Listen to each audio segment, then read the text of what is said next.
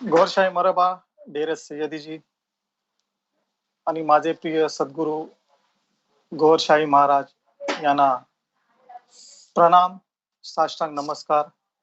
माझे पाहणारे प्रेक्षक वर्ग, माझे बंधू आणि भगिनी आणि गोहरियन बंधू आणि भगिनी यांना गौरशाही मरबा, सलाम, नमस्कार, सत श्री अकाल. मी इनायत खान मुंबईवरून पुन्हा एकदा ALRA TV या वाहिनीच्या माध्यमाने आपल्या समोर हजर आहे आणि माझे 4 शब्द पुन्हा एकदा आपल्या समोर व्यक्त करत आहे. संत कबीर म्हणतात,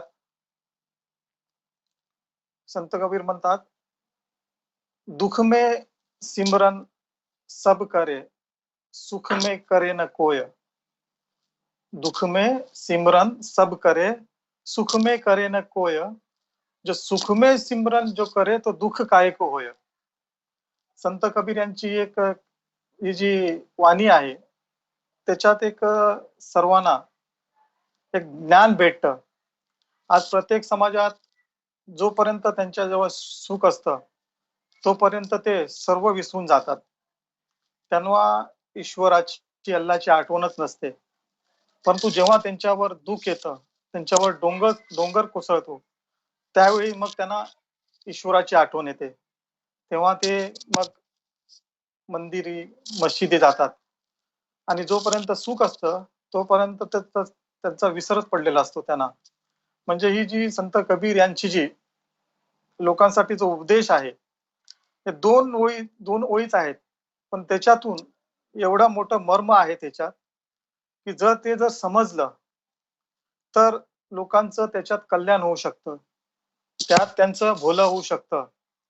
आमच्या संतांनी अशाच प्रकारे ओव्या लिहून, अभंग लिहून अशा प्रकारे समाजाला उपदेश दिले आहेत. त्यांचे नुसते ओव्या आणि अभंग लिहिणं म्हणजे काही गाणी आणि कथा नव्हती, त्यांच्यामध्ये उपदेश होता. तो उपदेश ज्यांच्या लक्षात आला आणि त्यांनी त्याला समजले तोच यशस्वी झाला. कारण आज आम्ही ज्या ALRA TV या वाहिनीच्या माध्यमातून आजच्या समाजाला आम्ही हे प्रेम संदेश पोचवत आहोत. आमचा उद्देश जो आहे तो एकच आहे की समाजातील सर्व धर्मातील, सर्व पंथातील, मग ते कोणीही असो, हिंदू असो, मुस्लिम असो, शीख असो, ईसाई असो, यहुदी असो, कोणीही असो, सर्वांना आम्ही प्रेम संदेश देत आहोत. आमच्या ALRA TVच्या या माध्यमातून आमचे गुरु श्री युनुस AlGohar वारंवार रोज ALRA TVच्या वाहिनीवरून समाजाला प्रेम संदेश देत आहेत. आजच्या ह्या जगात पाहिलं तर आज कोणाजवळ टाइम आहे, कोणाजवळ वेळ आहे, पण आज युनुस AlGohar यांना कोटी कोटी प्रणाम की ईश्वराचा जो संदेश, जो प्रेम संदेश आहे त्याच्यासाठी त्यांनी आपले संपूर्ण जीवन वाहिले आहे.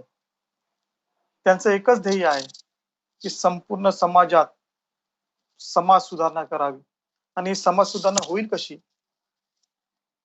काय जास्त संपत्ती कमवली किंवा चांगले पद भेटले तर त्याने समाज सुधरेल?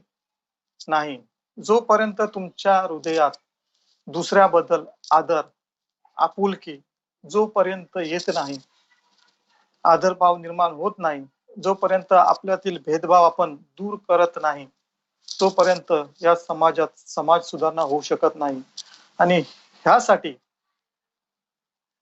ALRA TVच्या माध्यमातून श्री गुरु युनुस AlGohar हे रात्रंदिवस प्रेम संदेश या ALRA वाहिनीवरून संपूर्ण समाजाला देत आहेत. हे तुम्ही या आणि आमच्याकडे येऊन ईश्वर प्राप्ती कशी करावी, ईश्वराचे प्रेम कसे संपादन केले जाईल याचे ज्ञान जे आजपर्यंत कोणीही आम्हाला दिले नव्हते. आणि जे ज्यांनी दिले होते त्यांनी फक्त आपल्या खास लोकांनाच दिले होते, परंतु संपूर्ण समाजाला अशा प्रकारचे ज्ञान आजपर्यंत भेटले नव्हते. ते ज्ञान आज संपूर्ण समाजाला मोफत, कोणतीही अट नाही अशा सुविधेने भेटत आहे. आज आपण उपकार झाले असे समजले पाहिजे. कारण आमच्याकडे इच्छा नाहीये, आमच्याकडे वेळ नाहीये, तरी पण आज श्री युनुस अलगोहर या वाहिनीच्या माध्यमातून तुमच्यासाठी या वाहिनीवर प्रेम संदेश देत आहेत रात्रंदिवस. म्हणजे केवढे मोठे उपकार आहेत आमच्यावरती. जर ते जर समजलो तर पाहणारा प्रत्येकच म्हणेल खरोखरच मी धन्य झालो. कारण आजची जी परिस्थिती आपण पाहिली तर दिवसेंदिवस बिकट होत चालली आहे. आज आपण म्हणतो की प्रगती होते, पण प्रत्यक्षात जर त्याचं पाहिलं तर जी प्रगती झाली आहे त्या प्रगतीमध्ये किती नरसंहार होतोय, किती प्रकारे प्रत्येक देशामध्ये आज परिस्थिती पाहिली तर कुठलाही देश आज प्रगतीत नाही. आज सर्व ठिकाणी असं पाहावयास भेटतंय की प्रत्येक जण हा दुःखी आहे. कारण जे ज्ञान आणि जी सुविधा आज आपल्या समोर आली आहे ती आपण घेत नाही. आपण फक्त आपला वेळ कामधंदा, व्यवसाय, घर सांभाळणं किंवा खेळ, मनोरंजन याचकडे जास्त वेळ आपला जातोय.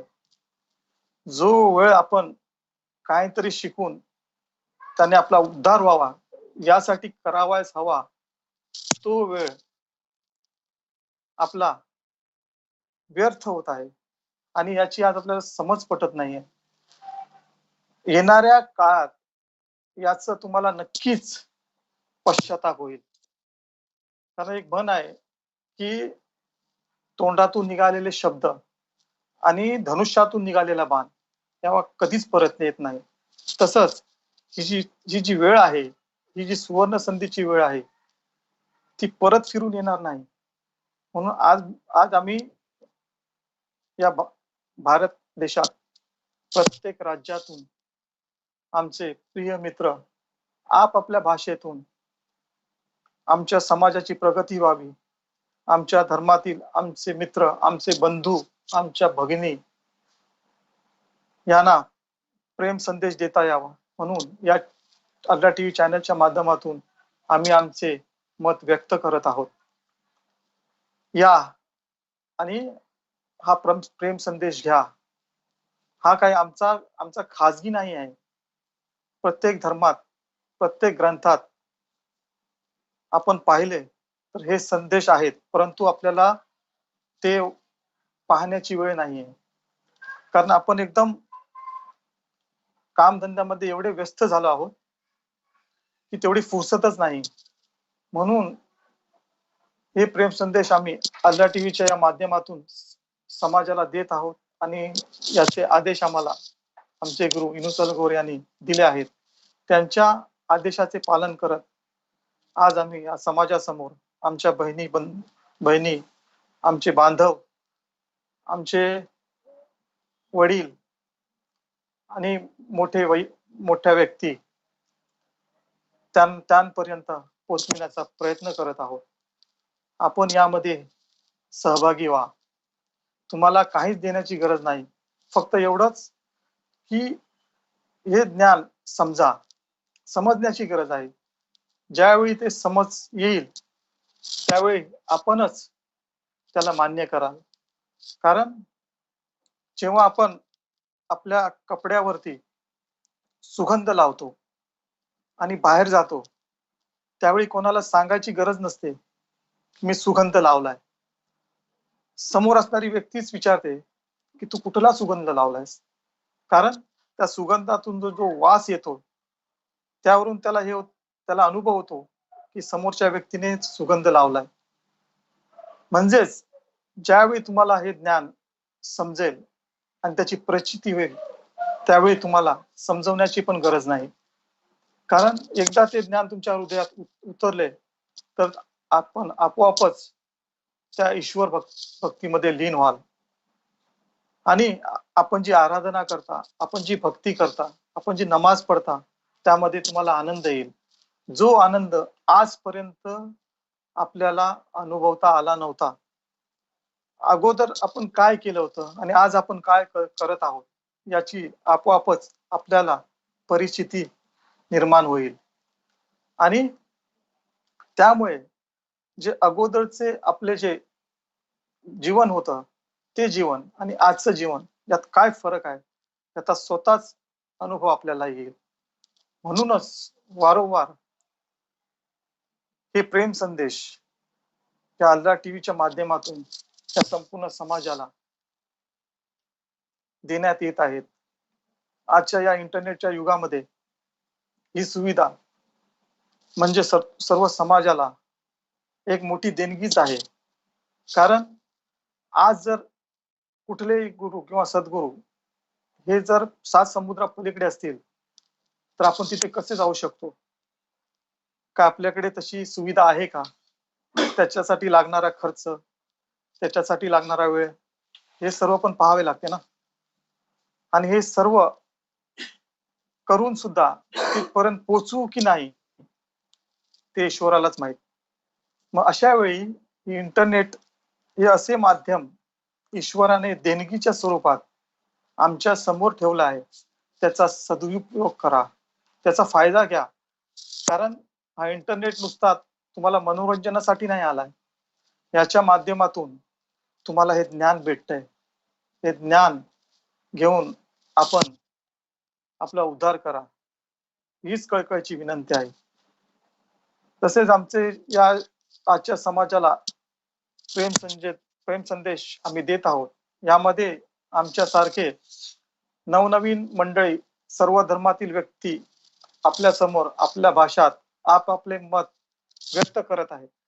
सर्व धर्माचे ज्ञान हे जरी वेगवेगळे असले तरी सर्वांचा मार्ग एकच आहे, तो ईश्वरी प्राप्ती करणे, सर्व समाजात प्रेम संबंध जोडणे, सर्व जनतेस चांगले विचार करण्यास प्रवृत्त करणे व येणाऱ्या संकटास टाळणे हेच मुख्य उद्देश आहे.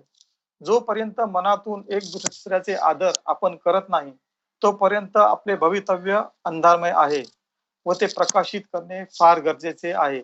म्हणून या सर्व परिस्थितीवर मात करण्यासाठीचे मार्गदर्शन या ALRA टीव्ही या वाहिनीवरून श्री युनुस AlGohar हे श्री सद्गुरू गोहरशाही महाराज हे कल्की अवतार आहेत, इमाम मेहंदी आहेत, याची ओळख संपूर्ण जगाला देत आहेत. त्याचबरोबर त्यांच्या ओळखीची खून म्हणून वारंवार ते कसे कल्की अवतार आहेत, ते इमाम मेहंदी कसे आहेत, ते संपूर्ण जगाला उदाहरणातून ग्रंथाच्या साहाय्याने, कुराणाच्या साहाय्याने संपूर्ण जगाला त्याची ओळख पटवून देत आहेत. आज हे ज्ञान जवळजवळ 40 वर्ष संपूर्ण जगासमोर दिले जात आहे. आणि खंत अशी वाटते की 40 वर्षामध्ये सुद्धा लोक त्याला समजू शकले नाहीत. कारण अगोदर तर पाहिले तर इंटरनेटचा वगैरे जमाना नव्हता, परंतु आज इंटरनेटची सुविधा सर्वत्र आहे. आज असा कोणी भेटणार नाही ज्याच्याजवळ मोबाईल नाही किंवा त्याच्या मोबाईलमध्ये इंटरनेट नाही. मग आज हे सत्य लोकांपर्यंत कसे पोचवायचे त्यासाठी या इंटरनेटचा वापर केला जात आहे. आज मनुष्य स्वतःला बुद्धिमान, हुशार म्हणतो, पण त्याची बुद्धिमत्ता, हुशारी जर आपल्या उद्धारासाठी नसली तर त्या हुशारीचा काय उपयोग आहे? मग नुसतं मानवरूपी जन्म घेणे व जनावरांसारखे जगणे व मरणे बस एवढाच उद्देश आहे का? जो या जगात आला त्याला मृत्यू हे आहेच. फक्त फरक एवढा, कोण किती वर्ष जगतो. पण जगून सुद्धा संपूर्ण जीवन जर फक्त खाणे पिणे मजा करणे एवढंच असेल तर अशा जन्माचा फायदा तरी काय आहे? म्हणून सर्व प्रेक्षक वर्ग तसेच ज्यांना ईश्वर प्रेमाची आवड आहे, हौस आहे, अशा व्यक्तींना ALRA टीव्हीच्या व्हॉट्सअप नंबरवर कॉल करून आपण आपले कुठलेही प्रश्न, आपल्या शंका यांचे निरासन आपण करू शकता, आपण विचारू शकता, ज्याने आपले अंतर्ज्ञान मिळू शकते. मनातील शंकेचे उत्तर इथे दिले जाते. त्याचबरोबर प्रत्येक धर्माच्या अनुसरून ईश्वर नामजाप पण येथे दिले जाते. या संधीचा आपण जरूर लाभ घ्यावा. आता मी आपल्या समोर सद्गुरू गोहर यांचे जे पुस्तक आहे ईश्वर धर्म म्हणजेच डिवाइन लव्ह, त्याचं आणि एक नाव आहे दीन इलाही. हे पुस्तक गोहर महाराज यांनी लिहिले. त्यांची थोडीशी ओळख आपणास करू इच्छितो, ज्यामुळे त्याची ओळख आपणास होईल. आता मी गोहर बद्दल थोडस सांगतो. हे ते गोहर आहेत ज्यांनी 3 वर्षापर्यंत सेवन शरीफच्या डोंगरात आणि लालबाग मध्ये ईश्वराच्या प्रेमासाठी तप केले. ईश्वर प्राप्तीसाठी जगाला सोडले. नंतर ईश्वर आज्ञेने पुन्हा जगात आले. लाखोंच्या मनात ईश्वराचे भजन बसविले आणि लोकांना ईश्वर प्रेमासाठी प्रवृत्त केले. प्रत्येक धर्मवाल्यांनी गोहरशाहीना मंदिरात, मस्जिदात, तसेच गिरिजाघर म्हणजे ज्याला चर्च म्हणतात, तसेच मंदिरीमध्ये आध्यात्मिक ज्ञानाचे प्रवचन करण्यासाठी आमंत्रित केले आणि त्यांनी दिलेले हृदय भजन प्राप्त केले. असंख्य स्त्री आणि पुरुष यांच्या ज्ञानाने पापापासून दूर झाले आणि ईश्वरासमोर नतमस्तक झाले. असंख्य आणि असाध्य रोगी यांच्या आध्यात्मिक उपचाराने बरे झाले. नंतर ईश्वराने सद्गुरू गोहर यांचा चेहरा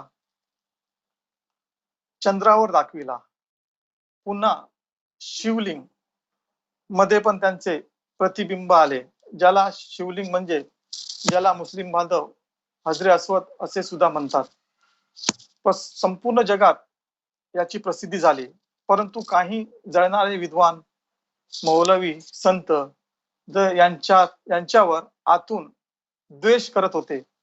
तसेच मुसलमान सुद्धा यांना ही व्यक्ती म्हणजे गोहरशाही हे आवडले नाहीत.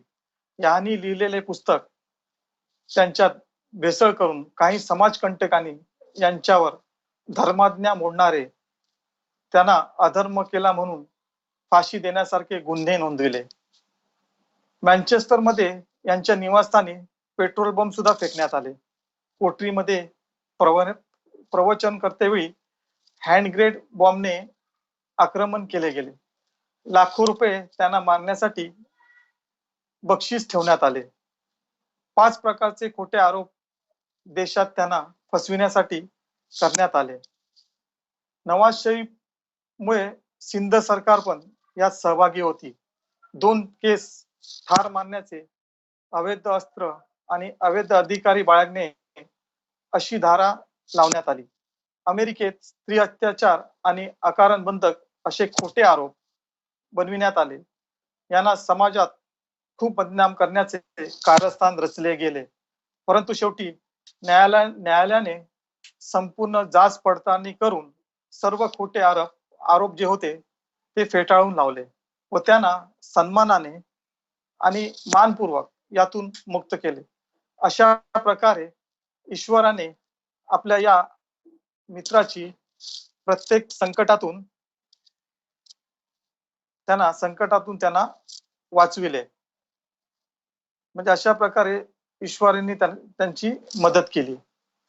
उच्च न्यायालयात जे रिपोर्ट होते त्यात गोहरशाहींना परत सांप्रदायिक मध्ये फसवण्याचे सुद्धा प्रयत्न करण्यात आले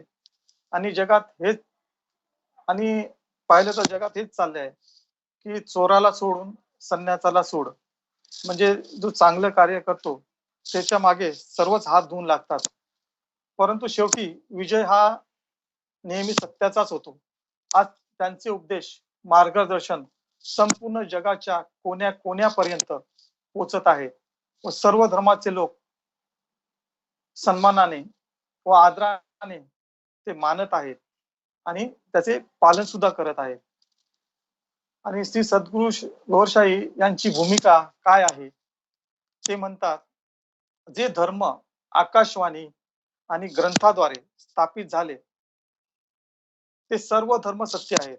जे धर्म आकाशवाणी आणि ग्रंथाद्वारे स्थापित झाले ते सर्व धर्म सत्य आहेत, परंतु त्या धर्मात फेरफार झाला नसावा. जर त्याच्यात फेरफार झाला नसेल तर ते सर्व धर्म सत्य आहेत. ते म्हणतात, धर्म म्हणजे ती एक नाव आहे आणि विद्वान म्हणजे ती नाव चालविणारा नाविक आहे. जर दोघांमध्ये एक जरी त्रुटी किंवा कमी असेल तर ठिकाणावर पोचणे कठीण आहे. जसं नावेमध्ये काही त्रुटी असेल किंवा चालवणाऱ्या मध्ये काही त्रुटी असेल तर तो ठिकाणापर्यंत पोचू शकत नाही. तसेच धर्म सुद्धा ही एक नाव आहे आणि त्या धर्मामध्ये जो चालविणारा जो विद्वान आहे तो त्याच्यामध्ये जर त्रुटी नसेल तरच तो धर्म ठिकाणापर्यंत पोचू शकतो. आणि जर त्याच्यात त्रुटी असेल तर ते ठिकाणावर पोचू शकत नाही, ते कठीण आहे. परंतु संत पुरुष ज्यांना आपण अवलिया किंवा वली म्हणतो किंवा अवतार म्हणतो, अशा संत पुरुष तुटलेल्या नावेला सुद्धा किनारी पोचवतात. म्हणजे जे संत आणि जे अवतार आहेत त्यांना ईश्वराची मदत होते आणि ते तुटलेली नाव म्हणजे ज्याच्यामध्ये त्रुटी असते तिला सुद्धा ते ठिकाणापर्यंत पोहोचवतात. मग अशा संतांची आणि अवतारांची जर माहिती पटली तर अशा लोकांकडे, जे कंटाळलेले लोक आहेत, जे त्रस्त आहेत, जे दुःखी आहेत, ते त्यांच्या चारी बाजूला एकत्रित होतात. धर्मापेक्षा श्रेष्ठ हे ईश्वर प्रेम आहे. धर्मापेक्षा जे श्रेष्ठ आहे ते ईश्वर प्रेम आहे आणि जो सर्व धर्माचे सार एक संग्रह आहे आणि ईश्वर प्रकार मार्ग ज्योती आहे. 4 भागांपैकी 3 भाग बाह्य ज्ञानाचे आणि 1 भाग हा ज्ञानाचा आहे, जो विष्णू महाराज म्हणजे ज्याला खिजर अलैहिस्सलाम म्हणतात यांच्याद्वारे सर्वसाधारण झाला. ईश्वराचे प्रेम हेच ईश्वराच्या जवळकीचे साधन आहे. जर ईश्वराची जवळकी साधायची असेल तर त्याच्यावर प्रेम करणं हेच एक मुख्य साधन आहे. ज्या मनात ईश्वर नाही त्यापेक्षा कुत्रा महान आहे, कारण कुत्रा आपल्या मालकाबरोबर नेहमी इमानदारीने राहतो, इमानदारीने वागतो आणि त्याच्या इमानदारीने मालक त्याच्यावर खुश होतो आणि त्याच्यावर प्रेम करतो. नाही तर तो कुठे घाणेरडा कुत्रा आणि कुठे हा आपला श्रेष्ठ मानव. म्हणजे जर माणसामध्ये जर इमानदारी नसेल जी कुत्र्यामध्ये आहे, मग त्यापेक्षा तो कुत्रा श्रेष्ठ आहे. तसं पाहायला गेलं तर कुत्रा एक घाणेरडा प्राणी आहे, पण तरी पण त्याच्या इमानदारीमुळे मालक त्याला आपल्या जवळ ठेवतो. त्याच पद्धतीने मनुष्यामध्ये ते गुण असले पाहिजेत. जर ते गुण नसतील तर त्यापेक्षा तर तो कुत्रा श्रेष्ठ आहे. मग त्याच्यासाठी तसं पाहायला गेलं तर सर्वश्रेष्ठ मानवच आहे, पण जेव्हा त्याच्यामध्ये ते सर्व गुण असतील, तो सर्व गुण संपन्न असेल, तोच मानव श्रेष्ठ आहे. जर तुला स्वर्ग आणि स्वर्गातील उपभोगाची अथवा महालाची इच्छा आहे तर खूप भक्ती कर, आराधना कर, म्हणजे तुला चांगल्यात चांगले स्वर्ग मिळू शकेल. गोशाही म्हणतात की जर तुला स्वर्गाची इच्छा असेल, तेथील महालाची, तेथील स्वर्गातील उपभोग घेण्याची इच्छा असेल तर त्याच्यासाठी खूप आराधना कर आणि एवढी आराधना कर की स्वर्गात जे स्थान आहेत, 7 स्थान आहेत त्याच्यात स्वर्गाचे, ते पुढे जाऊन मी त्यांची नावं पण सांगणार आहे. त्याच्यात तुम्हाला उच्चात उच्च स्वर्गातील स्थान भेटेल. जर तुला ईश्वर प्राप्ती पाहिजे असेल आणि जर तुला ईश्वर प्राप्ती पाहिजे असेल तर ते अंतर्गत ज्ञान शिक. म्हणजेच ईश्वर प्राप्तीसाठी अंतर्गत ज्ञान हे फार गरजेचं आहे. भक्ती आणि आराधना करून स्वर्ग भेटतं आणि ईश्वर प्राप्ती जर तुम्हाला पाहिजे असेल त्याच्यापेक्षाही म्हणजे ज्या ईश्वराने हे सर्व बनवलं त्याची मित्रता, त्याची जवळकी, तर त्याच्यासाठी अंतर्गत ज्ञान जाणणे जरुरीचे आहे, ज्यामुळे तू सत्य मार्गावर जाऊन ईश्वरापर्यंत पोहोचू शकशील व तुझा ईश्वरात मिलन होईल. आणि ज्ञान भेटल्याने त्या ईश्वरामध्ये तुझं मिलन होऊ शकेल. मनुष्य सृष्टिकालापासून अनंत कालापर्यंत जेव्हा ईश्वराने आत्मा बनविण्याचे ठरविले तेव्हा त्याने म्हटले हो, कुन, म्हणजेच तयार हो. तेव्हा असंख्य आत्मा बनली. ईश्वराच्या समोर आणि बाजूला अवतारांची आत्मे बनली. ईश्वराच्या बाजूला आणि समोर जे अवतार होते त्यांची आत्मे बनली आणि दुसऱ्या पंक्तीत संतांची आत्मे बनली. तिसऱ्या पंक्तीत ईश्वरवादी म्हणजे ज्याला आपण मोमीन म्हणतो त्यांची आत्मा बनली. मग मोमीनच्या मागे साधारण मनुष्याची आत्मा बनली. मग दृष्टी सीमेच्या दूर पंक्तीत स्त्रियांची आत्मे बनली. म्हणजे सामान्य मनुष्याची जी आत्मे बनली त्याच्यापासून लांब म्हणजे आपण आपली जी नजर आहे आपण जे पाहतो ते पाहण्याची एक हद्द आहे, त्याची एक सीमा आहे. त्या सीमेच्या बाहेर स्त्रियांची आत्मा बनली. त्यांच्या मागे पाशव आत्मा ज्याला रूह हैवानी, नंतर वानस्पतिक आत्मा ज्याला रूह नबाती असे म्हणतात आणि नंतर पारस्तर आत्मा ज्याला रूह जमादी असे म्हणतात, ज्यांची हालचाल करण्याची शक्ती नव्हती प्रकट झाली. ईश्वराच्या उजवीकडे फरिश्ते म्हणजे ज्याला देवदूत म्हणतात आणि स्वर्गातील असणारे आत्माए होती ज्यांनी ईश्वराचा चेहरा आणि मुख पण पाहिले नव्हते. म्हणूनच देवदूत म्हणजे फरिश्ते हे ईश्वर दर्शन करू शकत नाही. त्यांच्या मागे प्रकाशित वेताळ म्हणजे ज्याला नूरी मुवक्किलात यांची आत्मे जी जगात येऊन अवतार आणि संत यांना मदत करणारी ठरली.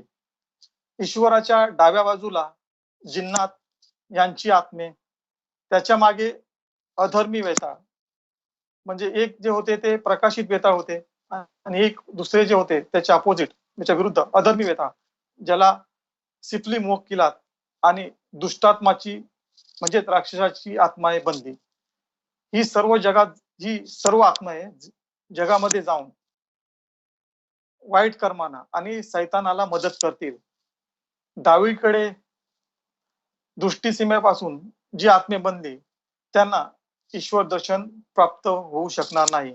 म्हणूनच जिन, देवदूत, स्त्रिया हे ईश्वराशी वार्तालाप करू शकतात परंतु त्यांना ईश्वर दर्शन प्राप्त नाही. तसेच हे भूमंडळ एक आगीचा गोळा होता. ईश्वर आदेश त्याला थंडव, मग त्याचे तुकडे होऊन हे अंतरिक्ष बनले. अगोदर हे म्हणजे आपण जर आपल्या शाळेमध्ये विद्यालयात गेल्यानंतर सुद्धा आपल्यालाही माहिती भेटते की या संसारात एक आगीचा गोळा होता. जेव्हा ईश्वराने आज्ञा दिली की थंड हो तेव्हा तो थंड झाला आणि ते थंड होऊन हे अंतरिक्ष बनलं आणि या अंतरिक्षामध्ये चंद्रमा, मंगल ग्रह, गुरु, हे जग आणि तारे सर्व याचेच तुकडे आहेत आणि सूर्य त्या आगीच्या गोळ्यातील राहिलेला एक तुकडा आहे. ही पृथ्वी संपूर्ण राख झाली. नंतर पारस्तर आत्माना पृथ्वीवर पाठविण्यात आले ज्यामुळे राख जमून दगड बनली. नंतर वानस्पतिक आत्मा पाठविण्यात आली, ज्यामुळे दगडामध्ये वृक्ष उगवून आले. नंतर पाशवात्माला पाठविण्यात आले, ज्याद्वारे या पृथ्वीवर पशु निर्माण झाले. ईश्वराने सर्व आत्मांना विचारले, काय मी तुमचा ईश्वर आहे? तेव्हा सर्वांनी होकार दिला आणि सर्व नतमस्तक झाले. अर्थात तेव्हा दगड आणि वृक्ष यातील आत्मा पण नतमस्तक झाले होते. वल नज्म वल शज्र यसजुदान असे एक सुरे रहमान मध्ये पण आहे. नंतर ईश्वराने आत्मांच्या परीक्षेसाठी कृत्रिम दुनिया, कृत्रिम आनंद बनविल आणि म्हटले, जर कोणाला याची इच्छा असेल तर प्राप्त करा. असंख्य आत्मा ईश्वरापासून तोंड फिरवून दुनिया आणि कृत्रिम आनंद याकडे फिरली. तेव्हा त्यांच्या नशिबात नरक लिहिले गेले.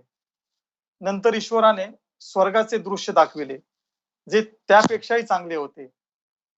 जे आज्ञापालन आणि भक्तीवाले होते, अशी आत्मा त्या दिशेने फिरली आणि अशा आत्मांच्या नशिबात स्वर्ग लिहिलं गेलं. परंतु बरीच आत्मे काहीच निर्णय घेऊ शकली नाही की कुठं जावं. अशा आत्मांचे नशीब तसेच कोरे ठेवण्यात आले आणि त्यांना ईश्वर आणि सैतानाच्या मध्ये ठेवण्यात आले आणि तीच आत्मे या जगात येऊन फसली. ती आत्मे ज्यांच्या हाती आली त्यांची झाली. तसेच बरेच आत्मे ईश्वराचे रूप पाहत राहिली. त्यांना ना तर या जगाची चिंता होती आणि नाहीतर स्वर्गाचा लोभ होता. त्या आत्मांना ईश्वराचे प्रेम होते. अशा आत्मांना ईश्वराचे प्रेम लाभले. तीच आत्मे जगात येऊन ईश्वर प्रेमासाठी जग सोडून जंगलात ईश्वर भक्ती करण्यात लीन झाली. ज्यांनी त्यावेळी नाही तर स्वर्गाकडे पाहिले, नाहीतर त्याने दुनियेकडे पाहिले. ते फक्त ईश्वराच्या प्रेमात एवढे लीन होते की ते जेव्हा त्यांची आत्मा जेव्हा इकडे पाठवण्यात आली, तेव्हा ते इथे येऊन सुद्धा त्यांनी समाजाचा त्याग करून ते जंगलामध्ये ईश्वर भक्तीमध्ये लीन होण्यासाठी सर्व त्याग करून जंगलामध्ये गेली. आत्मांच्या आदेशानुसार त्यांच्या आवडीसाठी, ज्यामुळे त्यांचे या जगात मन लागेल, त्यासाठी 18,000 प्रकारचे प्राणी वर्ग बनविण्यात आले. जेव्हा ही आत्मा इथे आली तेव्हा त्यांना ह्या जगात येऊन कंटाळा येऊ नये आणि त्यांचं मन लागावं, यासाठी त्यांच्या मतीसाठी 18,000 प्राणी वर्ग बनविण्यात आले. त्यापैकी 6,000 प्राणी वर्ग हे पाण्यातील आहेत, 6,000 प्राणी वर्ग हे हवेतील आहेत आणि 6,000 प्राणी वर्ग हे आकाशामध्ये आहेत.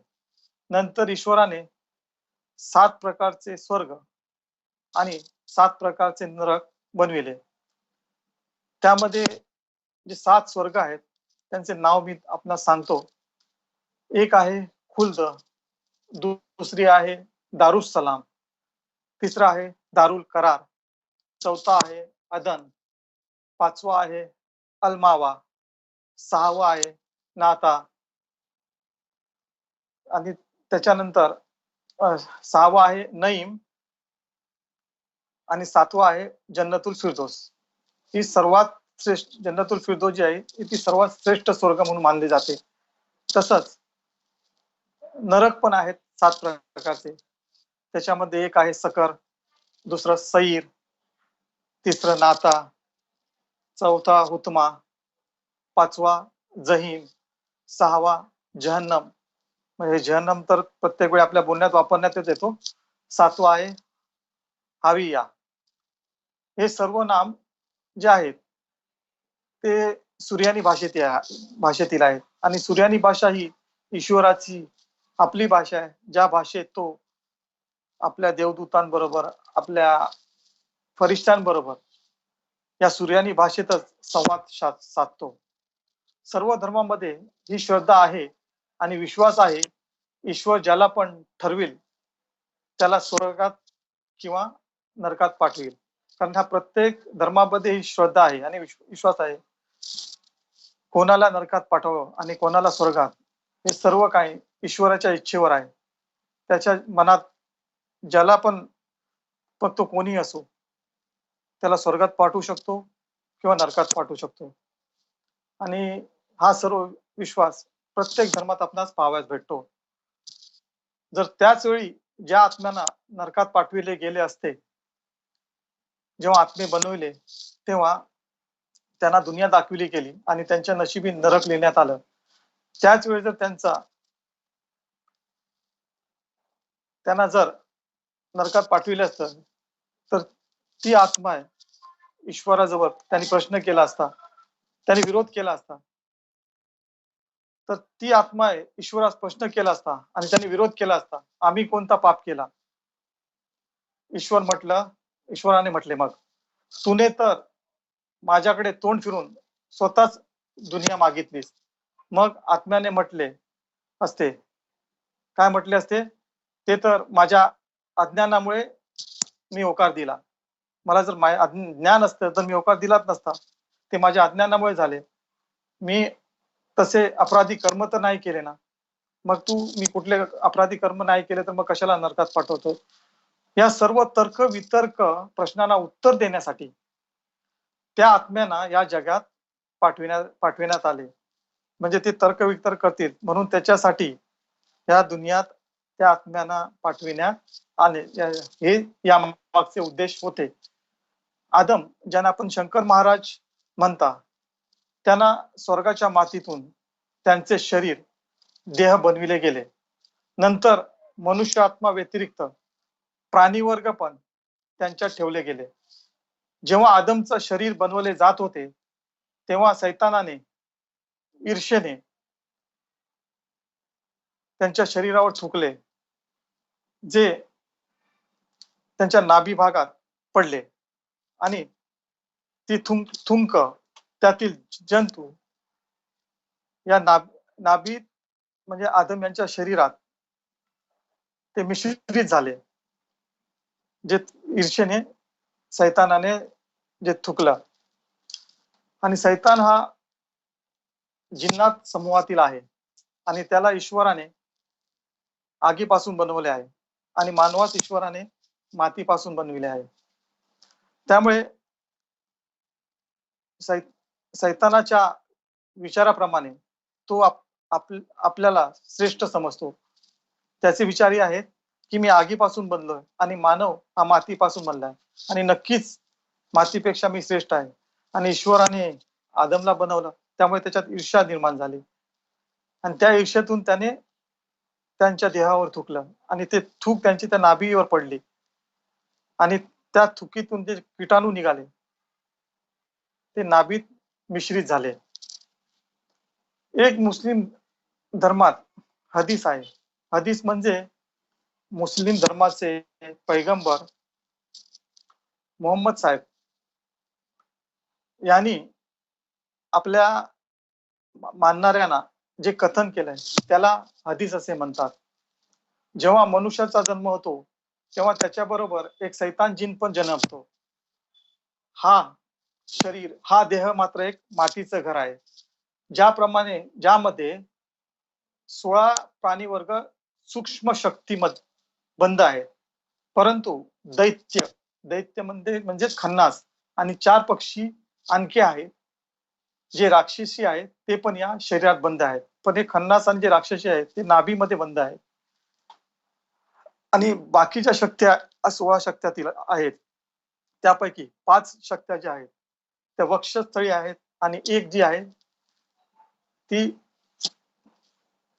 माथ्यावरती म्हणजे कपाळावरती आहे आणि त्या 6 शक्तींच्या आणि 9 उपशक्ती आहेत. अशा मिळून एकूण 16 शक्ती आहेत. आदम यांच्या डाव्या काखेतून स्त्री रूप प्रकट झाली, ज्यात ईश्वराने आत्मा टाकली आणि त्याला आपण माता हवा म्हणजेच पार्वती पण म्हणतो.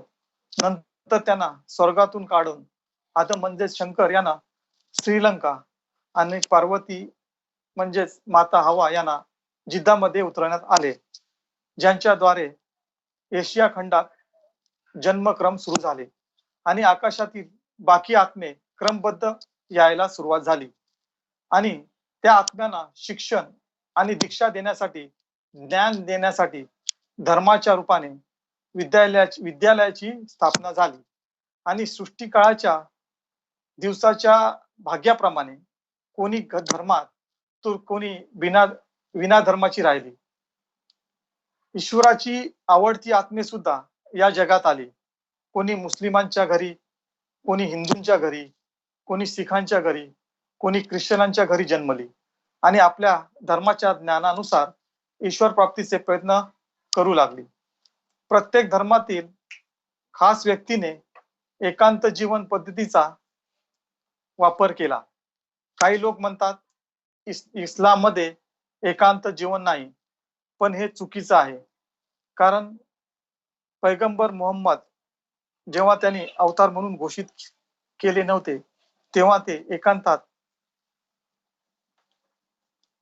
हिरा नावाच्या गुफेमध्ये जाऊन ईश्वर भक्ती करत असत. तसेच ख्वाजा साहेब, गौस अब्दुल कादर जिलानी, दाता अली, बरी इमाम, शहबाज कलंदर इत्यादी एकांत जीवन अवलंबून त्यांनी उच्च स्थान प्राप्त केले आणि यांनीच पुढे जाऊन धर्माचा प्रचार सुद्धा केला.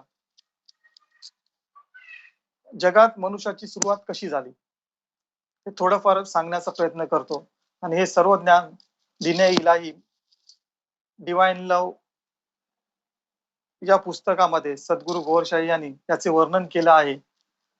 आपण गुगलमध्ये सुद्धा ते पाहू शकता. गुगलमध्ये प्रत्येक भाषेमध्ये त्यांचे रूपांतर केले आहे. आपण ते पाहून त्याचं ज्ञान घेऊ शकता आणि जास्तीत जास्त माहिती मिळवू शकता. एकदम सोप्या भाषेमध्ये त्याची रचना केली आहे की जी समजण्यास अतिशय सोपी आहे. तर जगात मनुष्याची सुरुवात मानवाच्या पोटातील वीर्यानंतर रक्ताला एकत्र करण्यासाठी पारस आत्मा येते आणि वानस्पतिक आत्माद्वारे पोटातील बालक याची वाढ होते. 4 महिन्यानंतर पाशवात्मा शरीरात प्रवेश करते, ज्याच्या द्वारे बालक पोटात हालचाल करतो. या तीनही आत्मांना मिळून जीवात्मा म्हणजे ज्याला अर्जी अरवा म्हटले जाते. नंतर जन्मानंतर मानवात्मा दुसऱ्या प्राणी वर्गाबरोबर येते. यांना आकाशीय आत्मा म्हणजे आकाशीय आत्मा असे म्हणतात आणि ज्याला समावी अरवा असे सुद्धा म्हणतात. जेव्हा बालक जन्माच्या अगोदर पोटातच मरतो तेव्हा त्याचे क्रियाक्रम होत नाही, कारण जन्मा अगोदर तो पशु असतो. जर त्याचे जन्म होऊन थोड्या वेळाने त्याचे मृत्यू झाले तर मात्र त्याचे क्रियाक्रम केले जाते, कारण त्यावेळी तो मानव बनलेला असतो. आणि नाभी आत्म्याने पण त्याच्या मित्राबरोबर नाभीत प्रवेश केला जातो. जर पारस आत्मा शक्तिशाली असेल तर तो डोंगरात राहतो, त्याला तेथे राहणे आवडते. मानवात वानस्पतिक आत्मा असल्याने त्याला फूल आणि वृक्ष यांचे प्रेम आहे. पाशवात्म्यामुळे मानवास प्राण्यांवर प्रेम आणि त्यांच्यासारखे तो कार्य करतो. तसेच नाभी आत्माचे प्रतीक हे कुत्र्यासारखे असते, त्यामुळे तो कुत्र्यासारखे कार्य करतो व कुत्र्यावर प्रेम करतो. आपले हृदय जागृत करून मनुष्य देवदूतासारखा म्हणजे फरिश्ता बनतो. मानवाच्या मृत्यूनंतर आकाशी आत्मा पुन्हा पलटून आकाशात जातात, जे फक्त एका शरीरासाठी बनविलेले गेलेत. जीवात्माही नाभिक आत्माबरोबर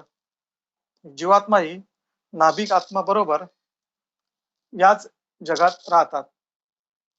जीवात्मा एकातून दुसऱ्यात नंतर तिसऱ्यात असे शरीरात रूपांतर होतात, स्थानांतर करतात. म्हणजेच ज्याला हिंदू बांधव पुनर्जन्म असे म्हणतात. हे सुद्धा किती स्पष्टपणे आणि समजणारे असे या दिने या पुस्तकामध्ये आहे. कारण पुनर्जन्म हे इस्लाम धर्मामध्ये नाही. पण ते सत्य आहे, पण ते समजायला पाहिजे ते कसे आहे ते. कारण त्यांच्या त्यांचा मृत्यूपर्यंत कर्मफल दिवसाची कोणताही संबंध नाही, परंतु पवित्र नाभी आत्मा समाधीत राहून आध्यात्मिक लोकांना फायदा पोहोचवतात आणि स्वतःही भक्ती करत राहतात. जसे ईश्वर मिलनच्या रात्री पैगम मोहम्मद मुसा सलाम यांच्या समाधीपासून जात होते, तेव्हा त्यांनी काय पाहिले की मुसा हे सुद्धा आपल्या समाधीत भक्ती करत होते. जेव्हा ते तिथून पुढे निघाले तेव्हा त्यांनी आकाशात पण पाहिले, तेव्हा तेथे पण त्यांना मुसा सलाम भक्ती करताना दिसले. वाईट लोकांची शक्ती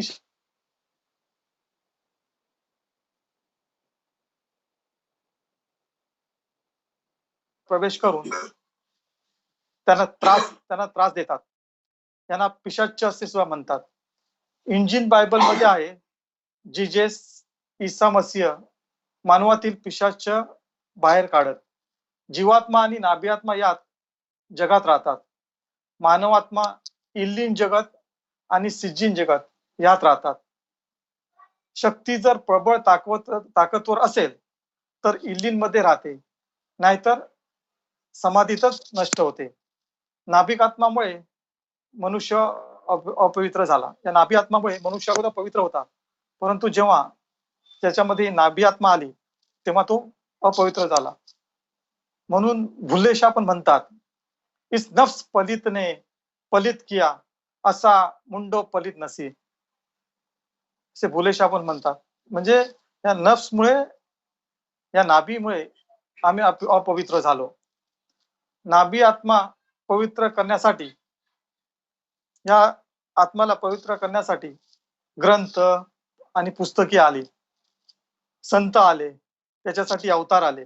काही ठिकाणी याला नरकाची म्हणजे त्यांना माहिती देऊन त्यांना घाबरवण्यात आले.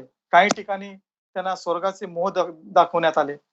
कठीण तपस्या, आराधना, उपासना याद्वारे त्यांना सुधारण्याचा प्रयत्न करण्यात आला आणि ती स्वर्गाची अधिकारी बनली. बऱ्याच लोकांना अंतर्गत ज्ञान देऊन पवित्र करण्यात आलं आणि ते ईश्वर मित्र बनलं. म्हणजे काही ना तर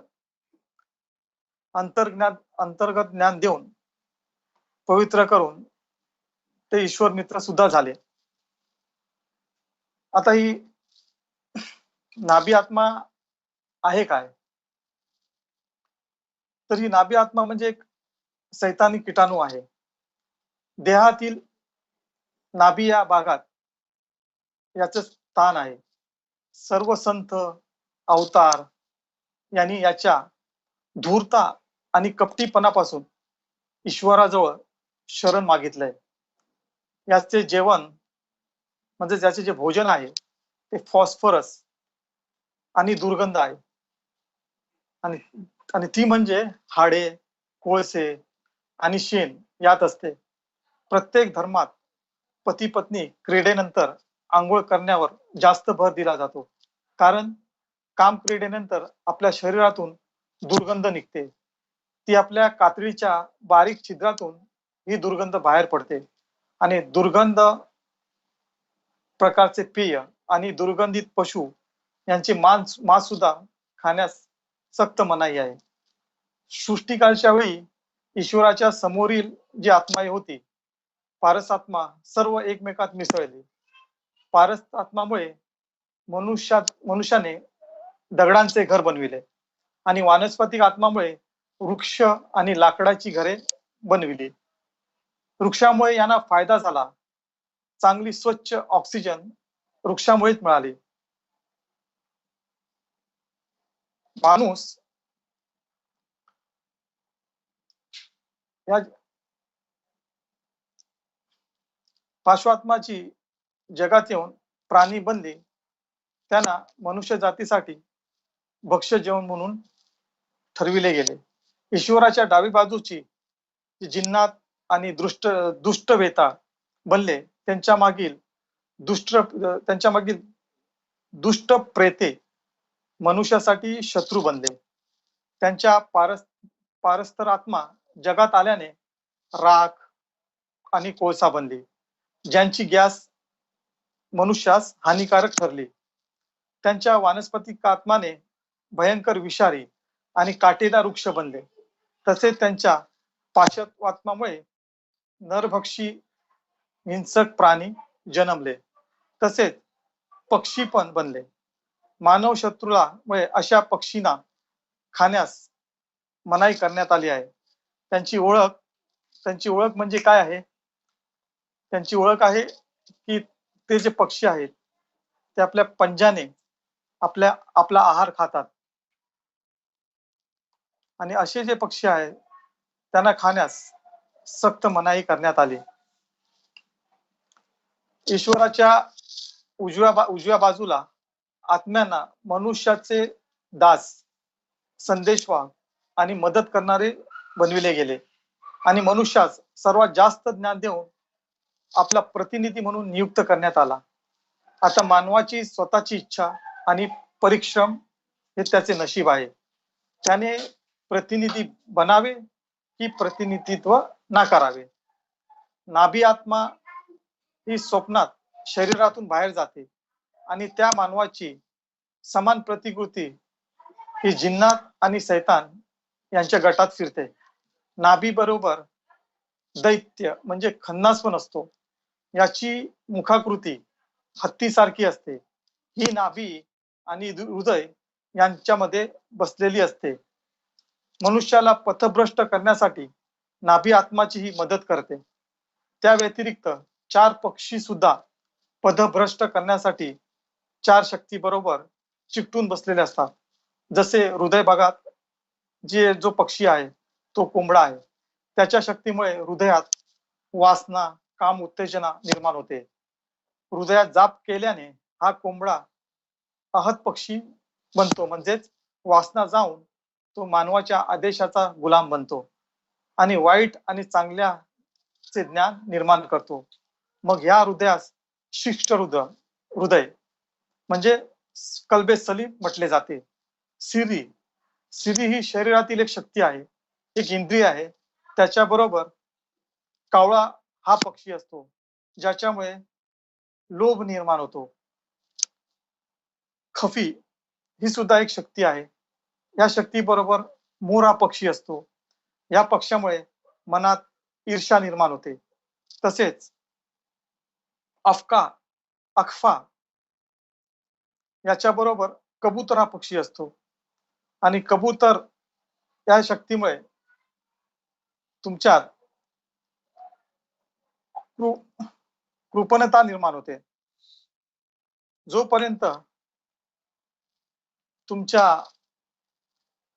अंतर्गत तुमच्या हृदयात प्रकाश निर्माण होत नाही, तोपर्यंत हे जे पक्षी आहेत ते मानवास ईर्ष्या, लोभ, वासना याच्यावर प्रवृत्त करतात. परंतु जेव्हा त्यांच्या या शरीरात ईश्वर नामाने प्रकाश निर्माण होतं, त्यानंतर ते सर्व पक्षी शरण जातात आणि ते सर्व त्या मानवाच्या अधीन होतात, आणि त्या शक्तीवर मानवाचे वर्चस्व होते. यामुळे वासना, लोभ, ईर्ष्या नष्ट होते व या 4 पक्षांना मनुष्य आपल्या अधिकारात घेतो. इब्राहिम यांच्या शरीरातील या 4 पक्षांना काढून त्यांना पवित्र करून पुन्हा शरीरात घातले गेले. मृत्यूनंतर पवित्र मानवाचे हे 4 पक्षी शरीरातून निघतात व वृक्षावर राहतात.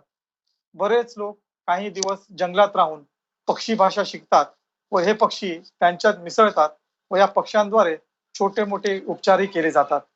नाभी आत्म्याचा संबंध हा सैतानाशी आहे. वक्षस्थळी छातीवर 5 शक्ती आहेत व यांचे संबंध सर्वश्रेष्ठ 5 अवतारांशी आहे. मस्तिष्क चक्र याचा संबंध ईश्वराशी आहे. अशा प्रकारे या शरीराचा संपूर्ण संबंध हा दक्ष धर्मगुरुशी आहे, आणि जी प्राणी मात्र आहे ती जर या संबंधात रिकामीच आहे, त्यांना याचा लाभ होत नाही. मांसाच्या तुकड्याला उर्दूत दिल आणि अरबीत फवाद म्हणतात. आणि आणि त्या प्राणी वर्गाला, त्या मांसाच्या तुकड्याला हृदयामध्ये तो जो दिल, जो फवाद आहे, तो हृदयामध्ये, ज्याला आपण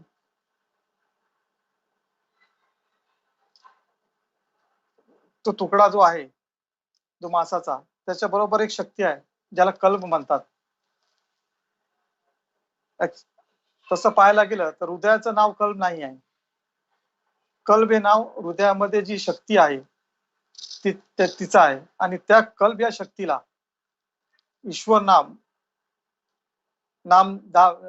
जाप करून, ईश्वर आराधना करून ईश्वराचा प्रकाश त्या कल्बमध्ये जागृत केला जातो. जेव्हा ते कल्ब जागृत होतं, तेव्हा ते प्रकाशित होतं, त्यावेळी त्या हृदयातून ईश्वराशी कनेक्शन, ज्याला म्हणतात की ईश्वराशी संबंध प्रस्थापित होतो. म्हणून सर्वप्रथम आणि सर्वश्रेष्ठ जे आहे ते आराधनेमध्ये आणि भक्तीमध्ये, ते आहे तुमच्या हृदयाला जागृत करणं. तुमच्या हृदयामध्ये ज्या 16 शक्त्या आहेत, या शक्त्या यांच्यात जे मुख्य जी शक्ती आहे आणि जे इंद्रिय आहे ते आहे हृदय. आणि हृदयामध्ये जी शक्ती आहे कल्ब, ती आहे. सर्वप्रथम ईश्वर नामाने त्या कल्ब या शक्तीला ईश्वर नामाची चावी लावून त्याचे दार उघडले जाते. मग त्याच्यात ईश्वर नामे प्रकाश त्याच्यात येऊन तो प्रकाश हळूहळू त्याच्या पुढील ज्या शक्ती आहेत, ज्या 16 शक्त्या आहेत, त्यांच्यामध्ये तो जाण्यास सुरुवात होते. मग जसजसं तुम्ही नाम जाप करत जाता, तस ईश्वर प्रकाश तुमच्यामध्ये प्रस्थापित होऊन तुम्हाला अंतर्गत जे तुम्ही ज्ञान करता त्याच्यामध्ये आनंद प्राप्त होतो. आणि हे जे ज्ञान आहे, हे ज्ञान प्राप्त करण्यासाठी सद्गुरू शोधावे लागतात. आणि त्याच्यासाठी आपल्याला ही चाचणी करावी सुद्धा लागते की आपण ज्या सद्गुरूकडे गेलो आहोत, काय तो खरोखरच तसा आहे का, आणि त्यासाठी काय आमच्याकडे एवढा वेळ आहे का. मग याच्यासाठी सर्वात सोपी आणि उत्तम असा मार्ग आज आपल्या समोर ईश्वराच्याच कृपेने ALRA टीव्हीच्या माध्यमातून आपल्या समोर आहे. आणि ह्या संधीचा आपण लाभ घ्यावा एवढे सांगून मी आपले वक्तव्य संपवतो. गोहरशाही मराबा, गोहर हाफिज.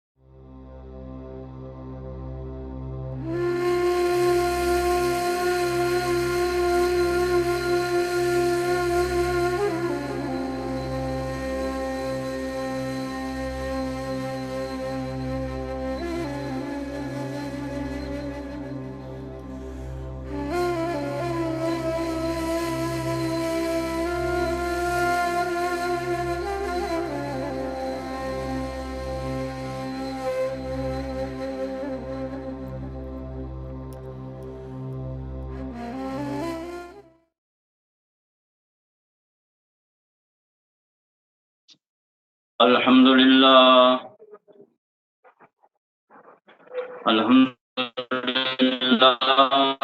नहमदुहु व नस्तईनुहु व नस्तगफिरुहु व नु'मिनु به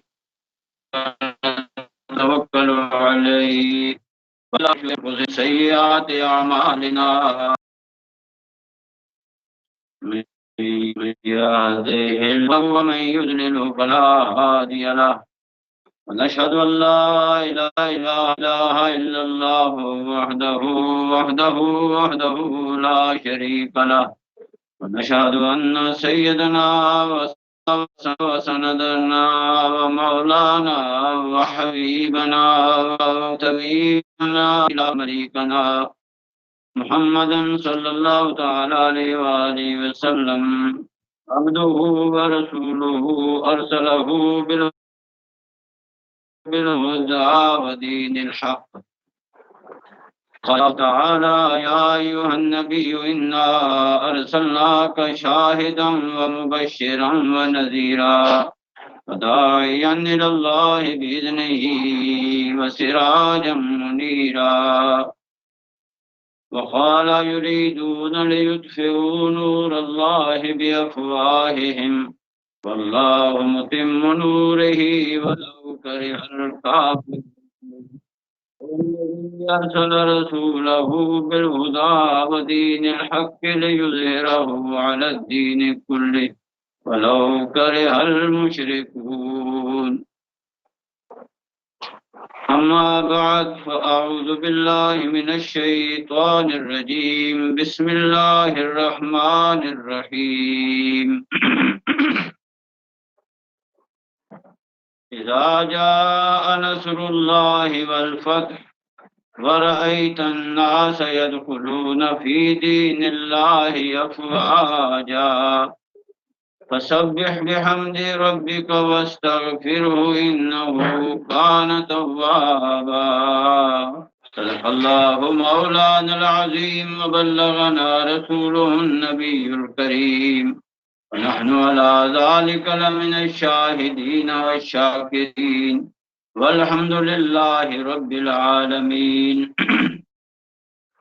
إن الله وملائكته يصلون على النبي يا أيها الذين آمنوا صلوا عليه وسلموا تسليما. اللهم صل على سيدنا ومولانا محمد وعلى آل سيدنا ومولانا محمد وبارك وسلم وصل عليه. اللهم صل على محمد وعلى آل محمد كما صليت على إبراهيم وعلى آل إبراهيم إنك حميد مجيد. اللهم بارك على محمد وعلى آل محمد كما باركت على إبراهيم وعلى آل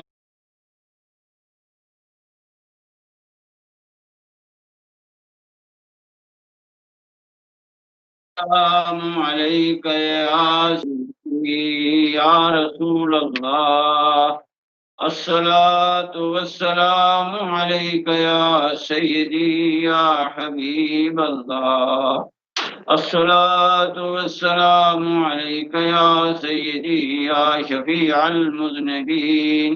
الصلاة والسلام عليك يا سيدي يا خاتم النبيين. اللہ تعالیٰ کی حمد و ثنا نبی کریم رؤوف الرحیم علیہ الصلوۃ والتسلیم کی بارگاہ بے کس پناہ میں ہدیہ درود و سلام پیش کرنے کے بعد حضرات ذی وقار سامعین و ناظرین السلام علیکم ورحمۃ اللہ وبرکاتہ۔ سرکار امام مہدی سیدنا ریاض احمد گوہر شاہی سے محبت و عقیدت رکھنے والے احباب کی خدمت میں گوہر شاہی مرحبا، خصوصاً بالخصوص نمائندہ امام مہدی سیدنا ریاض احمد گوہر شاہی سیدی یونس الگوہر کی عظیم مقدس بارگاہ میں نہایت ادب و احترام کے ساتھ گوہر شاہی مرحبا۔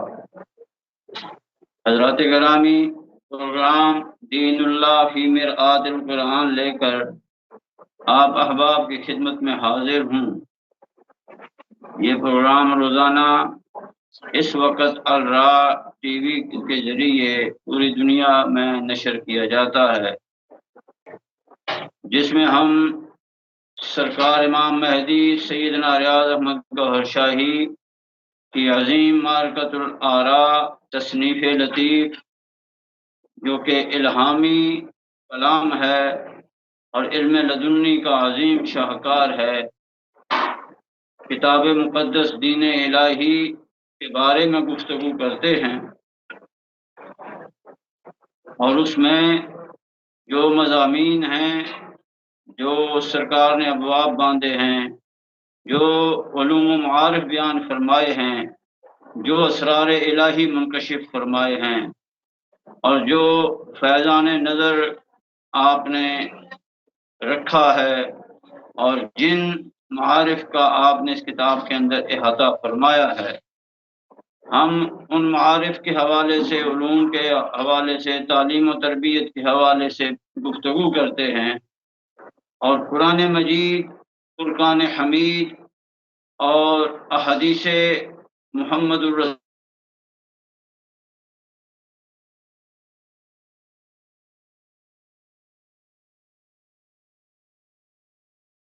صلی اللہ علیہ وسلم کی روشنی میں ہم کتاب مقدس کے جو مضامین ہیں، جو عبارات ہیں، جو کچھ اس میں علوم و معارف سرکار امام مہدی سیدنا ریاض احمد گوہر شاہی نے بیان فرمائے ہیں، ہم ان کو قرآن مجید اور حدیث نبوی صلی اللہ علیہ وسلم کی روشنی میں دیکھتے ہیں، اور اس کا مقصد یہ ہے کہ تاکہ انسانیت حق امام مہدی سیدنا ریاض احمد گوہر شاہی سے آگاہ ہو جائے، اور اس قابل ہو جائے انسانیت دلائل و براہین کی روشنی میں، کہ انسانیت سمجھ جائے کہ وہ مسیحا عالم، وہ عظیم ذات مقدس جسے کسی نے کالکی اوتار کے نام سے جانا، کسی نے مسایا کے نام سے جانا، کسی نے امام مہدی کے نام سے جانا، کسی نے مائتری بدھا کے نام سے جانا،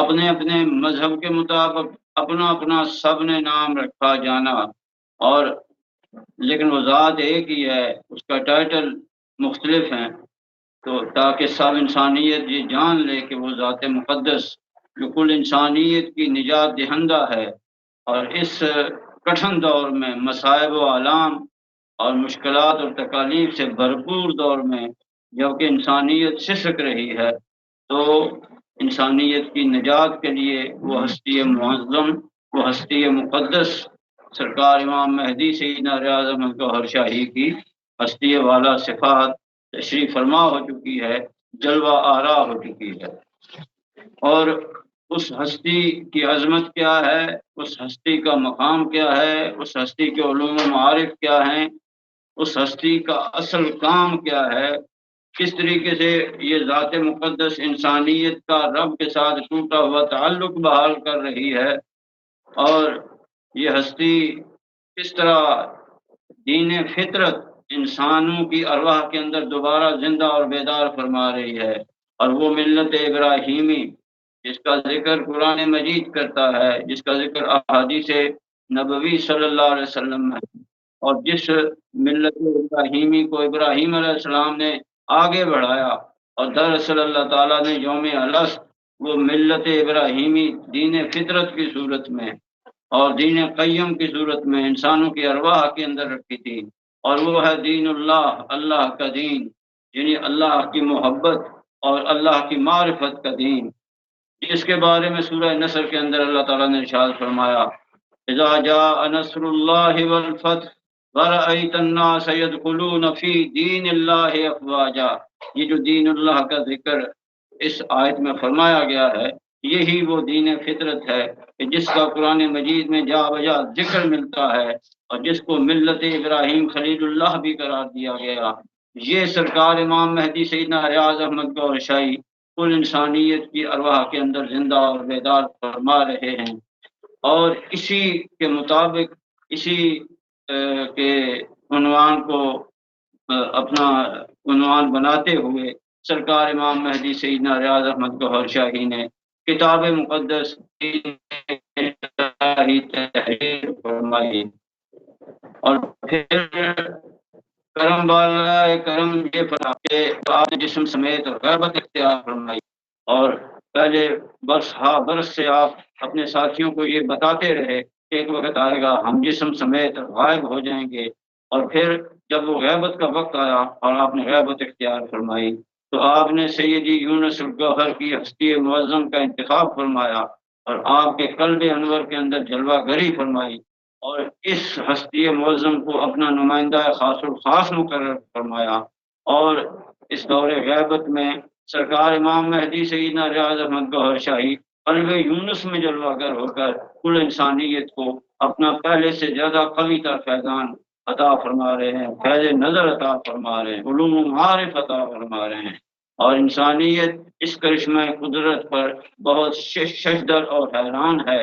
اس دور میں ایک ایسا دور کرامات ہے کہ اللہ تعالیٰ نے انسانیت کو ایک ایسا کرشمہ قدرت دکھایا کہ ایک ذات جو جسم سمیت غائب ہوئی پھر بھی اس کے علوم و معارف اور اس کا فیضان پہلے سے زیادہ قوی تر انداز میں ایک نئی صورت میں جاری اور ساری ہو گیا، اور وہ پوری دنیا اس سے سیراب اور مستنیر ہو رہی ہے۔ تو ہم کتاب مقدس دین الہی کا مطالعہ کرتے ہیں قرآن مجید احادیث مبارکہ کی روشنی میں، اور پھر ہم جو ہے وہ علماء راسخین اور مفسرین کرام، محدثین عظام، اکابرین ملت، اولیاء اللہ کا کلام بھی ساتھ ساتھ پیش کرتے ہیں تاکہ جو ہے وہ حق کے امام مہدی بالکل ظاہر اور باہر ہو جائے۔ سرکار امام مہدی سیدنا ریاض احمد گوہر شاہی نے ایک جملہ تحریر فرمایا ہے جو کتاب مقدس دین الہی ہے، اس کے سر ورق پر چند جو ہے وہ تحریریں ہیں، چند عبارتیں ہیں جن میں چند جملے ہیں، لیکن وہ پوری کتاب کا ایک مغز ہیں، پوری کتاب کا ایک تعارف ہیں۔ تو ان عبارات اور ان تحریروں کا ہم مطالعہ کر رہے ہیں، اور قرآن مجید کے حوالے سے ہم ان کو دیکھ رہے ہیں، احادیث رسول اللہ صلی اللہ علیہ وسلم کے حوالے سے ان کو دیکھ رہے ہیں۔ اسی طریقے سے علماء ربانی اور اولیاء امت، اکابرین امت، مفسرین و محدثین کے حوالے سے ہم ان جملوں کو ابھی دیکھ رہے ہیں۔ تو سرکار نے ان جملوں میں سے ایک جملہ یہ ارشاد فرمایا کہ یہ کتاب اللہ کے متلاشیوں اور اللہ سے محبت کرنے والوں کے لیے ایک تحفہ ہے۔ تو ہم اس بات کا جائزہ لے رہے ہیں کہ اللہ کے متلاشی کون ہوتے ہیں، اور بہت زیادہ ہم نے آیات قرآن مجید کا مطالعہ کیا، احادیث نبوی صلی اللہ علیہ وسلم کا مطالعہ کیا ان عبارات کے حوالے سے، اور اب ہم جو ہے وہ علامہ ڈاکٹر محمد اقبال رحمۃ اللہ علیہ جو کہ نقیب امام مہدی ہیں، آپ کے کلام کا مطالعہ کر رہے ہیں اور دیکھ رہے ہیں کہ علامہ اقبال نے سرکار امام مہدی سیدنا ریاض احمد گوہر شاہی کے بارے میں کیا کہا ہے، سیدی یونس الگوہر کے حوالے سے کیا کہا ہے، اور جو پیروکاران سرکار امام مہدی سیدنا ریاض احمد گوہر شاہی، پیروکاران سیدی یونس الگوہر ہیں، ان کے بارے میں علامہ اقبال کے کلام کے اندر کیا کچھ موجود ہے۔ تو یہ ہم دیکھ رہے ہیں، اس کے لیے ہم نے جو ہے وہ نظم طلوع اسلام کا انتخاب کیا اور کافی سارے اشعار ہم نے پڑھ لیے، اور آج ہم پھر جو ہے وہ علامہ اقبال کے نظم طلوع اسلام کے اشعار کو ہی دیکھیں گے، اور ساتھ ساتھ ہم علامہ اقبال کے کلام کو بھی جاننے کے لیے، پہچاننے کے لیے قرآن مجید کا مطالعہ کر رہے ہیں، احادیث رسول اللہ صلی اللہ علیہ وسلم کا مطالعہ کر رہے ہیں تاکہ بالکل ہر چیز بالکل واضح اور کلیئر ہو جائے۔ تو سرکار نے فرمایا یہ کتاب اللہ کے متلاشیوں اور اللہ سے محبت کرنے والوں کے لیے ایک تحفہ ہے۔ تو اللہ کے متلاشی کون ہوتے ہیں اس کے بارے میں ہم نے بہت کچھ جانا، قرآن مجید سے، احادیث مبارکہ سے، بزرگوں کے اقوال سے، علامہ اقبال نے اس بارے میں کیا کہا وہ بھی ہم نے بڑا تفصیل سے بیان کیا، اور بات چلتے چلتے اب یہاں پہنچ گئی تھی کہ علامہ اقبال نظم طلوع اسلام کے اندر فرماتے ہیں گماں آباد بستی میں یقین مرد مسلماں کا، گماں آباد بستی میں یقین مرد مسلماں کا، بیاباں کی شب تاریک میں قندیل رہبانی۔ تو ہم نے پہلے مصرے کا بڑا تفصیل کے ساتھ جائزہ لیا ہے، گماں آباد بستی میں یقین مرد مسلمان کا۔ ہم نے دیکھا ہے کہ گماں آباد بستی کیا ہے، اور یقین کی قوت کسے کہتے ہیں، مرد کون ہوتا ہے، مسلمان کی حقیقت کیا ہے، ہر چیز کو ہم نے قرآن مجید کی روشنی میں دیکھا ہے، احادیث رسول اللہ صلی اللہ علیہ وسلم کی روشنی میں دیکھا ہے۔ تو آج ہم جو گفتگو کر رہے ہیں وہ ہے بیاباں کی شب تاریک میں قندیل رہبانی۔ اس حوالے سے بھی کافی گفتگو ہو چکی ہے، اور رہبانیت کیا ہے، رہبانیت کی حقیقت کیا ہے، اس کے بارے میں بھی میں نے قرآن مجید کی روشنی میں، احادیث رسول اللہ صلی اللہ علیہ وسلم کی روشنی میں آپ کے سامنے پیش کیا ہے۔ لیکن آج جو میں آپ کو بتانے لگا ہوں وہ ہے قندیل رہبانی۔ یہ رہبانی قندیل کیا ہے، قندیل کے حوالے سے گفتگو کریں گے۔ وہ چراغ جو کہ انسانیت کے لیے رہنما بنتا ہے، بیاباں صحراؤں میں جو انسانیت کو رستہ دکھانے والا چراغ ہے، وہ راہبین، وہ تارک دنیا لوگ جو صحراؤں جنگلوں کے اندر بیٹھے ہوتے ہیں اور وہ چراغ جلائے ہوتے ہیں، اور بھولے بھٹکے مسافر ان چراغوں سے اپنی منزل کا تعین کیا کرتے ہیں اور اپنے راستے ناپتے ہیں۔ تو یہ تو ظاہری اس کا ایک منظر ہے، لیکن یہ دراصل دنیا ایک بیابان ہے، اور اس کے اندر جو ظلمتیں ہیں، نار ہے، ناسوت کی جو ظلمتیں ہیں، وہ شب تاریک ہے بیاباں کی۔ تو اس میں قندیل رہبانی کیا ہے؟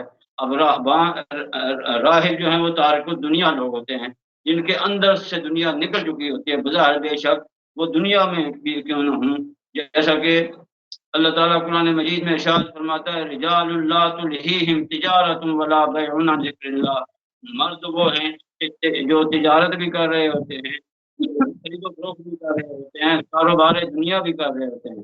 لوگ سمجھتے ہیں کہ یہ تو دنیا دار ہیں، لیکن ان کے اندر قندیل عشق الہی جل رہی ہوتی ہے، ان کے قلوب کے اندر چراغ محبت الہی جل رہا ہوتا ہے، اور اس کی روشنی ہر طرف پھیل رہی ہوتی ہے، اور وہ قندیل رہبانی ہی ہوتی ہے، خواہ وہ دنیا کے اندر کیوں نہ ہو۔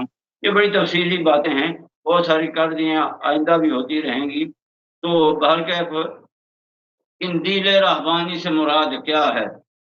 قال رسول اللہ صلی اللہ تعالی علیہ وسلم، حدیث مبارکہ ہے، نبی کریم صلی اللہ علیہ وسلم نے ارشاد فرمایا ان اللہ یحب الاتقیاء اللہ ان متقین اور پوشیدہ تقوی والے، یعنی کہ جو بظاہر تو دنیا دار نظر آ رہے ہیں لیکن حقیقت میں وہ متقی ہیں، ان کا ظاہر و باطن اللہ کے نام سے، اللہ کے نام کے نور کی روشنی سے منور اور پاکیزہ ہو چکا ہے، یعنی جو اولیاء اللہ ہیں تو اللہ تعالیٰ ان کو بڑا پسند کرتا ہے، جو اپنے آپ کو چھپا کے رکھتے ہیں لیکن ہوتے ہیں وہ بڑے عظمت والے، اللہ کے ہاں بڑے مقربین میں ان کا شمار ہوتا ہے، اولیاء اللہ ہوتے ہیں، اللہ تعالیٰ ان کو محبوب رکھتا ہے۔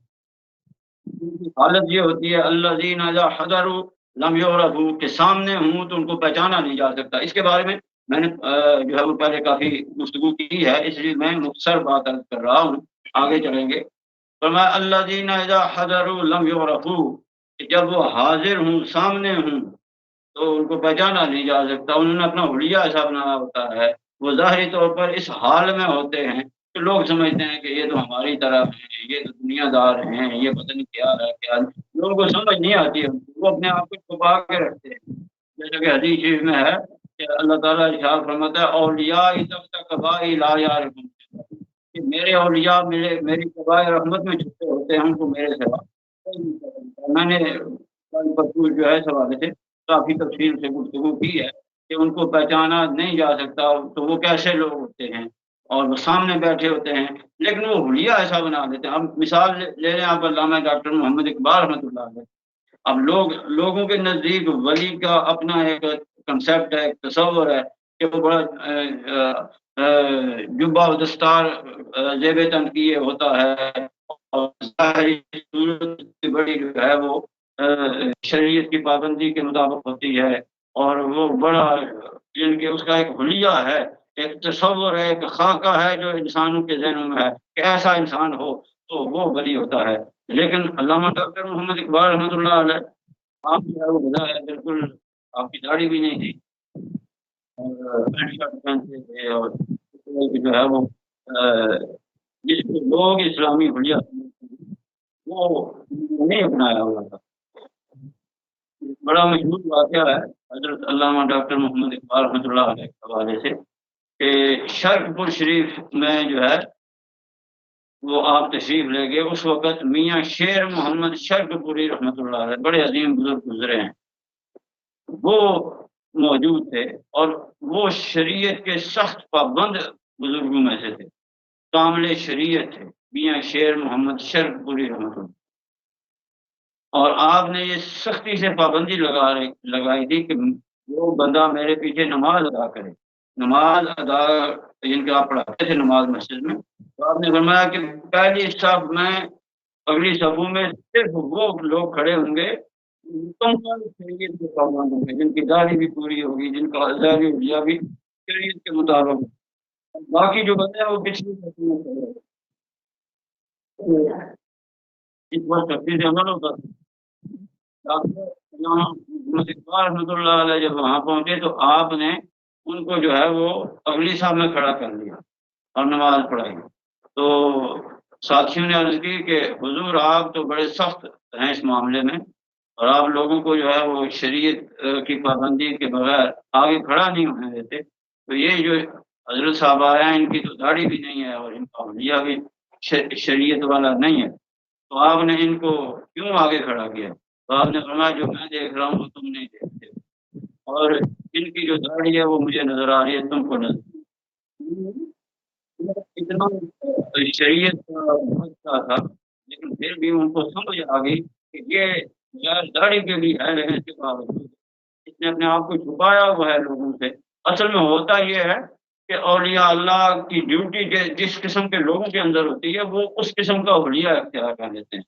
اب علامہ ڈاکٹر اقبال رحمۃ اللہ علیہ جو ہے وہ مغرب کے جو لوگ تھے ان کو زیادہ اٹریکٹ کر رہے تھے اور ان کو اپنی طرف متوجہ کر رہے تھے، اور پھر جو ماڈرن طبقہ تھا اس کو علامہ اقبال اس تک پیغام پہنچا رہے تھے، سرکار امام مہدی سیدنا منظور شریف کا، اور بیداری انسانیت کا، بیداری مسلمین کا پیغام ان کا آفاقی تھا، ہر قسم کے لوگوں کو آپ پیغام پہنچا رہے تھے، اس لیے آپ نے حلیہ بھی انہیں کے مطابق بنایا ہوا تھا، لیکن میاں شیر محمد شرک پوری رحمۃ اللہ علیہ آپ کو پہچان گئے اور آپ نے جو ہے وہ آپ کو بہت تعظیم دی اور بہت عزت دی، تو یہ کس قسم کے لوگ ہیں؟ آج آپ سید یونس الگوہر کو دیکھیں، لوگ اعتراضات کرتے ہیں کہ ان کا ظاہری حلیہ شریعت کے مطابق نہیں ہے، تو باتیں جتنا کسی کا ذہن ہے اس کے مطابق وہ بات کرتا ہے، لیکن حقیقت یہ ہے کہ فیضان نظر دیکھنا چاہیے، اور اگر آپ فیضان نظر دیکھیں گے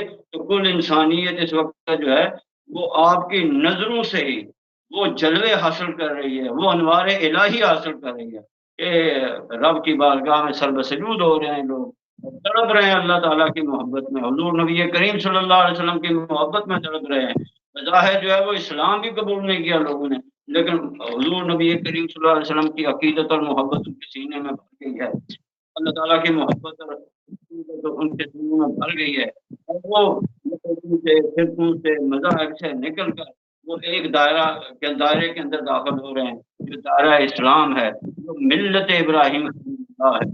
اسلام کا مطلب یہ نہیں ہوتا کہ آپ جو ہے نا وہ کسی ایک مخصوص مذہب میں لوگوں کو جمع کر دیں، اسلام ہوتا ہے خود سپردگی، جیسا کہ میں نے قرآن مجید کی آیات کی روشنی میں یہ بات بڑی تفصیل سے بیان کی ہے، اور ابراہیم علیہ السلام نے بھی جو ہے یہ اسلام اختیار کیا، اور اللہ تعالیٰ نے فرمایا وَإِذْ قَالَ لَهُ رَبُّهُ أَسْلِمْ قَالَ أَسْلَمْتُ لِرَبِّ الْعَالَمِينَ، دیگر انبیاء کرام کے ساتھ بھی یہی ہوا، تو جتنے انبیاء کرام آئے وہ مسلمین تھے، مسلمین کا مطلب یہ نہیں کیونکہ نبی کریم صلی اللہ علیہ وسلم تو اس وقت ظاہر میں تشریف ہی نہیں فرما ہوئے تھے، آپ نے تو جو ہے وہ دین اسلام قائم ہی نہیں فرمایا تھا، تو پھر وہ کون سے اسلام میں تھے؟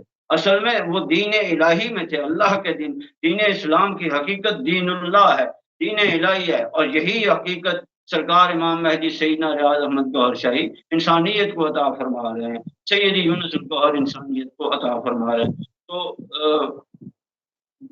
اللہ تعالیٰ ایسے ہستیوں کو بہت محبوب رکھتا ہے جو بظاہر تو ان کی سمجھ نہیں آتی، ان کو پہچانا نہیں جا سکتا، لیکن اللہ کے یہاں ان کا بڑا عظیم مقام ہوتا ہے، جیسا کہ حدیث شریف میں فرمایا ان اللہ یحب الاتقیاء الاخفیاء، بے شک اللہ ان متقین کو بہت زیادہ محبوب رکھتا ہے کہ جو اپنے آپ کو چھپا کے رکھتے ہیں، الذین اذا حضروا، کہ جب وہ سامنے آتے ہیں لم یعرفوا، تو ان کو پہچانا نہیں جا سکتا کہ یہ کوئی اللہ کے دوست ہے۔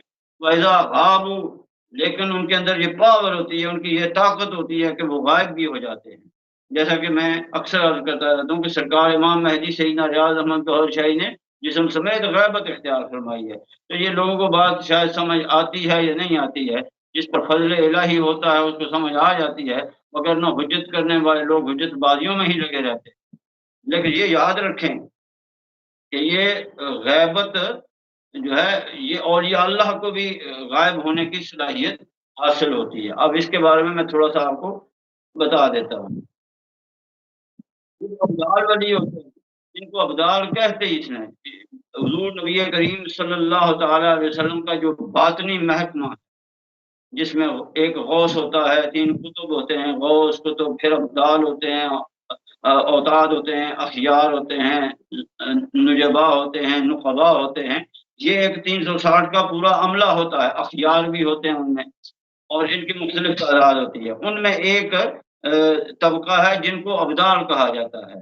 ان کا ہیڈ غوث ہوتا ہے، غوث زمان جو ہوتا ہے وہ ان کا ہیڈ ہوتا تھا، ان کا چیف ہوتا تھا۔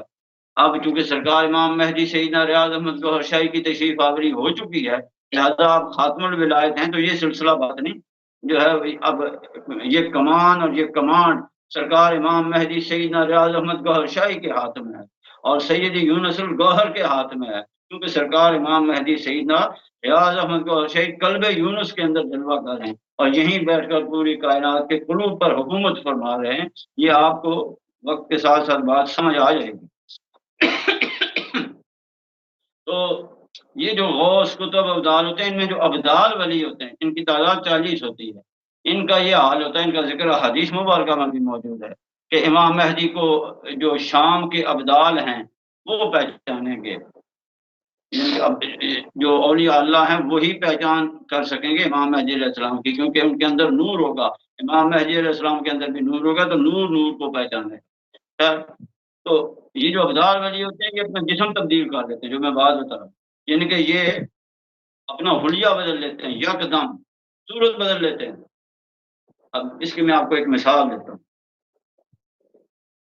ایک بزرگ گزرے ہیں حضرت عبدالعزیز دباغ مغربی رحمۃ اللہ، میں مثال دے رہا ہوں آپ کو ایک بزرگ کی۔ ایسے بے شمار لوگ ہوئے ہیں جنہوں نے یہ صورت اختیار کی ہے، لیکن عبدالعزیز دباغ مغربی کے اولیاء اللہ سے ان کا تعلق ہے، آج سے 900 سال پہلے گزرے۔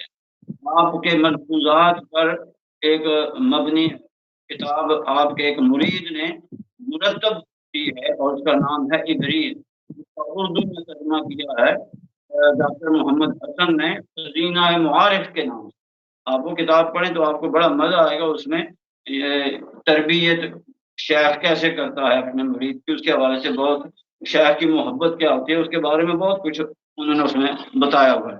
لیکن جو میں بات آپ کو بتا رہا ہوں کہ اس میں واقعہ لکھا ہوا ہے انہیں کا، کہ ان کا ایک مرید تھا عبدالعزیز دباغ مغربی رحمۃ اللہ علیہ کا، وہ بتاتا ہے کہ اس نے مختلف مقامات کے نام لکھے ہیں کہ میں فلاں مقام پر تھا، میں نے دیکھا کہ ایک عورت میرے سامنے آئی، اس نے اور بہت خوبصورت لباس پہنا ہوا تھا، بڑی بنی سمری تھی، اور اپنا پورا میک اپ کیا ہوا ہے، اور اس نے مجھے بہلانا پھسلانا شروع کر دیا۔ تو وہ مرید کہتا ہے کہ میں پریشان ہو گیا کہ کہیں یہ میرا ایمان نہ ضائع کر دے، کیونکہ راہ طریقت پر جب بندہ چلتا ہے بے شمار مراحل آتے ہیں۔ دادا کا جبخش رحمۃ اللہ علیہ نے بھی فرمایا، جن کا ذکر حضرت مجدد الثانی رحمۃ اللہ علیہ نے اپنے مکتوبات شریف کے اندر بھی فرمایا، اور بھی بہت سارے اولیاء اللہ نے اس حوالے سے بتایا ہے کہ شیطان کس کس طریقے سے انسانوں کو رب کے راستے سے گمراہ کرنے کی کوشش کرتا ہے۔ اور سرکار امام مہدی سیدنا ریاض احمد گوہر شاہی نے تو پوری ایک کتاب تحریر فرمائی ہے اس حوالے سے، اس کا نام ہے روحانی سفر، جس پر ان مولویوں نے بہت اعتراضات کیے ہیں، بڑے فتوے بھی لگا دیے، جبکہ وہ تو چلے کے دوران کی باتیں تھیں، کوئی خواب کی تھیں، کوئی کس طرح تھیں، کوئی کس طرح تھی۔ مقصد وہ کتاب لکھنے کا یہی تھا کہ لوگوں کو پتہ چل جائے کہ اس رستے میں کیا کیا جو ہے وہ رکاوٹیں آتی ہیں، شیطانی تکلیفیں آتی ہیں، شیطان کس کس طریقے سے بندے کو رب کے راستے سے گمراہ کرتا ہے، ہٹانے کی کوشش کرتا ہے۔ لیکن جب رب کا فضل شامل حال ہو تو انسان رب کے راستے پر استقامت کے ساتھ چلتا رہتا ہے۔ اسی طریقے سے حضرت امام غزالی رحمۃ اللہ علیہ نے المنقذ من الضلال کتاب لکھی ہے. حضور غوث اعظم شیخ عبد القادر جیلانی کے واقعات، جو چلے کے دوران کے واقعات تھے، وہ بھی جو ہے وہ بہجت الاسرار اور قلائد الجواہر کے اندر موجود ہیں. بڑے بڑے بزرگوں کے یہ جو روحانی سفر کے واقعات ہیں، یہ لکھے ہوئے ہیں. بشرطے کہ ہم انصاف کی نظر سے ان چیزوں کا مطالعہ کریں تو ہمیں سمجھ آ جائے گی کہ یہ بزرگوں نے جو کچھ لکھا ہے وہ اس لیے لکھا ہے تاکہ ہماری رہنمائی ہو سکے اور ہم اس رستے کی جو رکاوٹیں، مشکلات اور خطرات ہیں ان سے آگاہ ہو سکیں. خیر، عبدالعزیز دبار مولوی رحمۃ اللہ علیہ کی میں بات کر رہا تھا. تو ان کا وہ مرید کہتا ہے کہ میں مقام پر تھا تو وہاں میرے سامنے وہ عورت آ گئی، بنی سمری تھی.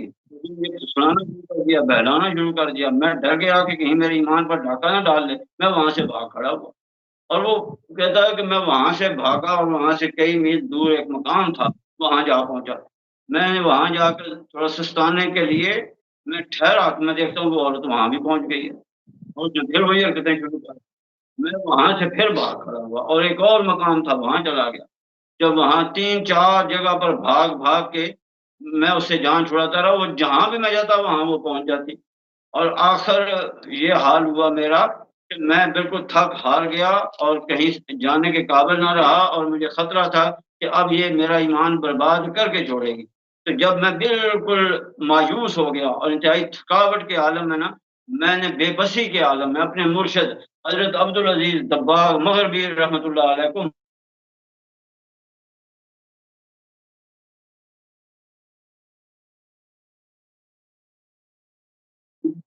طاقت نہیں ہے کہ میں اس شیطان کا مقابلہ کر سکوں، تو آپ نظر کرم فرمائیں اور میری مدد فرمائیں. تو وہ کہتے ہیں میری حیرت کی انتہا نہ رہی کہ وہ عورت تھی، اس نے اپنی صورت بدل لی اور میں نے دیکھا وہ تو حضرت عبدالعزیز دباغ مغربی رحمۃ اللہ علیہ خود تھے. تو میں نے عرض کی حضور یہ کیا معاملہ ہے؟ آپ نے فرمایا یہ تو ہم تمہیں آزما رہے تھے، ہم دیکھ رہے تھے تمہارا ایمان کتنا پختہ ہے. یعنی کہ ایک عورت کا روپ دھار کے، ایک عورت کا لباس ہی نہیں پہنا بلکہ صورت بھی عورت کی ہوگی حضرت عبدالعزیز دباغ رحمۃ اللہ علیہ.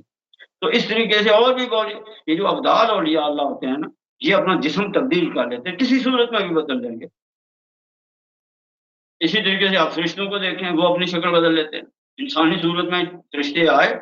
حضرت جبریل علیہ السلام کا واقعہ تو مشہور ہے کہ حضور پاک کی بارگاہ میں بھی آپ انسانی صورت میں حاضر ہوتے رہے، اور حضرت بی بی مریم کے پاس جب آئے تو آپ انسانی صورت میں رہے.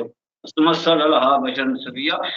جبریل امین علیہ السلام کے علاوہ جو ہے وہ ہاروت اور ماروت فرشتے ہیں جو کہ انسانی صورت میں آئے، جن کے ساتھ باقاعدہ نفس لگا دیا گیا. اللہ تعالیٰ نے ان کو انسان ہی بنا کر بھیجا، حالانکہ تھے وہ فرشتے. تو یہ شکل تبدیل کرنا یہ ان کے لیے مشکل نہیں ہوتا ہے. تو پھر یہ غائب ہی ہو گئے نا، ظاہر ہے جب شکل ہی بدل گئی آپ کیسے پہچانیں گے؟ اب اگر ان ساری چیزوں کو آپ سامنے رکھیں اور پھر آپ سرکار امام مہدی سیدنا ریاض احمد گوہر شاہی کے اس کمال کو دیکھیں کہ آپ نے سیدی یونس الگوہر کے قلب اندر کے اندر جلوہ گری فرما لی. پہلے غائب ہوئے، جسم سمیت غائب ہوئے، اور پھر اس قلب مبارک کے اندر جو ہے وہ آپ نے جلوہ گری اختیار فرما لی. تو آپ کو پتہ چل جائے گا کہ یہ کوئی اچھمبے کی بات نہیں ہے. ایسا اولیاء اللہ کو قدرت حاصل ہے اللہ تعالیٰ کی طرف سے. اور امام مہدی تو پھر امام مہدی ہیں. آپ کی غیبت کا ذکر تو حدیث کے اندر موجود ہے، کتابوں کے اندر موجود ہے. تو آپ جسم سمیت غائب ہوئے، تو اس میں جو ہے وہ کوئی ایسی حیرت کی بات نہیں ہے، بلکہ یہ عالم امکان سے اس کا تعلق ہے. تو بہر کے حضور اسی حوالے سے میں بات کر رہا ہوں کہ یہ حدیث شریف میں بھی یہ چیز موجود ہے کہ حضور نبی کریم صلی اللہ علیہ وسلم ارشاد فرماتے ہیں ان اللہ یحب الاتقیاء الاخفیاء الذین اذا حضروا لم یعرفوا، کہ اللہ تعالیٰ ان متقین کو بہت زیادہ محبوب رکھتا ہے جو پوشیدہ ہوتے ہیں، جو چھپے ہوئے ہوتے ہیں، جن کی حقیقت لوگوں پر، عام لوگوں پر ظاہر نہیں ہوتی. خاصان خدا ان کو جانتے ہیں، یا وہ جن کو اپنا راز دینا چاہتے ہیں ان پر ان کا راز آشکار ہوتا ہے. ہر ایک پر راز ان کا آشکار نہیں ہوتا. الذین اذا حضروا، وہ سامنے بھی بیٹھے ہوتے ہیں، لم یعرفوا، لوگ ان کو پہچان نہیں سکتے ہیں. اور یہی وجہ ہے کہ سیدی یونس الگوہر تشریف فرمائے، لیکن لوگ نہیں پہچانتے، بکواس کرتے ہیں، الٹی سیدھی باتیں کرتے ہیں. لیکن جو محب ارواح ہیں وہ جیسے ہی آپ کا چہرہ انور دیکھتی ہیں تو آپ کے جلوے ان کے قلوب کے اندر اتر جاتے ہیں، اور وہ ان کے باطن سیدی یونس الگوہر کی بارگاہ میں جھک جاتے ہیں. تو معلوم ہوتا ہے کہ یہ خاص فیض ہے جو جس کے نصیب میں ہوتا ہے اس کو ملتا ہے، باقی لوگوں کو اگر نہ سمجھ آئے تو خاموشی اختیار کر لیں، اس میں بھی ان کو فائدہ ہوگا، لیکن اگر وہ مخالفت کریں گے، بکواس کریں گے، دشمنی کریں گے تو پھر اپنی عاقبت خراب کریں گے۔ آگے آپ سنیں گے، میں جو احادیث سنانے لگا ہوں ان میں یہ ساری باتیں موجود ہیں۔ فرمایا وَإِذَا غَابُوا لَمْ يُفْقَدُوا، جب سامنے ہوں تو ان کو کوئی پہچان نہیں سکتا، اور جب غائب ہو جائیں تو پھر لوگ ان کو تلاش کرتے ہیں، جیسا کہ اب سرکار امام مہدی سیدنا ریاض احمد کو اور شاہی کو لوگ تلاش کر رہے ہیں، لیکن ان کو تلاش کوئی نہیں کر سکتا کیونکہ وہ خود غائب ہوئے ہیں۔ جب وہ غائب ہوئے ہیں تو اب تم انہیں کیسے تلاش کرو گے؟ خیر میں اس تفصیل میں نہیں جاتا۔ آگے فرمایا قلوبہم مصابیح الہدی، ان کے قلوب ہدایت کے چراغ ہوتے ہیں۔ میں نے عرض کیا نا کہ میں جو یہ گفتگو کر رہا ہوں وہ علامہ اقبال کے اس لفظ کے مطابق کر رہا ہوں کہ بیاباں کی شب تاریک میں قندیل رہبانی، یہ قندیل ان کے قلوب ہوتے ہیں، اہل اللہ کے قلوب قندیل ہوتے ہیں، اور ہدایت کے چراغ ہوتے ہیں ان کے قلوب۔ قلوبہم مصابیح الہدی، ان کے قلوب ہدایت کے چراغ ہوتے ہیں۔ نبی کریم صلی اللہ علیہ وسلم نے ارشاد فرمایا منجون من کل غبراء مظلمۃ، وہ نجات دینے والے ہوتے ہیں ہر تاریکی سے، ہر ظلمت سے، ہر اندھیرے سے نکال کر انسان کو روشنیوں کی طرف لے جانے والے ہوتے ہیں، جیسا کہ قرآن مجید میں اللہ تعالیٰ ارشاد فرماتا ہے اللہ الذین آمنوا یخرجہم من الظلمات الی النور والذین کفروا اولیاءهم الطاغوت یخرجونہم من النور الی الظلمات۔ یہ اولیاء اللہ اسی طریقے سے کام کرتے ہیں، منجون من کل غبراء مظلمۃ۔ اور یہ میں نے جیسا کہ عرض کیا تھا بحار الانوار جو کہ علامہ محمد باقر المجلسی اصفہانی نے تحریر کی ہے، اس کے اندر یہ حدیث ہے، لیکن اگر آپ یہ سمجھتے ہیں کہ یہ ایک شیعہ عالم کی کتاب ہے، یہ ایک شیعہ عالم کی روایت کردہ حدیث ہے، تو فرقہ واریت کے آئینے میں اگر آپ دیکھیں گے تو اس کو ابھی میں آپ کو جواب دے دیتا ہوں، کیونکہ یہ اہل سنت نے بھی یہ حدیث بیان کی ہے، لیکن ہم یہاں جو گفتگو کرتے ہیں وہ شیعہ سنی دیوبندی وہابی اہل حدیث اس چیز کو سامنے رکھ کر نہیں کرتے، ہم کسی فرقے کی ترجمانی نہیں کر رہے ہیں، ہم امت محمد صلی اللہ علیہ وسلم کی ترجمانی کرتے ہیں، اور جو بھی جو ہے وہ صحیح بات کرے گا خواہ اس کا تعلق کسی فرقے سے بھی ہو وہ ہم آپ کے سامنے پیش کر دیتے ہیں۔ ابھی آپ نے دیکھا کہ ہم نے جو نا جو وہابی لوگ ہیں ان کے بھی حوالے دیے آپ کو، اہل تشیع کے بھی دیے، اہل سنت کے بھی دیے، اولیاء اللہ کے بھی دیے، عام جو صوفیزم کے انکار کرنے والے اسکالرز ہیں ان کے بھی حوالے دیے، جس نے بھی جو صحیح بات لکھی ہے وہ ہم آپ کے سامنے پیش کر رہے ہیں۔ تو یہ تو بات کی ہے علامہ محمد باقر المجلسی اصفہانی نے۔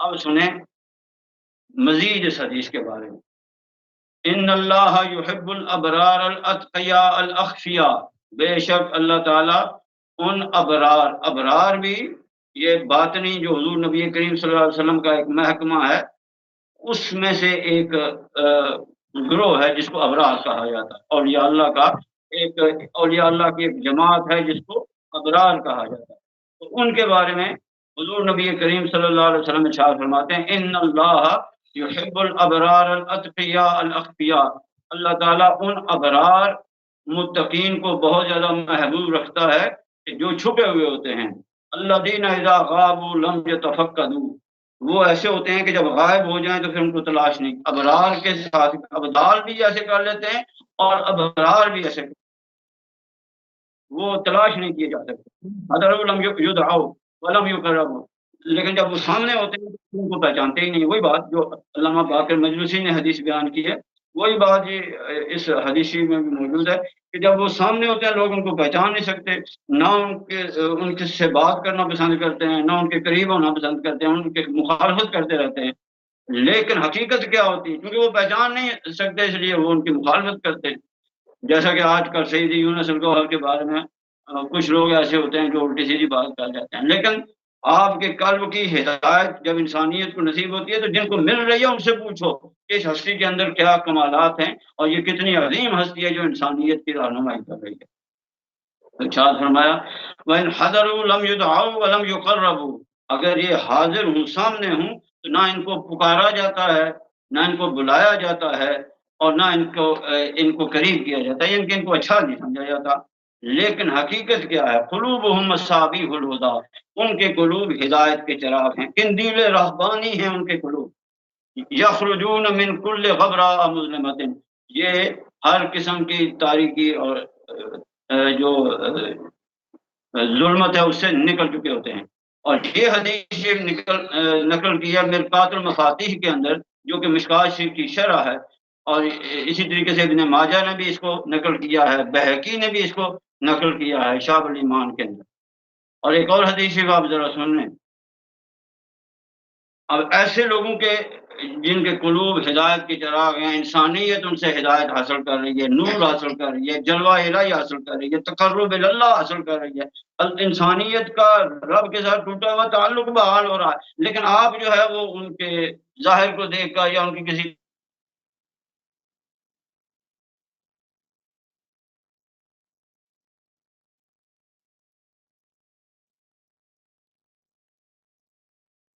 اللہ تعالیٰ کی خاص مہربانی ہوتی ہے، اسی سے یہ فیض جاری ہوتا ہے، اور یہ فیض جاری ہو رہا ہے تو وہ اللہ کا دوست ہے، اور اللہ کے دوست کے ساتھ اگر تم دشمنی کرو گے تو تمہارا انجام کیا ہوگا سنو۔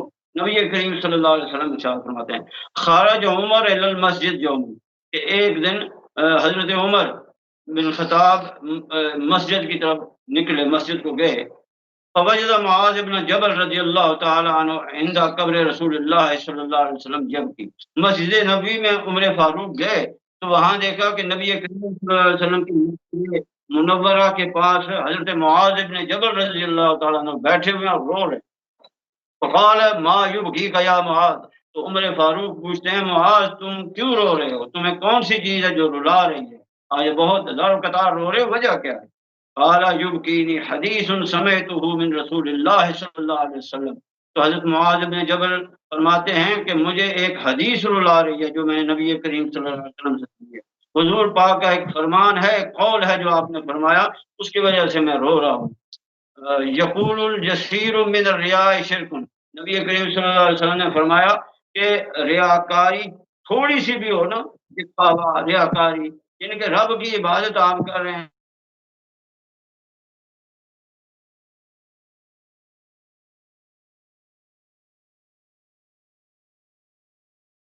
خیرات ہے، کسی قسم کے کوئی بھی تم عبادت کر رہے ہو، لیکن تم لوگوں کو دکھانے کے لیے کر رہے ہو۔ اب لوگوں کو دکھانے کے لیے کرنے کا مطلب یہ نہیں ہوتا کہ آپ واقعی یہ سوچ کر کھڑے ہوں کہ تاکہ لوگ مجھے دیکھیں، ایسے بھی ہوتے ہیں لوگ جو لوگوں کو دکھانے کے لیے قربانیاں کرتے ہیں، کہ بھائی کہیں بڑا امیر بازار میں قربانی کر رہے ہیں، اپنی عمارت دکھانے کے لیے، اپنی دولت دکھانے کے لیے وہ قربانی کر رہے ہیں، نماز میں لمبی لمبی رکعتیں پڑھ رہے ہیں تاکہ لوگ کہیں کہ جناب واہ واہ کتنا زبردست عابد ہے، پرہیزگار ہے، زاہد ہے۔ تو ایسے لوگ بھی ہوتے ہیں لیکن صرف یہ ریاکاری نہیں ہے، قرآن مجید میں اللہ تعالیٰ ارشاد فرماتا ہے، فویل للمصلین الذین هم عن صلاتهم ساہون، ان نماز پڑھنے والوں کے لیے ہلاک، نماز پڑھ رہے ہیں لیکن ان کے لیے ویل ہے، ان کے لیے ہلاکت ہے، تباہی ہے، بربادی ہے۔ وجہ الذین هم عن صلاتهم ساہون، کہ نماز میں کھڑے ہیں پھر بھی وہ اپنی نماز کی حقیقت سے غافل ہے۔ الذین هم یراؤن، وہ ریاکاری کر رہے ہیں۔ وہ ریاکاری کیسے کر رہے ہیں؟ ان اللہ لا ينظر الى صورکم ولا الى اجسادکم، اللہ نہ تمہاری شکلیں دیکھتا ہے نہ تمہارے جسم دیکھتا ہے، ولا الى اعمالکم، ایک حدیث میں اعمال آتا ہے، ایک میں اجساد آتا ہے، الفاظ مختلف ہیں، بات ایک ہی ہے کہ نہ وہ تمہارے ظاہری اعمال دیکھتا ہے، نہ وہ تمہارے جسم دیکھتا ہے، نہ تمہاری شکل و صورت دیکھتا ہے، ولکن ينظر الى قلوبکم ونیاتکم، بلکہ وہ تمہارے قلوب اور نیات کو دیکھتا ہے۔ اور جن کو اللہ دیکھتا ہے قلوب ان کے اندر دنیا بھری ہوئی ہے، اور یہی سرکار امام مہدی سیدنا ریاض احمد گوہر شاہی فرماتے ہیں، یہی سید یونس الگوہر تعلیم و تربیت فرما رہے ہیں کہ دلوں سے دنیا نکالو، اپنے سینوں سے دنیا نکالو، اور ان کے اندر اخلاص بھرو، اللہ کی محبت بھرو، اللہ کا عشق بھرو، دین الہی تمہارے سینوں کے اندر قائم ہوگا۔ اور جب اللہ کا دین اسلام کا اصل تعلق تمہارے سینے کے ساتھ ہے، جب یہ اس کے اندر قائم ہو گیا، تمہارے سینے کے اندر قائم ہو گیا، تو پھر تم کامیاب ہوگے، پھر تم بظاہر کچھ بھی کر رہے ہو لیکن وہ ریاکاری نہیں ہوگی، وہ عمل عند اللہ ماجور ہوگا۔ لیکن اگر تمہارے سینے اخلاص کی دولت سے خالی ہیں، تعلق باللہ سے خالی ہیں، اور اللہ تمہارے قلوب کی طرف دیکھ ہی نہیں رہا ہے کیونکہ وہ تاریک ہیں، وہ اللہ کے ذکر سے جاری ہی نہیں ہوئے، ان کے اندر اللہ کا نور ہی نہیں آیا، تمہارے سینے اللہ کے نور سے جو ہے وہ بالکل فارغ ہو چکے ہیں، تو پھر ظاہری طور پر تم خواہ یہ سوچو یا نہ سوچو کہ میں لوگوں کو دکھاؤں، وہ جو تم کرو گے وہ عمل ریاکاری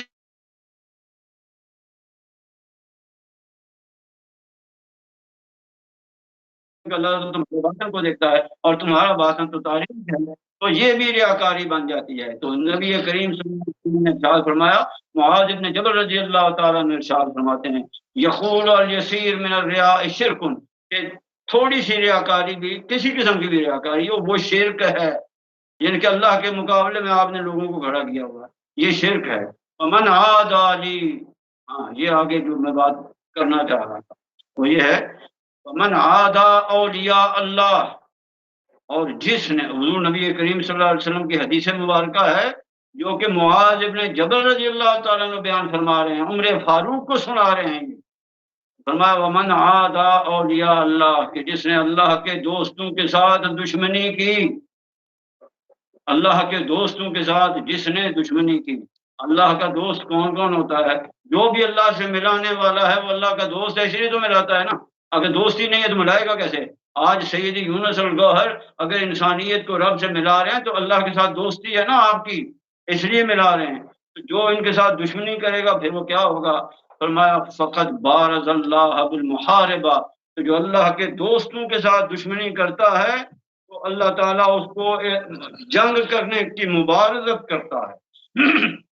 اللہ تعالیٰ کہتا ہے آ میرے سامنے آ، سیدھا سیدھا میرے سامنے آ اور میرے ساتھ جنگ کر، کیونکہ میں تیرے خلاف اعلان جنگ کر رہا ہوں۔ انسانیت سید یونس الگوہر کی مخالفت کر رہی ہے، انسانیت سرکار امام مہدی سیدنا ریاض احمد گوہر شاہی کی مخالفت کر رہی ہے، اور آج اللہ کے ساتھ وہ جنگ میں کھڑے ہیں۔ اور اللہ تعالیٰ جب جنگ کرتا ہے تو پھر اسی طرح مختلف آفتیں آتی ہیں، مصیبتیں آتی ہیں، بیماریاں آتی ہیں، وائرسز آتے ہیں، انسانیت کان نہیں دھر رہی سید یونس الگوہر کے کلام پر، آپ کی بات پر، سید یونس الگوہر کے کلام پر، سرکار امام مہدی سیدنا ریاض احمد گوہر شاہی کے فیضان نظر کو دیکھ نہیں رہی ہے، تو آج انسانیت جس کرب میں مبتلا ہمارے سامنے ہے، اور وہ دن دور نہیں، اگر ہم نے ہوش کے ناخن نہ لیے تو پھر تمہارا نام تک نہ ہوگا، جو ہے تمہاری داستان تک نہ ہوگی، داستانوں میں داستان مٹ جائے گی۔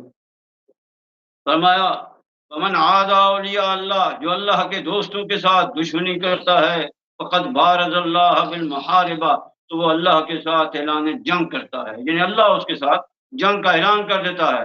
ان اللہ یحب الابرار الاتقیاء الاخفیاء، اب آگے پھر وہی حدیث شریف آگی جو پیچھے میں نے مشکوٰۃ شریف کے حوالے سے بیان کی، کہ فرمایا ان اللہ یحب الابرار الاتقیاء الاخفیاء، اللہ ایسے اولیاء اللہ جو ابرار ہیں، متقین ہیں، پوشیدہ ہیں، جن کو کوئی پہچان نہیں سکتا، اللہ کے وہ محبوب ہوتے ہیں۔ اللہ جینا اذا غابوا، کہ جب وہ غائب ہو جائیں، لم یفتقدوا، تو ان کو تلاش نہیں کیا جا سکتا، وَإِذَا حَضَرُوا لَمْ يُعْرَفُوا، اور جب وہ سامنے آ جائیں تو ان کو پہچانا نہیں جا سکتا۔ قلوبہم مصابیح الہدیٰ، ان کے قلوب ہدایت کے چراغ ہوتے ہیں، یخرجون من کل غبراء مظلمۃ، تو وہ ہر تاریکی اور اندھیرے سے نکل چکے ہوتے ہیں اور نکالنے والے بھی ہوتے ہیں۔ تو یہ حدیث شریف المستدرک کے اندر جو ہے وہ حاکم نے تحریر کی ہے۔ تو یہ جتنے میں نے گفتگو کی ہے یہ قندیل رہبانی کے حوالے سے گفتگو کی۔ اب مسئلہ یہ ہے کہ جس طریقے سے میں گفتگو کر رہا ہوں، ایک ایک لفظ علامہ اقبال کا اس کو لے کر قرآن و حدیث سے دلائل لا رہا ہوں، تو اس پر بہت ٹائم لگ رہے گا، اس لیے میں نے اب یہ سوچا ہے کہ ہم ہلکی پھلکی تشریح کر کے آگے بڑھیں گے، کیونکہ ابھی تو بڑا وسیع میدان ہمارے سامنے، ہم نے بہت ساری گفتگو کرنی ہے۔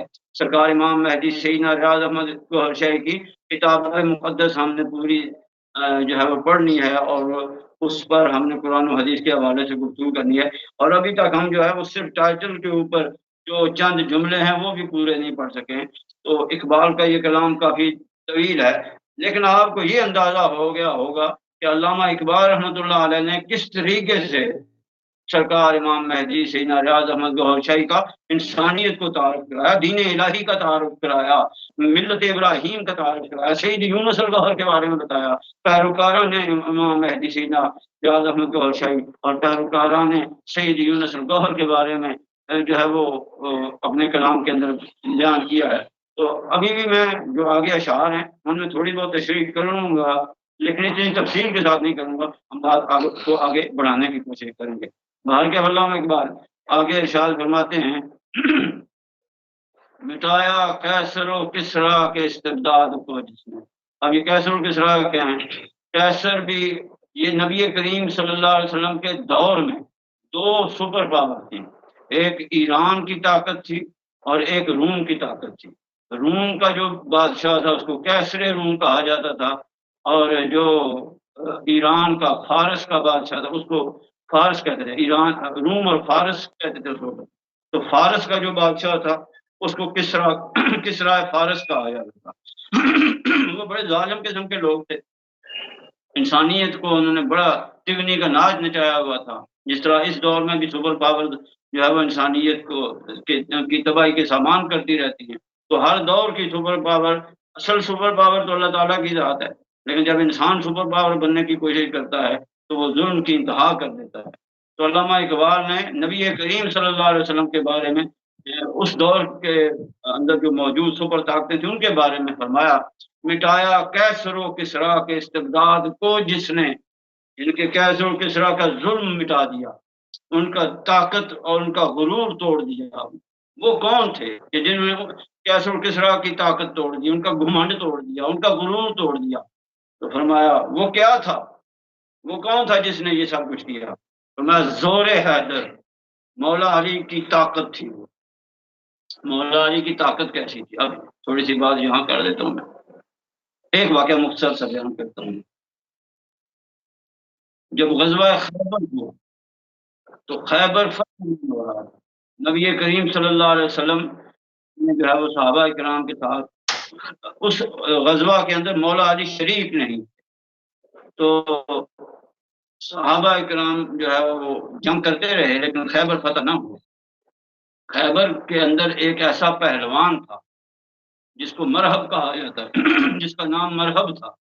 مرحب اتنا طاقتور تھا کہ کوئی اس کے مقابلے میں نہیں جا سکتا تھا، اور وہ بالکل جو ہے وہ کہتے ہیں کہ خیبر کے دروازے کے پاس بیٹھا ہوا تھا، اور دروازہ کھول کے جب وہ کہتا تھا کہ کیا میں آ جاؤں تو سب کے دل دہل جاتے تھے، اتنا خطرناک تھا، اور کوئی اس کا مقابلہ کرنے کی ہمت نہیں رکھتا تھا۔ تو 40 دن گزر گئے اور فاقوں کی نوبت آ گئی، بڑی حالت خراب ہو گئی علیہ السلام کی، مسلمانوں کے لشکر کی۔ تو نبی کریم صلی اللہ علیہ وسلم نے ارشاد فرمایا کل میں جھنڈا اس کے ہاتھ میں دوں گا جس کے قسمت میں خیبر کی فتح لکھی۔ اور جب دوسرا دن آیا تو صحابہ کرام متمنی تھے، ہر ایک یہ سوچ رہا تھا کہ شاید مجھے، بڑے بڑے بہادر تھے، تو انہوں نے کہا کہ جو ہے وہ شاید ہمیں جھنڈا ملے، کوئی اپنی جگہ سوچ رہا ہے، کوئی اپنی جگہ سوچ رہا ہے۔ لیکن حضور نبی کریم صلی اللہ علیہ وسلم نے ادھر ادھر دیکھا اور فرمایا این علی، علی کہاں؟ جو روایات ہیں ان میں یہ چیز بھی ملتی ہے کہ مولا علی اس وقت مدینہ طیبہ میں تھے، خیبر مدینہ طیبہ سے بہت دور تھا۔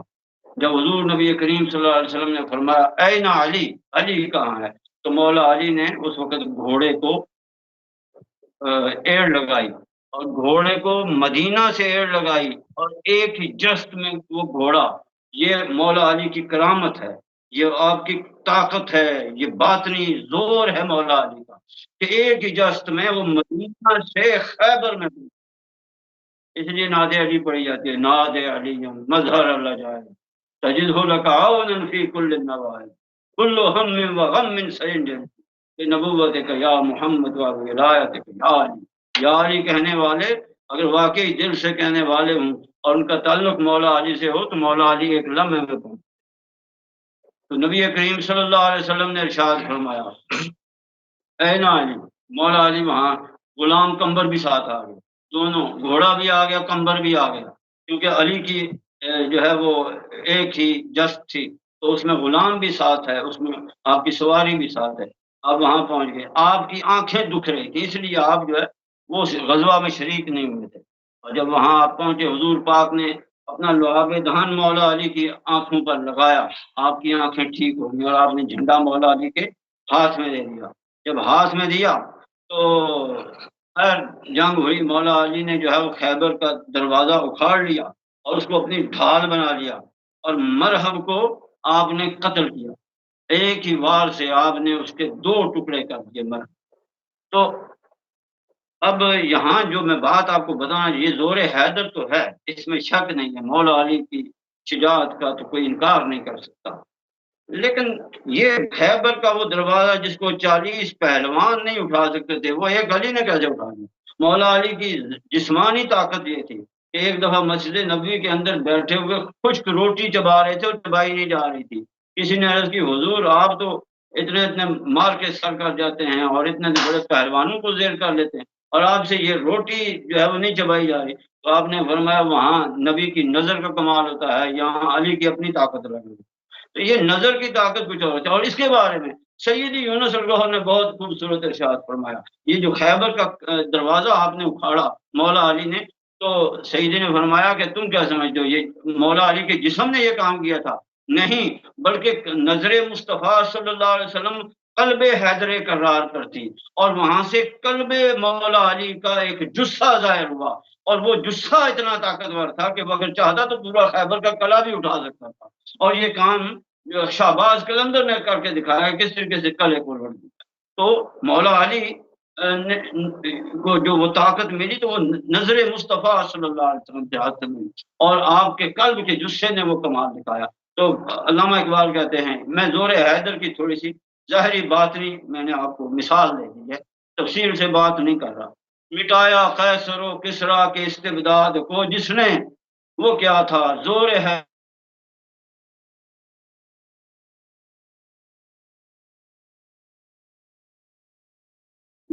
بھی تو آگے نہیں جا سکتا، یہ باتیں ایسی ہیں کیونکہ یہ تعلیمات ہیں سرکار امام مہدی سیدنا ریاض احمد گوہر شاہی کی، ہم ان کو چھوڑ کے آگے، میں حالانکہ چاہ رہا ہوں کہ جلدی جلدی آگے بڑھیں، یہ کلام بہت طویل ہو گیا، لیکن یہ کلام اپنی طرف کھینچتا ہے کہ نہیں، اس دور میں یہ فیضان بٹ رہا ہے، سیدی یونس الگوہر انسانیت کو یہ فیضان عطا فرما رہے ہیں، تو انسانیت کو اس کے بارے میں آگاہ بھی ہونا چاہیے کہ پہلے دور میں یہ ہوا تو کیسے تھا، پہلے دور میں یہ زور ملا علی کو تو کیسے ملا، یہ فخر ملا ابو ذر غفاری کو تو کیسے ملا، یہ سلمان حضرت سلمان فارسی کو اگر سچائی کی قوت عطا ہوئی تو کیسے عطا ہوئی۔ تو انشاءاللہ ہم کل مزید اس پر گفتگو کریں گے، اب وقت ہو گیا ہے اس لیے میں زیادہ بات آگے نہیں کر سکتا۔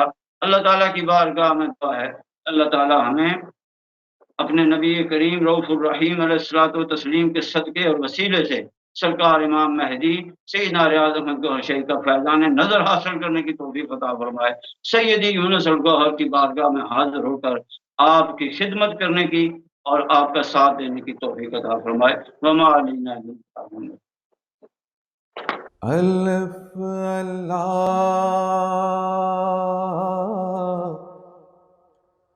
چمبے دی بوٹی مرشد من میرے وچ لائی ہو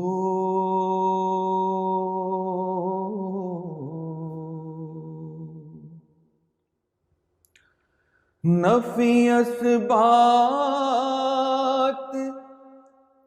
دا پانی ملیا ہر رگے ہر جائی ہو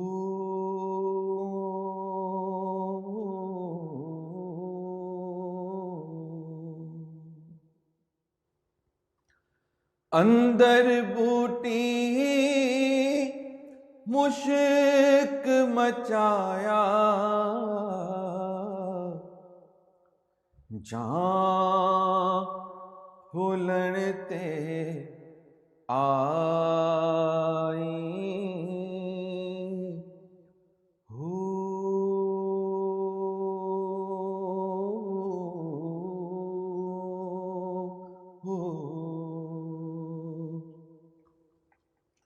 जुग जुग जीवे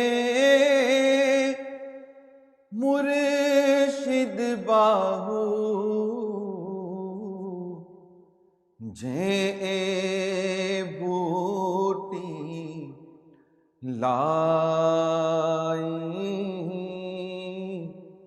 हो, हो।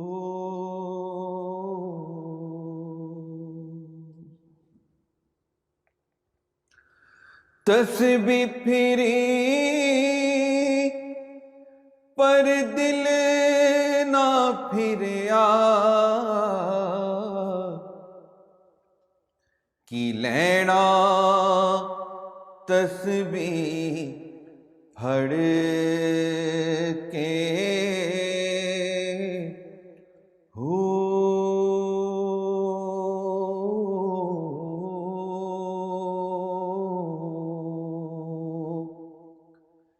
इल्म पढ़िया पर अदब न सिखिया, की लेना इल्म नु पढ़ के हो,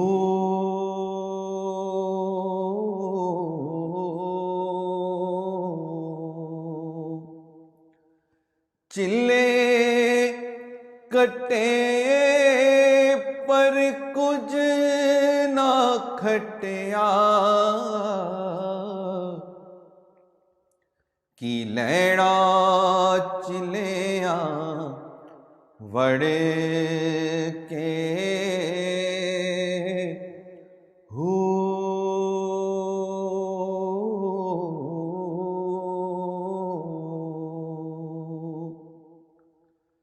ते जाग बिना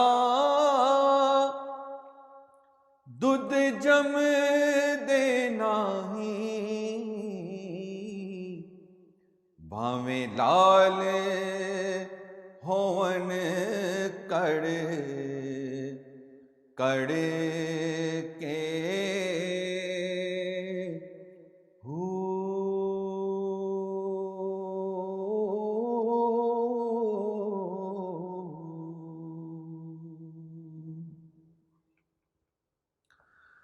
बाज हुजूरी नहीं मंजूरी, तोड़े पढ़न पे सलाता हो,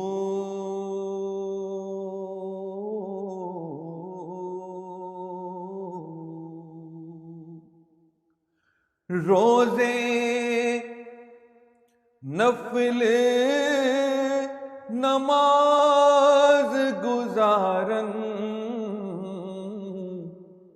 तोड़े जागन सारियां रातां हो, हो।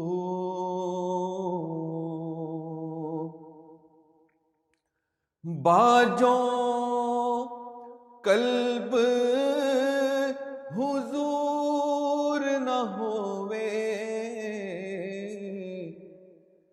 कड्डण से ज़कातां हो,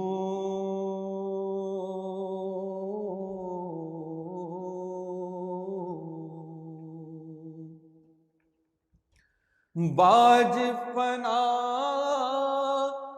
रब हासिल बाहू, नातासीर जमाता हो,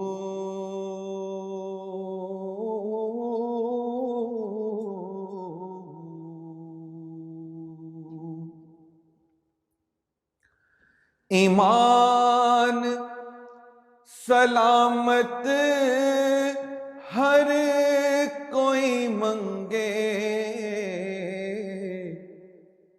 عشق سلامت کوئی ہو۔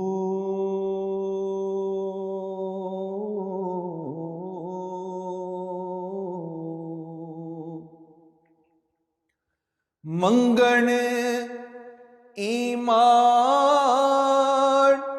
شرماون عشقوں،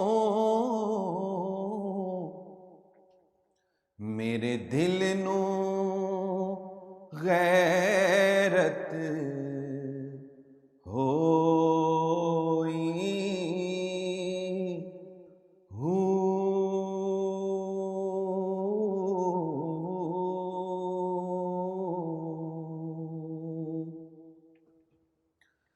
جس منزل نو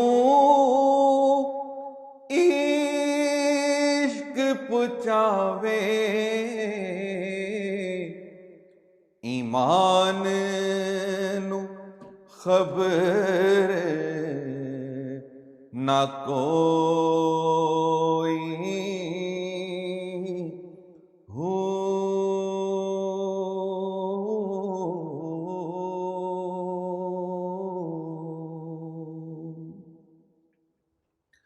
میرا عشق سلامت رکھیو باہو،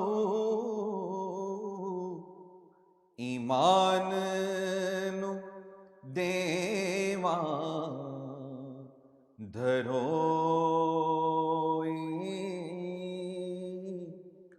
ہو۔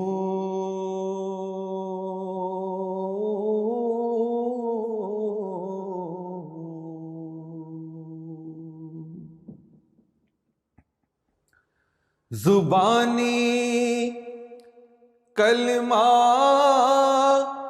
ہر کوئی پڑھدا، دل دا پڑھدا کوئی ہو۔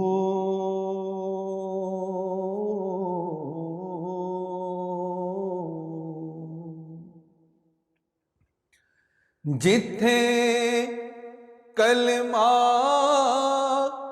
دل دا پڑھیے، جبے ملے نا ڈھوئی ہو۔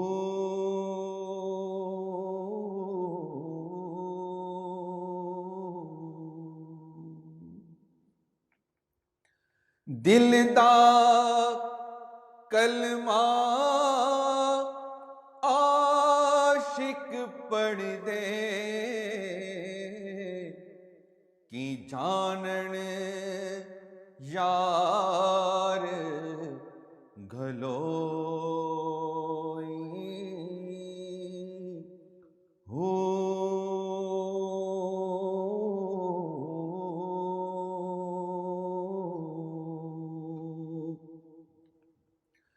کلمہ یار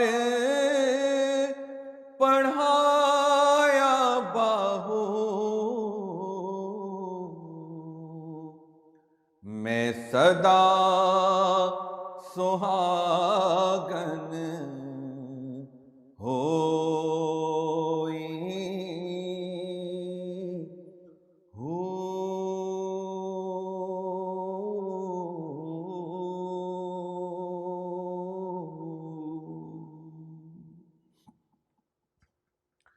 شریعت دے دروازے اونچے،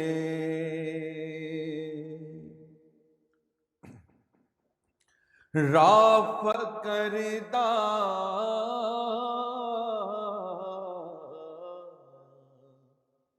موری ہو۔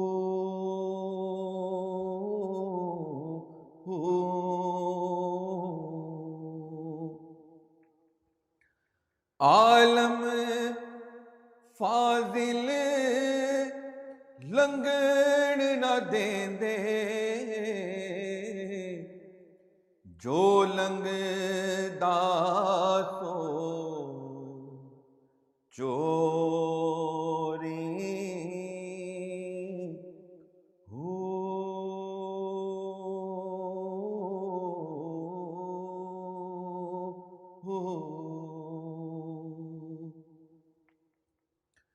پٹ پٹ اٹا وٹے مارن درد منداں دے کھوری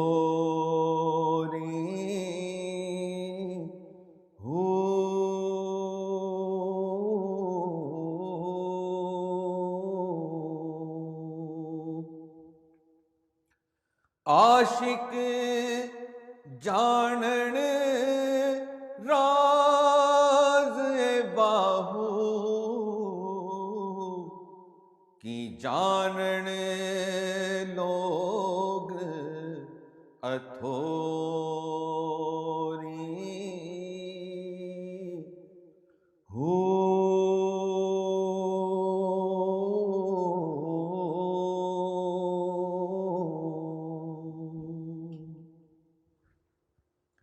دل دریا سمندروں ڈونگے کون دلاں دیاں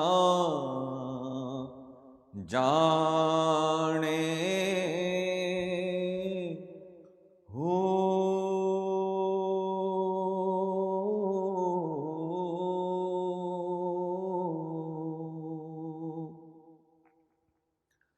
وچئی بیڑے وچئی جیڑے وچئی ونج مہانے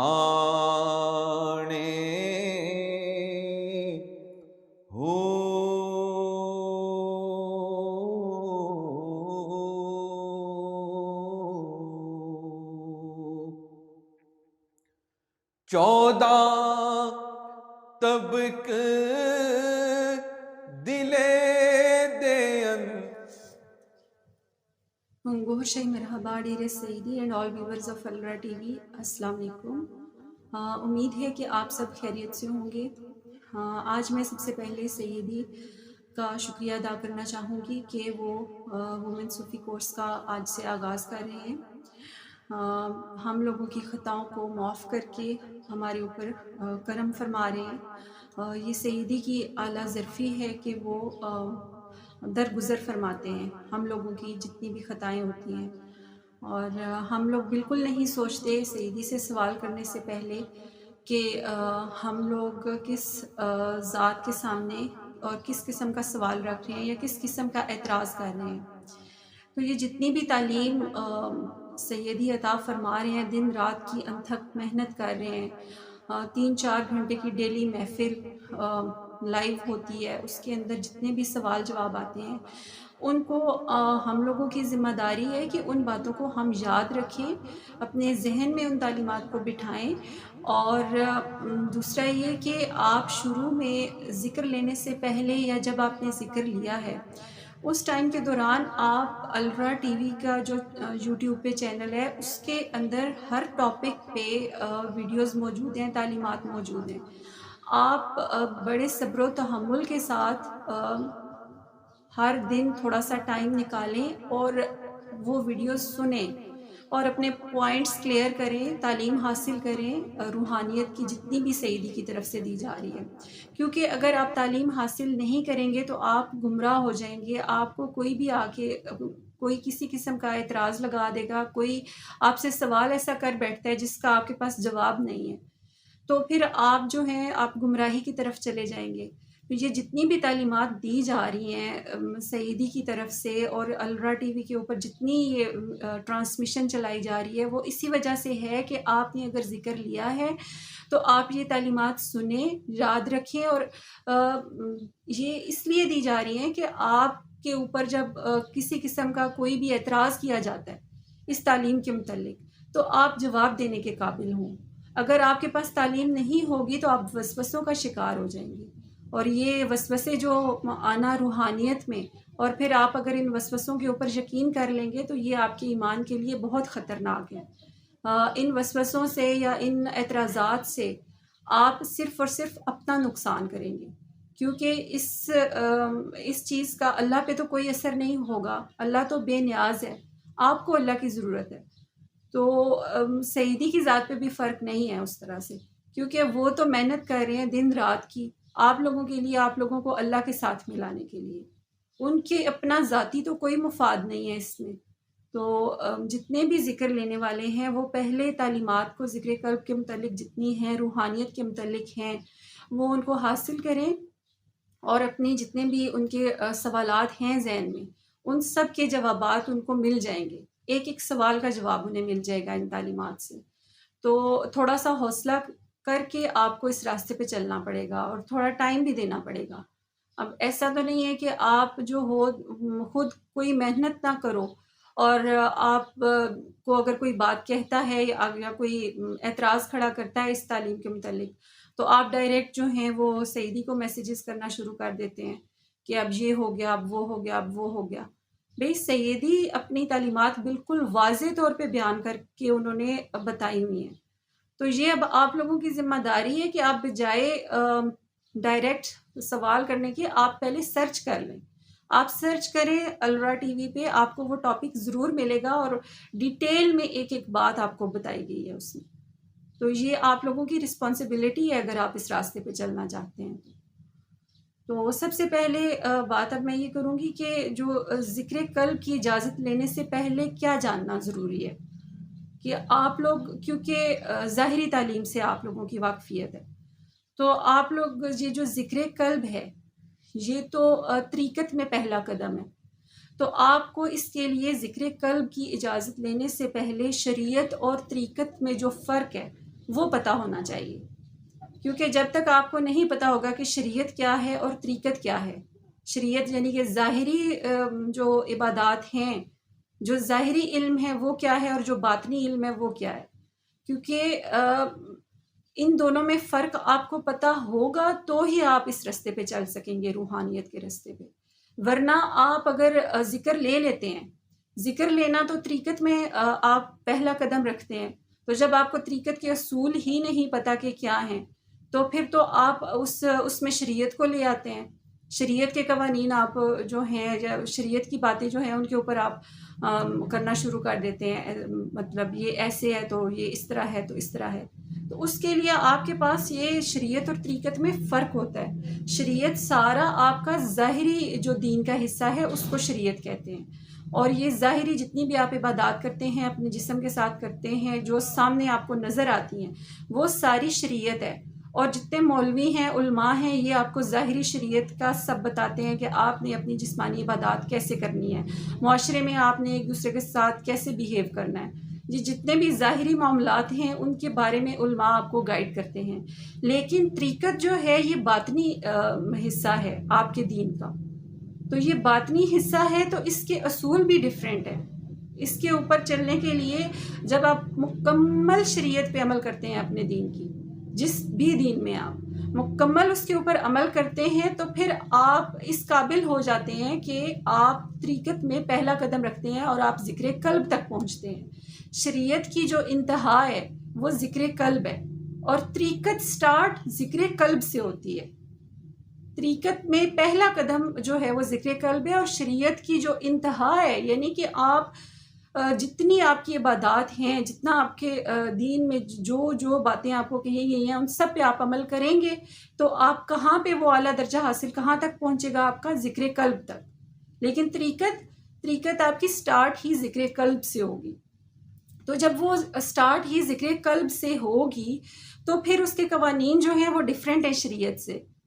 تو ان کا جاننا آپ کے لیے بہت ضروری ہے، اور یہ سارا باطنی علم ہے جو نور کا علم ہے، جو سینہ بہ سینہ چلتا ہے، یہ روحوں کو جگانے کا علم ہے۔ تو اس کے بارے میں پہلے آپ واضح طور پہ جانیں، اور پھر ہی آپ اس راستے پہ جو ہیں وہ چل سکتے ہیں۔ اور دوسری بات یہ کہ سرکار بھی، جب بھی سرکار گوہر شاہی نے خطاب فرمایا، انہوں نے فرمایا کہ جو شریعت ہے اس کے بارے میں ہم آپ کو بتانے نہیں آئے، وہ تو آپ جانتے ہیں، آپ کے علماء آپ کو بتا چکے ہیں، آپ خود پڑھ سکتے ہیں کہ نماز کیسے پڑھنی ہے، روزہ کیسے رکھنا ہے، تلاوت کیسے کرنی ہے، یہ چیزیں آپ جانتے ہیں ساری، تو ایک دوسرے کے ساتھ کیسے آپ نے تعلقات رکھنے ہیں، لیکن ہم آپ کو جو دل کا علم ہے، جو طریقت کا علم ہے، ہم وہ بتانے آئے۔ تو اب یہ جو مطلب باطنی علم ہے، اس کے بارے میں آپ کی آگاہی ضروری ہے، اور اس کے جو قوانین ہیں وہ بھی جاننا آپ کے لیے ضروری ہے۔ تو دوسرا یہ کہ آپ ذکر، جیسے آپ نے 1-2 ویڈیوز دیکھی اور آپ جوش میں آ کے آپ نے کہا کہ ابھی ہم جی ذکر لے لیتے ہیں، آپ ذکر لے کے تو پھر اس کے بعد آپ تعلیم حاصل نہیں کرتے، اور پھر آپ کو ادھر ادھر سے اگر کوئی کوسچن کر دیتا ہے یا کوئی اعتراض کھڑا کرتا ہے، آپ کے پاس جواب ہی نہیں ہوتا دینے کے لیے، تو آپ اپنے آپ کو اس قابل بنائیں، یہ تعلیم حاصل کریں۔ یہ اسی لیے تعلیم دی جا رہی ہے کہ آپ اپنے آپ کو مضبوط کریں، اپنے ایمان کو مضبوط کریں، اور آپ کو پتہ ہونا چاہیے کہ آپ حق اور سچ کے اگر راستے پہ چل رہے ہیں تو کیوں چل رہے ہیں، آپ کا اپنا مائنڈ کلیئر ہونا چاہیے۔ اور اس میں پھر اگر آپ دوسری بات یہ کہ آپ ذکر کس وجہ سے لینا چاہ رہے ہیں۔ ذکر قلب جو ہے، اگر آپ کے دل میں خواہش ہے کہ اللہ آپ کو مل جائے، آپ کا رابطہ اپنے رب سے جڑ جائے آپ کے قلب کے ذریعے، تو پھر آپ ذکر لیں گے۔ تو پھر سرکار نے فرمایا کہ آپ ذکر لیں تو آپ کو اس کی اجازت ہوگی، اور آپ کا رابطہ جو ہے وہ اللہ کے ساتھ جڑ جائے گا۔ تو اگر آپ اپنی شریعت پہ مطمئن ہیں کہ بھئی ہم اپنی جو دین کا جو شریعت کا حصہ ہے، ہم اس پہ سارا عمل کر رہے ہیں، اور ہم بالکل نیک اور پارساب ہو گئے ہیں، تو ہمارے لیے شریعت ہی کافی ہے، تو پھر یہ ذکر قلب کا راستہ جو ہے، روحانیت کا راستہ، یہ آپ کے لیے نہیں ہے۔ اگر آپ شریعت کے اوپر آپ ہیں کہ ہم اسی پہ مطمئن ہیں، بس اتنا ہی ہمارے لیے کافی ہے، تو پھر یہ راستہ سمجھنا آپ کے لیے مشکل ہوگا۔ یہ راستہ تو بالکل مختلف ہے، شریعت سے یہ مختلف ہے، یہ شریعت سے آگے کی بات ہے۔ تو جیسے سیدی نے فرمایا نا کہ جب بچہ ہوتا ہے تو اسے آپ فیڈر دیتے ہیں، تو وہ 4-5 سال تک فیڈر لیتا ہے، لیکن اس کے بعد اس کی ڈائٹ چینج ہو جاتی ہے، جیسے جیسے وہ گرون اپ ہوتا ہے اس کی ڈائٹ چینج ہونا شروع ہو جاتی ہے، پھر آپ اس کو سیریلز دینا شروع کرتے ہیں، پھر وہ اس کے بعد جب اس مطلب گروتھ ہوتی ہے تو وہ پھر کھانا کھانا، جیسے روٹی وغیرہ کھانا شروع ہو جاتا ہے، تو وہ ٹائم کے ساتھ ساتھ جیسے وہ گرو اپ ہوتا ہے اور اس کی ڈائٹ جو ہے وہ چینج ہوتی جاتی ہے، تو اسی طرح سے یہ اب شریعت جو ہے یہ بالکل فرسٹ سٹیپ ہے، اور اس کے بعد سٹیپ بائی سٹیپ آپ آگے جائیں گے۔ تو اگر آپ اس بچے کو 20 سال کا ہو جاتا ہے تو پھر بھی آپ اس کو فیڈر دے رہے ہیں، تو یہ تو شریعت کی تو وہ والی بات ہے۔ تو اگر آپ شریعت سے نکلنا ہی نہیں چاہتے، خود کو نکالنا ہی نہیں چاہتے، تو پھر یہ راستہ جو ہے یہ آپ کے لیے نہیں ہے۔ آپ شریعت سے آگے اپنے دماغ کو کھولیں اور کچھ غور و فکر کریں کہ آپ کو اللہ چاہیے، تو پھر آپ یہ ذکر قلب جو ہے اس کی نعمت کو حاصل کریں، اور جب آپ حاصل کر لیتے ہیں اور آپ کا ذکر چل جاتا ہے تو پھر آپ اس کی قدر کریں۔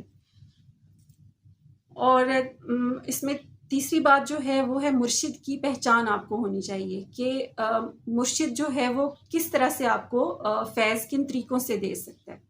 اب اس میں کئی مرشد نظر البشر والے ہوتے ہیں، اور کئی مرشد جو ہے وہ عبد البشر ہوتے ہیں۔ اب اس میں عبد البشر جو مرشد ہوں گے، یہ طریقہ فیض 2 طرح سے ہے۔ تو جو عبد البشر ہوں گے وہ آپ کو شریعت پہ مکمل عمل کروائیں گے، شریعت پہ عمل کروا کے تو پھر آپ کو وہ جو ہے ذکر قلب وہ اس کی نعمت سے نوازیں گے، اور آپ کا آگے جو ہے تعلق اللہ کے ساتھ بنائیں گے۔ لیکن جو نظر البشر والے ہیں، طریقہ فیض جن کا نظر البشر والا ہے، وہ آپ کو اپنی نظروں کے ذریعے فیض عطا فرماتے ہیں، اور نظروں کے ذریعے جو مرشد آپ کو فیض عطا فرماتے ہیں وہ آپ کو شریعت پہ عمل کرنے کی پابندی ان کی نہیں ہوتی، ان کی پھر جو بات انہوں نے کہی ہے اس کے اوپر عمل کرنا ہے آپ نے۔ اگر کسی کو مرشد نے کھانا بنانے کا کہہ دیا ہے ساری زندگی کے لیے تو وہ کھانا ہی بنائے، اس کے لیے پھر اسی میں فیض ہے۔ جو مرشد نے کہہ دیا ہے اپنی زبان سے اس انسان کو، وہ اس کے لیے فیض پھر اسی میں ہے، اگر آپ کا مرشد نظر البشر ہے۔ تو یہ جو جب آپ ڈیفرنس آپ کو پتہ ہوگا کہ ہم جن سے ذکر لے رہے ہیں وہ نظر البشر ہے یا عبد البشر ہیں، تو پھر آپ کو یہ جو تعلیم ہے اس کو سمجھنے میں بہت آسانی ہوگی۔ تو سرکار ریاض احمد گوہر شاہی امام مہدی کا جو طریقہ فیض ہے وہ نظر البشر والا ہے، نظر البشر والا ہے۔ تو جب وہ نظر البشر والا ہے تو وہ نظروں سے فیض پہنچاتے ہیں، اسی وجہ سے وہ آپ کے اوپر کسی قسم کی پابندی نہیں لگاتے، آپ کے اوپر کوئی پابندی نہیں ہے، نہ وہ بیعت کرتے ہیں، نہ آپ کو کوئی اس طرح کی شرط لگاتے ہیں کہ آپ اپنا یہ فرقہ چھوڑ دیں یا آپ جو ہو اس مذہب سے نکل آؤ، اس مذہب میں داخل ہو، یا کوئی مطلب اس طرح کی کوئی شرط نہیں ہے۔ سرکار فرماتے ہیں آپ جس دین میں ہیں اسی میں رہیں، جس فرقے میں ہیں اسی میں رہیں، وہی آپ اپنی ظاہری عبادات شریعت کی جو ہیں وہ کرتے رہیں۔ لیکن یہ جو ذکر قلب کا فیض ہے، طریقت میں چلنے کا یہ جو فیض ہے روحانیت کا، یہ پوری انسانیت کے لیے ہے۔ تو یہ آپ اس کی اجازت لے لیں، یہ اللہ کی طرف سے اجازت ہے، اور یہ آپ کا مطلب ایک طرح کا بہت کرم نوازی ہے کہ آپ کے اوپر کسی قسم کی کوئی شرط نہیں، بغیر کسی شرط کے یہ فیض عطا کیا جا رہا ہے۔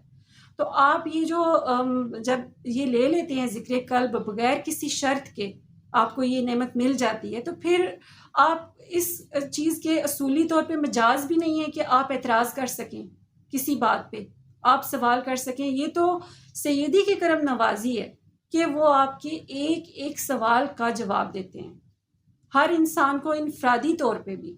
کسی انسان کے سوال جب بھی کوئی کرتا ہے تو سیدی نے کبھی کسی کو انکار نہیں کیا، ہر سوال کا جواب بہت صبر و تحمل کے ساتھ دیتے ہیں۔ تو سیدی کی جتنی کرم نوازیاں ہم خطا کار اور گناہ گار انسانوں پہ ہیں، تو ان کو ہمیں سمجھنا چاہیے اور ہمیں اس تعلیم کو حاصل کرنا چاہیے۔ پھر اس کے بعد یہ کہ اب جیسے ذکر لیتے ہوئے آپ کو یہ بھی پتہ ہونا چاہیے کہ جو اللہ کا ذکر ہے اور جو مرشد کا ذکر ہے اس کا کیا فرق ہے اس میں۔ اب جو اللہ کا ذکر ہے وہ تو اللہ کے ساتھ آپ کو ڈائریکٹ کنیکشن ہے، لیکن مرشد کا ذکر جو ہے وہ آپ مرشد کا ذکر کریں گے تو مرشد کے ذریعے پھر مرشد کی محبت آپ کے دل میں آئے گی، آپ پھر اس ذریعے سے آپ اللہ کے ساتھ جو ہے آپ کا کنیکشن ہوتا ہے۔ لیکن اب اس میں جو سرکار کی ذات مبارک کا راہ ریاض والا ذکر ہے وہ عام مرشد والا ذکر نہیں ہے، اس میں ڈیفرنس ہے، اس میں اس کی بہت اسپیشل بات ہے کہ جو اللہ کا ذکر اور جو سرکار کے نام مبارک راہ ریاض کا ذکر ہے یہ سرکار کی ذات سے ریلیٹڈ ہے۔ اور اس کو حاصل کرنے سے پہلے آپ جتنی تعلیمات ہیں عالم غیب کے بارے میں، جو عالم غیب کے بارے میں سیدی فرماتے ہیں، جو بھی تعلیمات ہیں آپ ان کو سنیں، ان کے اوپر اگر آپ کو یقین ہے، آپ مانتے ہیں، تو پھر آگے آپ ساری پہلے ڈیٹیلز حاصل کریں سرکار کی ذات مبارک کے بارے میں، پھر آپ لینا چاہتے ہیں تو یہ ذکر لیں، تو پھر آپ کو فیض ہوگا۔ یہ ایسا نہیں ہے کہ آپ جو ہیں وہ سرکار کی مطلب ایک دن آپ ذکر لے رہے ہیں، اللہ کا لے رہے ہیں یا راہ ریاض کا لے رہے ہیں، اور دوسرے تیسرے دن آپ وسوسوں کا شکار ہو کے آپ بیٹھ جاتے ہیں، اور الٹا آپ جو ہیں وہ ادھر ادھر سے باتیں سن کے آپ جو ہو اپنا ایمان خود سے تباہ کر لیتے ہو۔ ایک تو انسان ہے کہ جو اس راستے کی طرف آتا ہی نہیں ہے، وہ صرف شریعت پہ عمل کر رہا ہے، لیکن پھر اگر جب آپ اس راستے پہ چل پڑتے ہیں، آپ یہ ذکر لے لیتے ہیں اور ذکر آپ کا چل بھی جاتا ہے، کرم ہو بھی جاتا ہے آپ پہ، آپ کو اللہ اپنا بھی لیتا ہے، تو پھر آپ جب وسوسوں کا شکار ہوتے ہیں اور خود کو مطلب آپ اپنا ایمان خراب کرتے ہیں، تو پھر آپ کا ٹھکانہ کہیں نہیں ہے، کیونکہ اللہ جو ہے اس نے جو کرم کرنا تھا آپ کے اوپر وہ کر دیا۔ یہ کوئی چھوٹی بات نہیں ہے کہ آپ کا جو ذکر ہے وہ بغیر تزکیہ نفس کے آپ کا یہ جو ذکر ہے، ذکر قلب، اس کی نعمت سے آپ کو نواز دیا گیا ہے، تو اس کی خدا را قدر کریں اور اس کے بارے میں تعلیم حاصل کریں۔ پھر اس کے بعد جب آپ ذکر لے لیتے ہیں، آپ کا ذکر چل جاتا ہے، تو پھر آپ کو چاہیے کہ آپ سیدی جو بھی فرماتے ہیں، جو بھی ان کی محفل کا ٹائم ہے، اس کے اندر جتنی تعلیم آپ کو دی جا رہی ہے وہ بہت غور سے سنیں اور اس کو سمجھنے کی کوشش کریں۔ اور اگر آپ کے ذہن میں کسی قسم کا کوئی وسوسہ آتا ہے یا کوئی بات آتی ہے یا کوئی خیال آتا ہے، تو آپ سرکار سے دعا کریں کہ آپ کی یہ بات جو ہے یہ کلیئر ہو جائے، اور آپ یقین کریں کہ آپ کے ذہن میں جتنے خیالات ہوتے ہیں، کوئی بھی وسوسہ چل رہا ہے یا کسی قسم کا کوئی بات آپ کو سمجھ نہیں آ رہی، یا تو آپ سوال کر سکتے ہیں۔ اگر آپ سوال نہیں بھی کریں گے نا، تو وہ اسی دن وہ بات ڈسکس ہو جاتی ہے محفل میں، اسی دن وہ ڈسکس ہو جاتی ہے۔ یہ بات میں نے خود آزمائی ہوئی ہے کہ کئی دفعہ ایسا ہوا کہ میں جب دوسروں کو یہ تعلیم اس کے بارے میں بتاتی ہوں، تو کئی باتیں بیچ میں آ جاتی ہیں جس میں تھوڑی سی کنفیوژن ہو جاتی ہے، تو وہ اسی دن محفل میں سوال نہیں بھی کرتی رہی، تو وہ اسی دن بات محفل میں کسی نہ کسی طرح سے وہ ڈسکس ہو گئی۔ تو آپ کے یہ جو باطنی معاملات ہیں، کیونکہ آپ کا تعلق باطنی طور پہ جب جڑ جاتا ہے، تو پھر آپ کے مرشد کو پتہ ہوتا ہے کہ کون سی بات آج جو ہے وہ ڈسکس ہونی ہے اور کون سی نہیں ہونی۔ تو یہ راستہ جو ہے نا، اس کے اندر آپ لوگوں کو اپنی سوچ میں کافی زیادہ چینجنگ لانے کی ضرورت ہے۔ اور جو سرکار امام مہدی گوہر شاہی کا فیض ہے، یہ پوری انسانیت کے لیے ہے۔ یہ کوئی صرف ایسا نہیں ہے کہ یہ صرف مسلمانوں کے لیے ہے یا یہودیوں کے لیے ہے یا عیسائیوں کے لیے ہے یا ہندوؤں کے لیے نہیں، کیونکہ یہ تمام مخلوق اللہ تعالیٰ کی ہے۔ تو اللہ تعالیٰ نے جو امام مہدی کا فیض ہے، یہ پوری انسانیت کے لیے رکھا ہے۔ تو اسی وجہ سے جو مطلب سرکار نے ہر انسان کو نوازا ہے اور نوازتے جا رہے ہیں، جو رب کی تلاش میں ان کے پاس آ رہا ہے اس کو وہ نوازتے جا رہے ہیں۔ کیونکہ آپ دیکھیں نا، اللہ تعالیٰ جب امتیاز نہیں رکھتا اپنی انسانیت کو، اپنے مخلوق کو نوازنے میں، تو پھر ہم لوگ کون ہوتے ہیں اس بات پہ اعتراض کرنے پہ کہ جو سرکار امام مہدی کا فیض ہے وہ صرف مسلمانوں کے لیے ہوگا؟ ہماری کیا حیثیت ہے، ہماری کیا اوقات ہے کہ ہم یہ بات کریں؟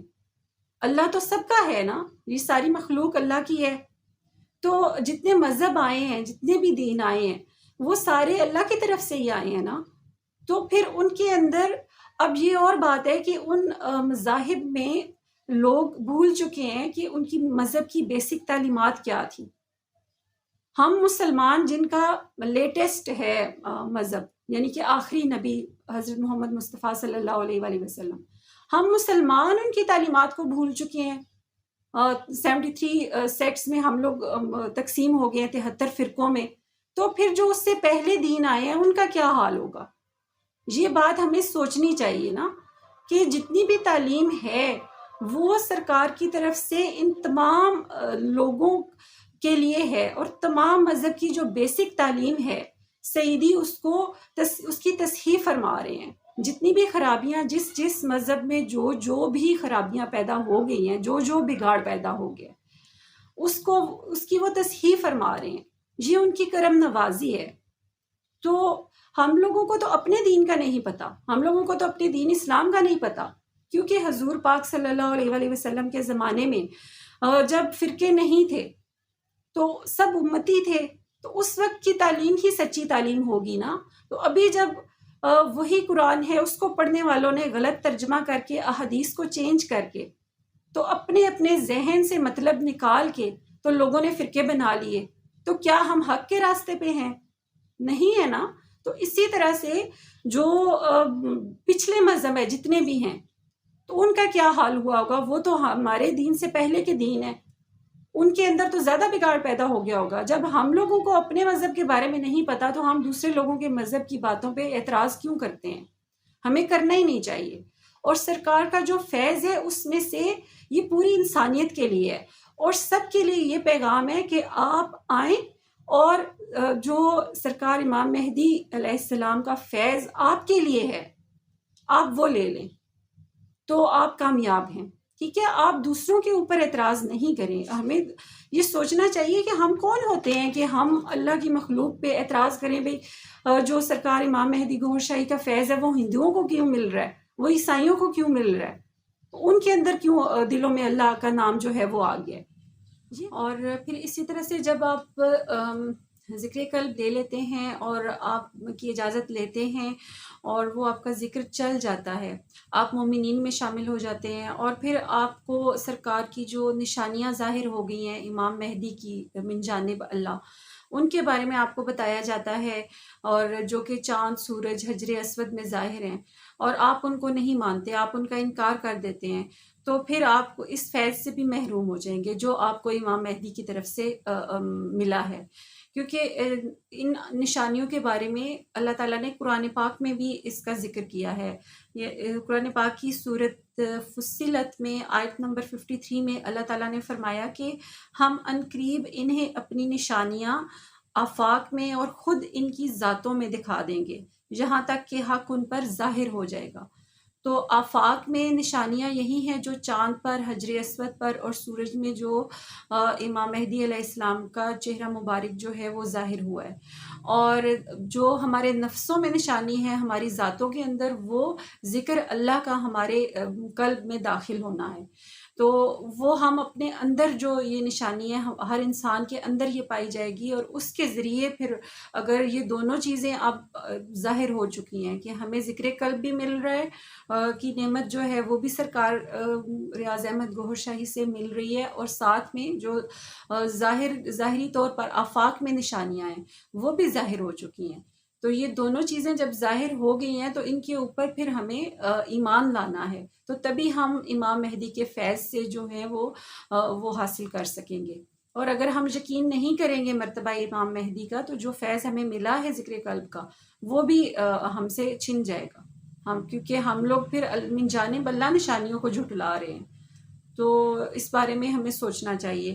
اور پھر دوسری بات یہ کہ جو امام مہدی کو پہچاننے کے لیے ذکر قلب اور کیوں ضروری ہے، یا روحانیت کے راستے پہ چلنا کیوں ضروری ہے، وہ اس وجہ سے کہ جیسے قرآن پاک کی جو ایک صورت ہے سورہ حج کی آیت نمبر 32 میں اللہ تعالیٰ نے فرمایا کہ اللہ کی نشانیوں کی تعظیم وہی کرتا ہے جن کے قلوب میں تقویٰ ہو، یعنی کہ قلب منور ہو. اگر آپ کا قلب منور ہے تو تبھی آپ اللہ کی جو نشانیاں ہیں ان کی تعظیم کریں گے اور ان کو مانیں گے. تو قلب آپ کا کیسے منور ہوگا؟ آپ روحانیت کے راستے پہ چلیں گے تو آپ کا قلب منور ہوگا نا. تو آپ اپنے دل کو پاک کریں گے، نفس کا تزکیہ کریں گے، قلب کا تصفیہ کریں گے، تو پھر ہی آپ یہ جو اللہ کی نشانیاں ہیں ان کو مانیں گے. تو یہ جتنی بھی روحانیت کی تعلیم دی جا رہی ہے یہ اسی وجہ سے دی جا رہی ہے کہ آپ پاک اور صاف ہوں اور آپ کے اندر نور آئے، تاکہ آپ اللہ تعالیٰ کی طرف سے جو نشانیاں ہیں ان کو پہچانیں اور مرتبہ امام مہدی جو ہے اس کو حق سمجھیں. جو سرکار گوہر شاہی کی ذات مبارک ہے وہی من جانب اللہ امام مہدی ہیں. تو اس کے اوپر ہمارا یقین جو ہے وہ بہت پکا تبھی ہوگا جب ہمارا قلب جو ہے وہ منور ہوگا. اور قلب کو منور کرنے کے لیے ہمارے پاس روحانیت کی تعلیم، باطنی تعلیم کا ہونا بہت ضروری ہے. روحانیت کے راستے پہ چلیں گے تبھی ہم اللہ کی نشانیوں کو پہچان سکیں گے. تو اس کے بارے میں اب جیسے امام مہدی کی نشانی جو چاند میں ظاہر ہوئی ہے اس کے بارے میں جو امام جعفر ہیں ان کا قول بھی ہے کہ امام مہدی کا چہرہ جو ہے وہ چاند میں طلوع ہوگا. تو اس قول مبارک کا اب وہی ہے کہ سچ ثابت ہو گیا ہے کہ امام مہدی علیہ السلام کا جو چہرہ مبارک ہے وہ چاند میں ظاہر ہو گیا ہے. اور یہ جتنی بھی تعلیم ہے، روحانیت کا راستہ ہے، یہ آپ کے اندر سے شیطان کو نکالنے اور آپ کے قلب کو پاک کرنے اور نفس کو پاک کرنے کے لیے ہے. تو جب آپ کے اندر نور آ جائے گا تو تبھی آپ امام مہدی کی جو ہے وہ پہچان کر سکیں گے. تو میں علامہ اقبال کا ایک شعر سنانا چاہوں گی. ظاہر کی آنکھ سے نہ تماشا کرے کوئی، ہو دیکھنا تو دیدہ دل وا کرے کوئی. منصور کو ہوا لبے گویا پیغام موت، اب کیا کسی کے عشق کا دعویٰ کرے کوئی. ہو دید کا شوق تو آنکھوں کو بند کر، ہے دیکھنا یہی کہ نہ دیکھا کرے کوئی. بہت شکریہ سننے کے لیے. گوہر حافظ.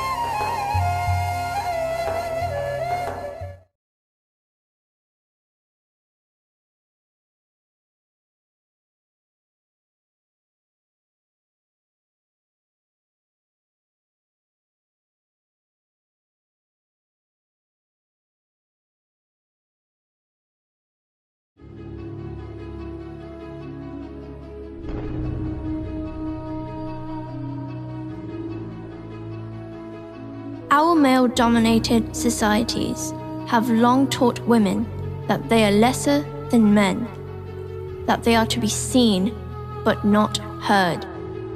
Their qualities have long been ignored, downplayed, but no more. It is time to break the cycle of suppression. It is time for women to get emancipated. It is time for women to realize their spiritual potential and walk the Sufi path as they deserve to. It is time to become a universal Sufi. Universal Sufism is the key to spiritual liberation of womankind. The enlightenment of womankind will spark a revolution, the upliftment of society. Let us all say it loud today.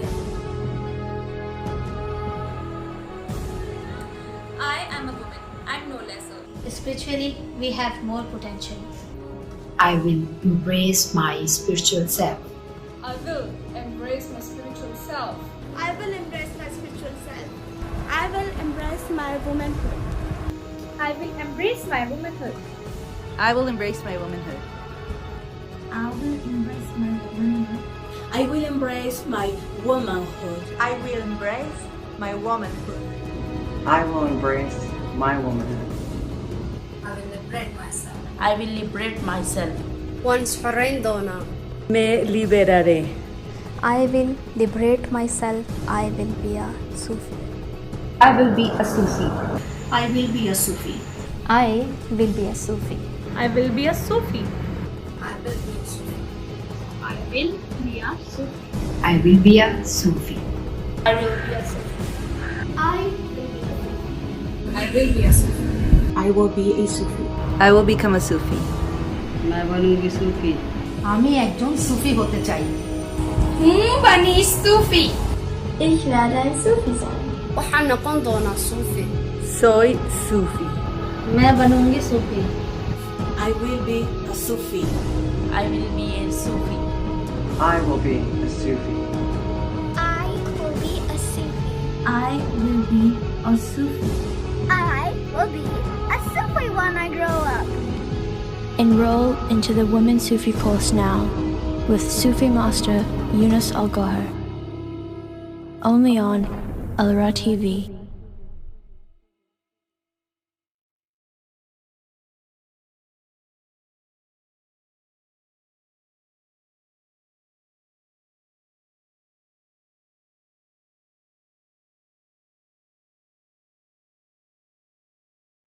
Goshi Marava, Shabbat Shalom, Assalamu Alaikum, and a very warm welcome to the Daily Prelude Show with me, Reverend Steve, and joining me this evening, Sheikh Tanveer.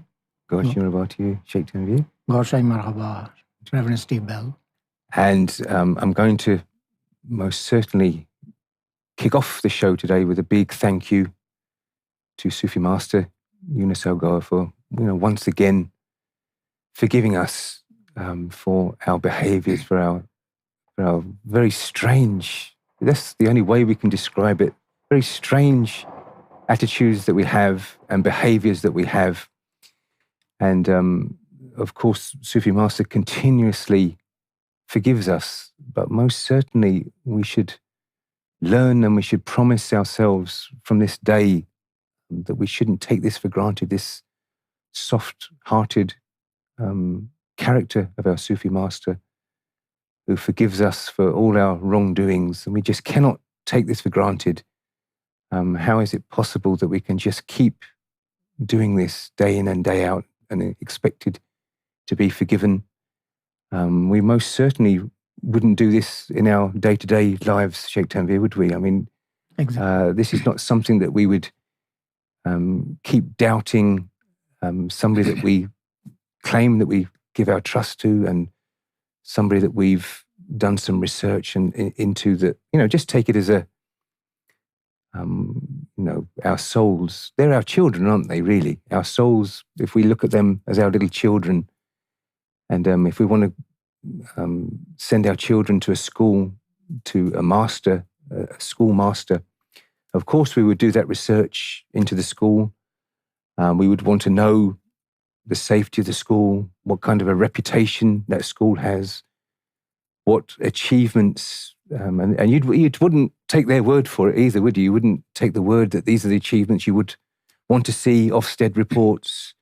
You would want to see how many children go on to college and university, what progress that child has in that school, before you allow your child to go to the school. And obviously you're not going to be questioning every day what the teacher is saying. If the teacher is saying, I'm going to embark on a new topic in geography tomorrow, you're not going to keep questioning it and saying, well, actually I didn't read this before in a geography book. This is not going to be a reality, is it? Exactly. And our souls being our children, we would find for our souls, for our spirits, a spiritual guide, a spiritual master. And then, of course, when you hand over yourself to that guide, to that master, who you've done the research into, who you trust wholeheartedly, then the questions have to cease. Then the doubt should be gone from the mind. It should be complete trust then, complete faith and trust. If we're, just look at it, like before we met the spiritual God, before we had this divine knowledge, there was limitations, wasn't there? You could see the horizons of our knowledge, exactly where it would go and how far it would take us. But we weren't happy with that. We wanted to go beyond the horizons. So we sorted ourselves out somebody that could take us beyond those horizons, because we didn't find it in the religious books. We didn't find it from the religious teachers. This is why we turned to spirituality in the first place. So having turned to spirituality and a Sufi master who we believe is going to take us beyond those horizons, answer our questions that aren't found in the books, then why, if we ask a question or Sufi master is giving us knowledge, are we going to start referring back to books that we referred to before that didn't take us to where we wanted to go? So we're wanting to go somewhere where the books aren't going to take us, which the spiritual master will take us. And then we're questioning the guidance, we're questioning the knowledge. It just doesn't make any sense. And of course, it's easy, looking back in hindsight and looking at others that do it. But come on, we've all had the guilt of this in the past, and we all must help each other. We all must be positive towards this and try to mend our ways and change our ways, because these are all tricks. As we know, most certainly those of us fortunate enough to have been in the company of Sufi Master for a number of years, we've seen lots of this happening before. We've seen the tricks, and luckily we're given the advice and we're given the know-how and we're given this insight of exactly why this happens. Very important, this trust, isn't it, Sheikh Tanveer? Of course. Like yesterday, we know that Sufi Master Younus AlGohar was about to commence the Sufi course. And first of all, this is my understanding that Sufi course started yesterday also, because the first and foremost thing in Sufism is to have your firm belief and faith in your Sufi master, in your spiritual guide. That is the key to success. The key to the spirituality is that you have a blind faith in your spiritual guide. Without that, you will come to know the information. You will add up to gaining knowledge, but this knowledge will not be beneficial to you in any way, spiritually speaking. So the actual benevolence, the real benevolence of the knowledge is to have the divine light, divine energy of that knowledge in your heart. And obviously, it is your perfect spiritual guide who is capable of entering or introducing your heart and soul of that divine energy. Yes. Otherwise, if it would have been, possible for a human to collect or, receive this, collect himself or herself, this divine energy, we would have done it. Like you said, that the culmination or the height of our physical knowledge is that we cannot see beyond horizon. Right. The most that we can see is the horizon. Yes. We cannot see beyond that. So it is the spiritual guide who is taking you to see beyond that. And what is needed there. So this is very important. So Sufi Master Sayyidi Younus AlGohar reiterated, expressed his, disheartened feelings yesterday. Like when you have your heart initiated and you know that you experience that earlier your heart was just void, naive of God's name, yes, remembrance. It was just a fleshy heart going tick-tock, tick-tock every time. Now it is chanting the name of the Lord. And you have experienced, you have felt yourself the divine energy and the miraculous changes that Sufi Master Sayyidi Younus AlGohar, his teaching, yes, and the benevolence of His Divine Eminence Sarkar Gohar Shahi has brought to you, yes, in your character. After that, you come across some video or you hear something on grapevine, yes, and you begin to doubt these teachings, His Divine Eminence Sarkar Gohar Shahi or Sufi Master Sayyidi Younus AlGohar. Oh, that is so ridiculous. Yes. It means like people just do not have, we just do not have the idea as to what kind of bounty, what kind of precious gift His Divine Eminence Sarkar Gohar Shahi has gifted us.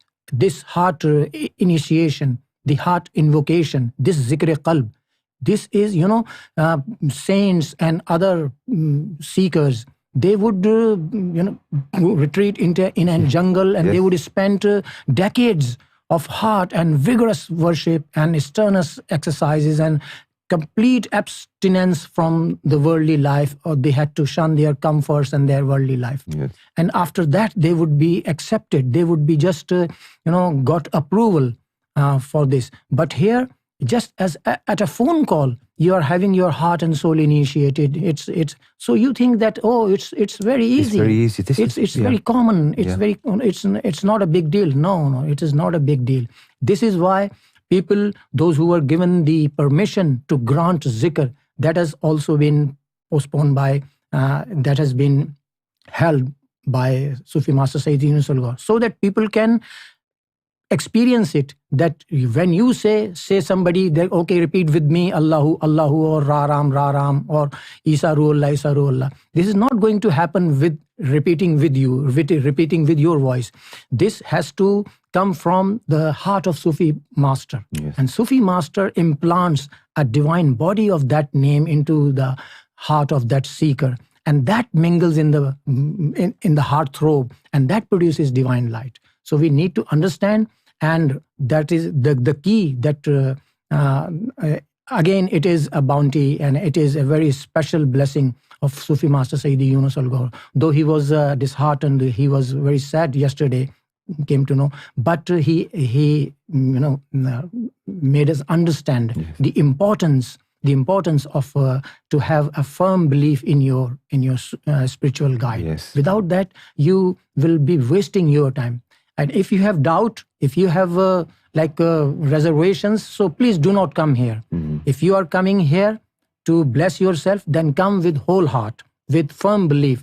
Before that, you have all the rights to investigate, make every investigation, make yourself every kind of whatever the questions you are having. You can put your questions, and your questions are answered on daily basis. Yes. But after that initiation, if you think that, like somebody said, okay, please take this zikr-e-qalb back. You see, is it a joke that somebody's heart is, God comes, Sufi Master, take your heart to God, and God says, okay, who is the responsible for this man? And it is the Sufi Master who gives your guarantee. Yes. And your sins are taken. Your sins are taken by the Sufi Master. All the troubles that are due to come as a result of your sin, Sufi Master saves you from all that calamity. And then you say that, okay, please take back. Oh, it's not a joke. Please try to understand and have a firm belief in Sufi Master Sayyidi Younus AlGohar. So key is this. So today, the first lesson was given yesterday.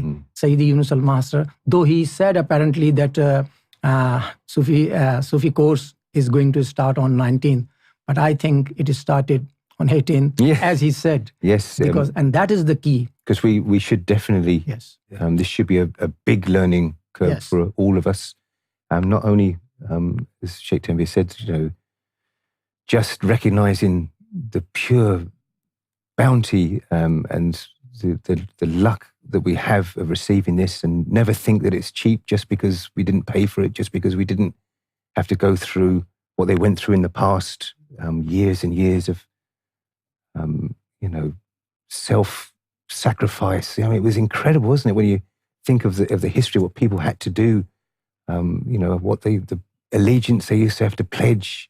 None of this was needed or required by us, but we should make us even more thankful for it, and make us even more protective of exactly what we've got, and not listen to any, you don't know this.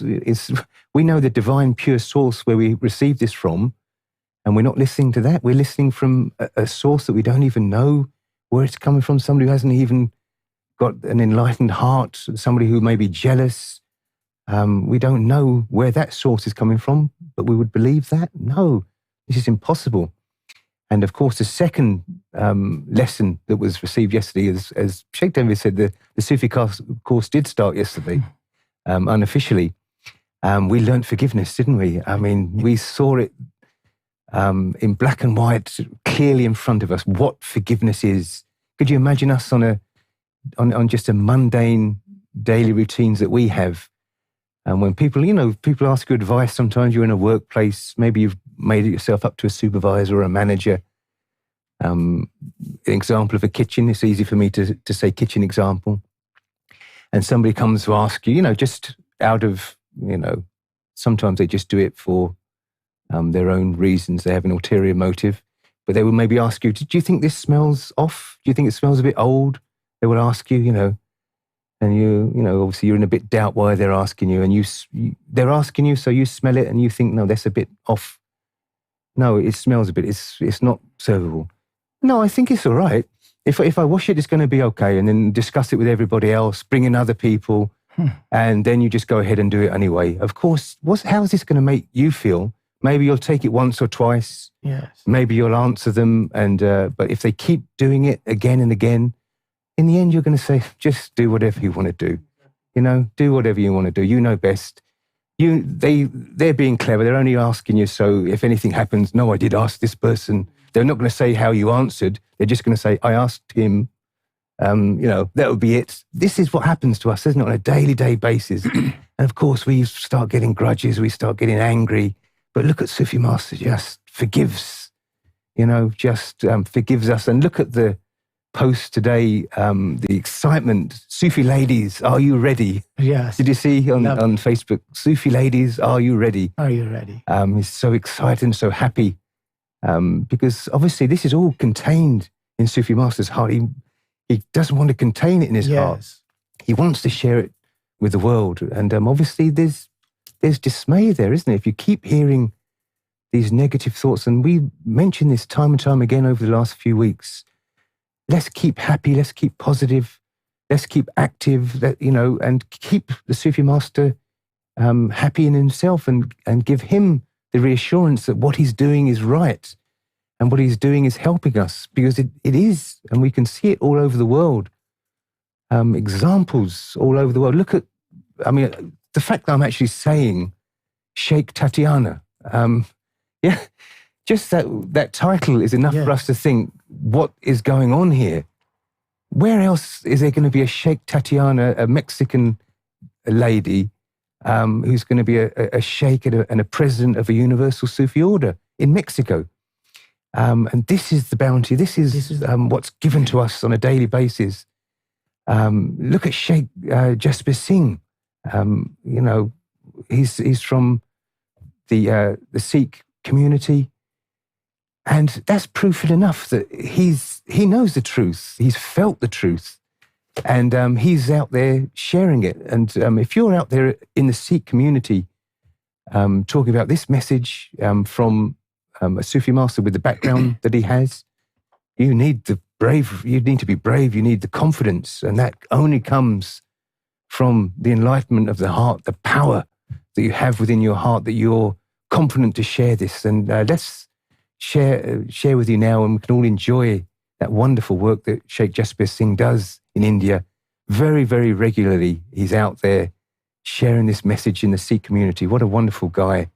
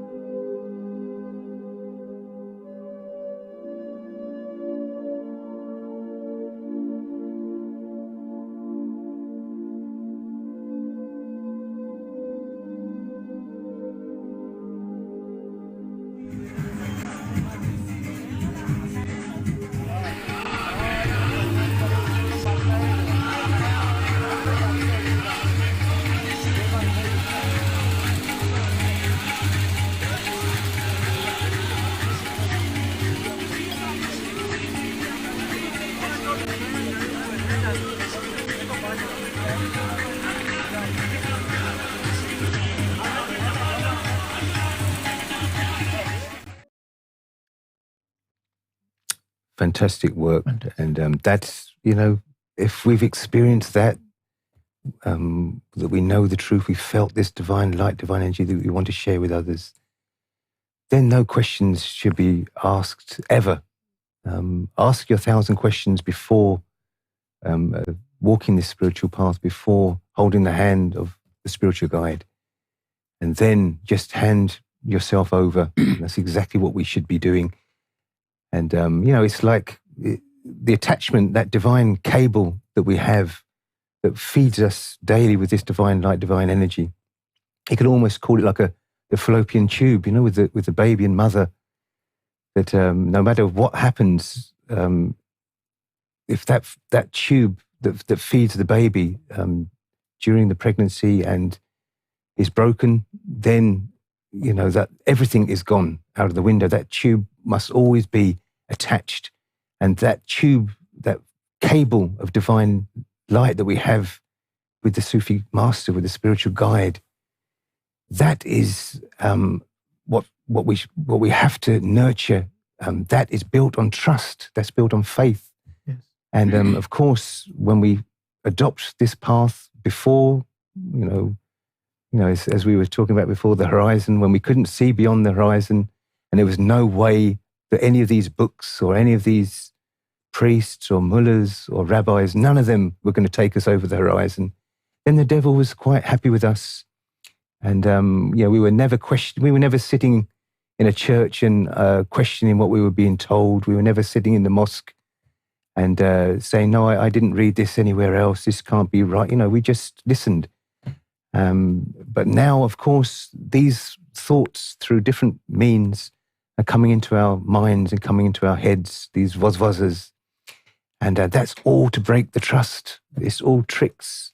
The devil, our lower self, does not want us to be in the presence of somebody who's going to take us beyond the horizons, somebody who's going to feed us daily with divine light, divine energy. He wants to break that connection through any means. And this is not going to be a direct approach. We're not going to wake up one morning and the devil's at the bottom of our bed and start scaring us or telling us to do this. Other means are going to be used. Mediumship is going to be used. This is a world of reason, isn't it? There has to be a practicality to every action. So people are used. People very close to us are being used. Or people that we think have some knowledge, they're used. And the devil will use anything to try and steer us off this path. Exactly. Like very important point that you talked about of having the divine cable, the mediumship that is coming from spiritual guide's heart to your heart. So we need to understand that normally our way of thinking develops that the kind of atmosphere that we grow in as a human being. Obviously, like we think that this Sufi course is also going to be a very kind of traditional type of course that we have been attending in our student life. But it is different, totally different from that. It's not a computer course or a management course where you go in an institution, you attend some lectures and you gain a certain type of knowledge. And that's it. You hold a certificate for that. No, it is a Sufi course. Obviously, you need a genuine Sufi to impart that Sufi teachings to your heart. So your minds are going to be explained about the information that you may collect from the books, but the wisdom and the actual benevolence of that knowledge is to be given by your Sufi master. Yes. And that will go in your heart. And your heart will have this wisdom and this understanding through the courtesy of that divine light. Mm-hmm. So this is, we need to understand. If that connection is cut by, having some doubts or some reservations about your spiritual guide, then you are just depriving yourself of that bounty. Yes. So it is very, very important. The key to the spirituality is this. Now, the second thing that, as you said, that devil plays, it's all its cards and all its disposal to lay you astray. How is he going to do this? He will not come somebody separate that, oh yes, I am devil and I'm here to mislead you, I'm here to misguide you, so please give up your visiting your master. No, he will come in some of my friend. He may come in my mother, in my brother, or some of my friend. And what that friend or that person will do to me, he will create some doubt about Sufi master Sayyidi Younus AlGohar in my heart. And he would start talking about him. Oh yes, Sayyidi is so lovely. Sayyidi teachings are so lovely. But do you remember Sayyidi said something yesterday like this? So what did he mean actually this? And this is how he will begin to grow doubts in your heart. Right. So please, all my brothers, all my sisters here at ALRA TV, here at Universal Sufi Order, please keep a strict watch on such people, those who try to, create some doubts regarding Sayyidi Younus AlGohar by discussing something, that Sayyidi has not said, that Sayyidi has not talked about. So please don't listen to them. Just listen to Sufi Master Sayyidi Younus AlGohar and follow his strict advice. You need nobody to guide you. There is only one and only one. Yes. That is Sayyidi Younus AlGohar. Well, that's very well said, Sheikh Tanvir. Very, very well said. And the fact to never doubt the instruction, because it's all training. We have to understand the fact that everything that we're undergoing is training for us. It's for our benefit. And no matter how, through our intellect, we think, no, why would we do that? It would be better if we do this. If we're being instructed by the Sufi master, by the guide to do this, then this is training for us. And because we cannot see behind the walls, can we? We can't see what's happening behind the wall. Only the Sufi master can do that. And he will discreetly train us. If he came out and said, I'm doing it for this, then it's not going to work. This is not spirituality that we're told, no, you must do this because it's going to help you to overcome this in the future. No, this isn't going to work. It's like the Karate Kid. Has everybody seen the Karate Kid movie? And when the kid goes to the master, he's an expert in martial arts. So he wants to learn martial arts. And he says, come to my house every weekend. So the kid comes to the house and the instructor's telling him to paint the fence. And he paints the fence all day, painting the fence, doesn't he? And then the next time he comes, he's telling him to wash his car. And he just does this. He said, no. Wax on, wax off. wax on, wax off. And, he went through all these mundane chores and he said, he's getting me to do all the jobs in his house. And it went on for so much time. And in the end, he cracked. Yes. He said, what's going on? Why are you telling me all this? And in the end, everything was for a purpose. Everything was for a reason. Yes. Every action was either to block a strike or to make your own strikes. It was incredible. Incredible, yes. That everything he just touched his hands and everything was in the memory. Yes. So this is exactly what happens when you put yourself in the hands of a master. Yes. Just what they know. This is why we're here. They know more than we know. They've experienced more than we know, and they're at a much higher level than we are. So why are we going to question it? Yes. The question should happen before. And look at I've travelled the world. Almost every corner of the world with Sufi Master, and the speeches from every church, gatherings, temples, everywhere, after every single discussion, no matter what, no matter how seemingly hostile the people are or whatever's going on in that situation, Sufi Master will always say, are there any questions? And he would just throw out open questions to the whole audience, and never as one single question never been answered.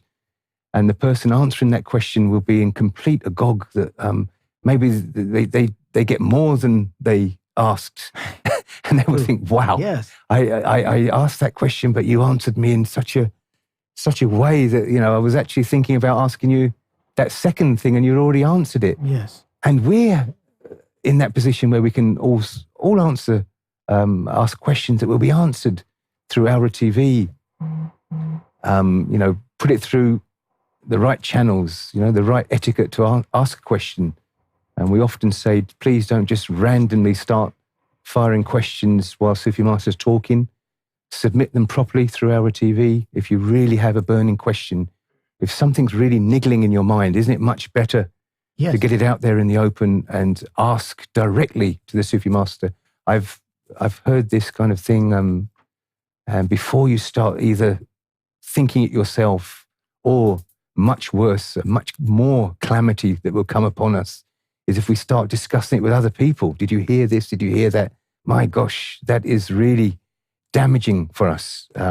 Goshi Marhaba Sufi Master, welcome, and thank you once again for going ahead with this invaluable course, the Women's Sufi course. We're all so happy and excited that it's going ahead. And thank you for your forgiveness always. But we're promising, is everybody making that promise now, that we cannot just be expected to be forgiven all the time, and this is not going to happen. We must make our changes now. Michael Jackson, it starts with the man in the mirror.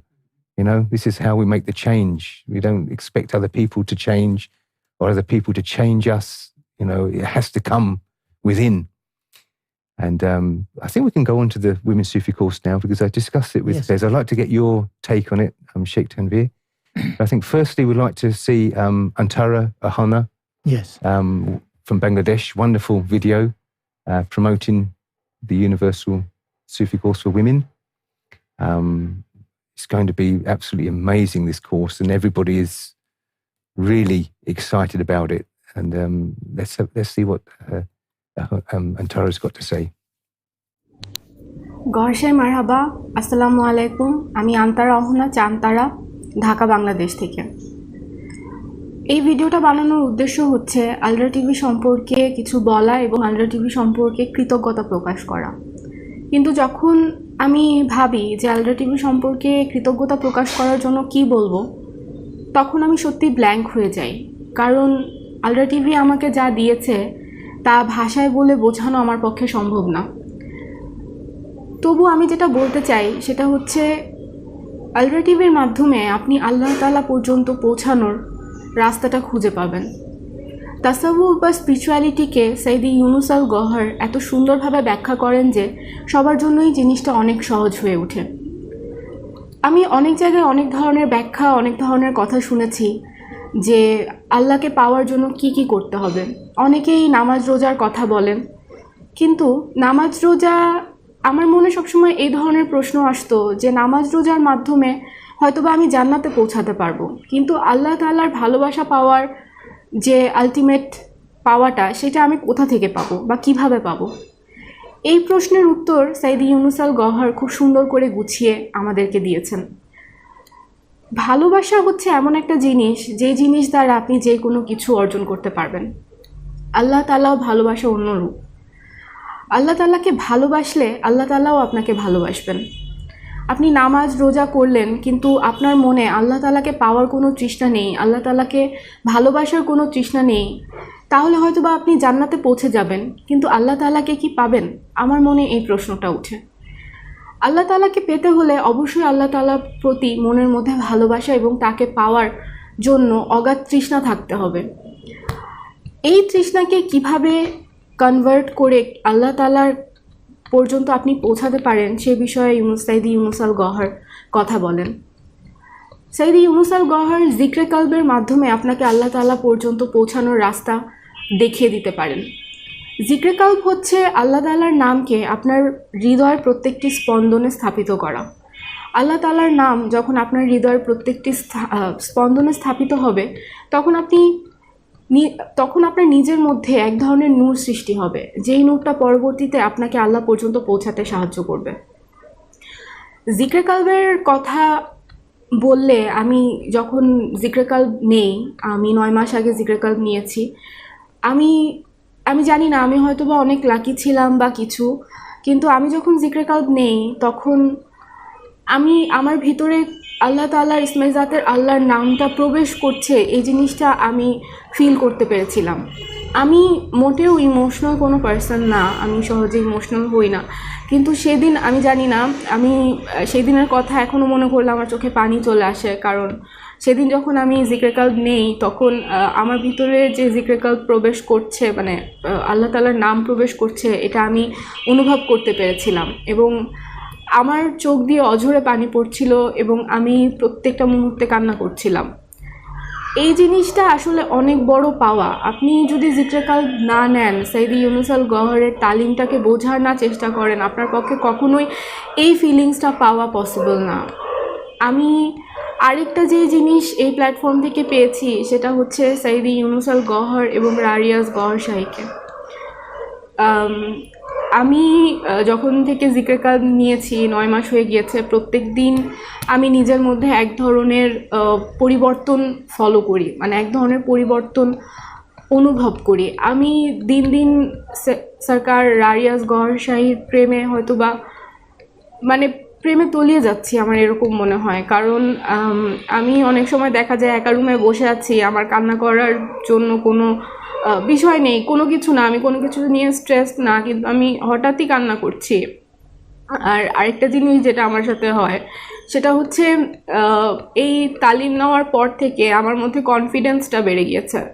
কারণ আমার মনে হয় আমি যদি কোনো প্রবলেমে পড়ি বা কোনো প্রবলেমে থাকি, তাহলে ইয়া গওহার আল মাদাদ বললে এবং সাইদি ইউনুস আল গওহারকে এবং রারিয়াজ গওহার শাহীকে মনে করলে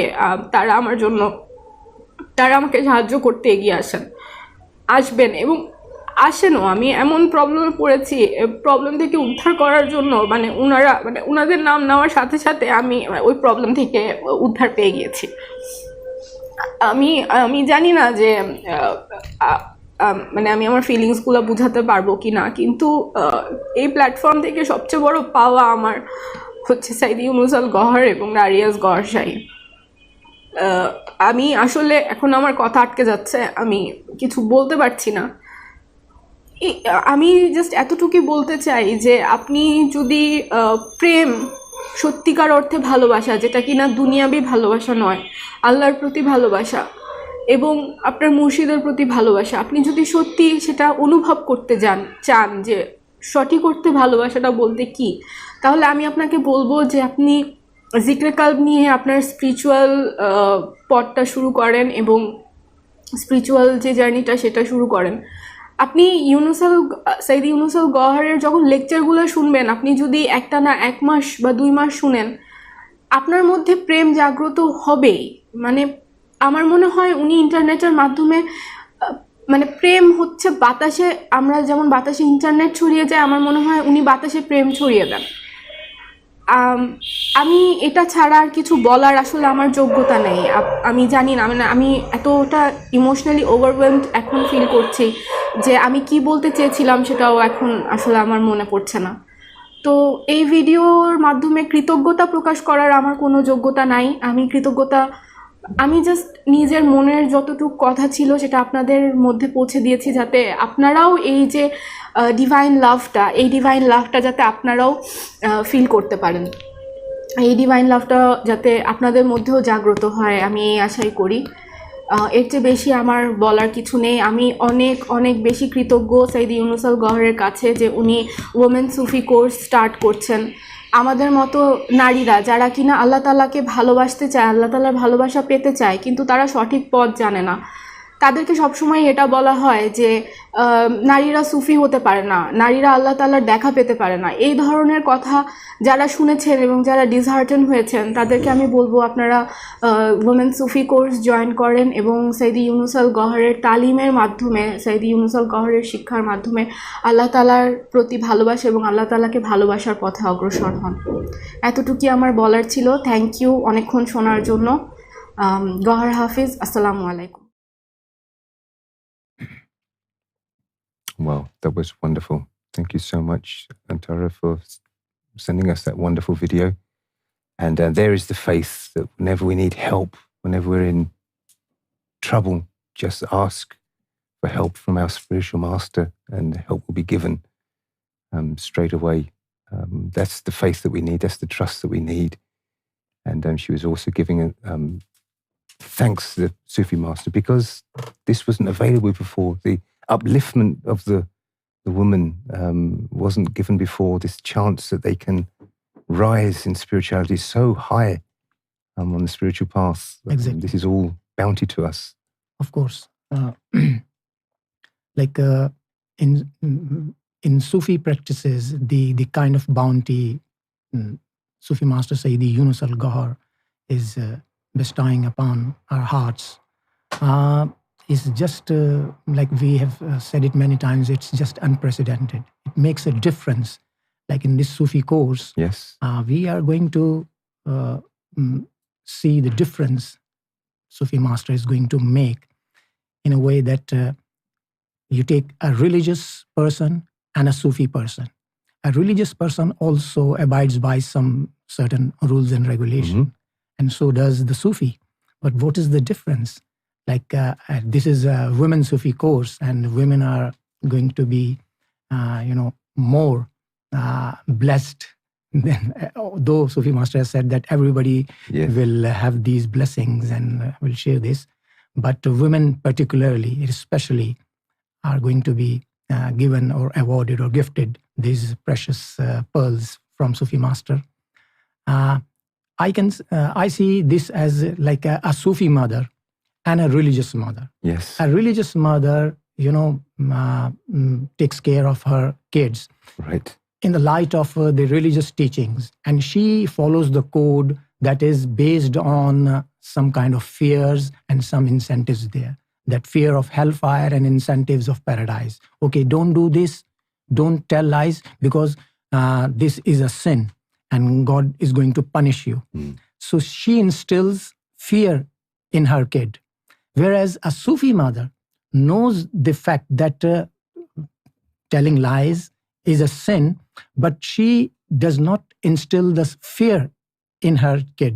Rather, she says that this action or this sin is going to produce a negative element in your character, and that will add to the negativity in your character, and that negativity will impede in the circulation of the divine energy in your bloodstream, and that will in turn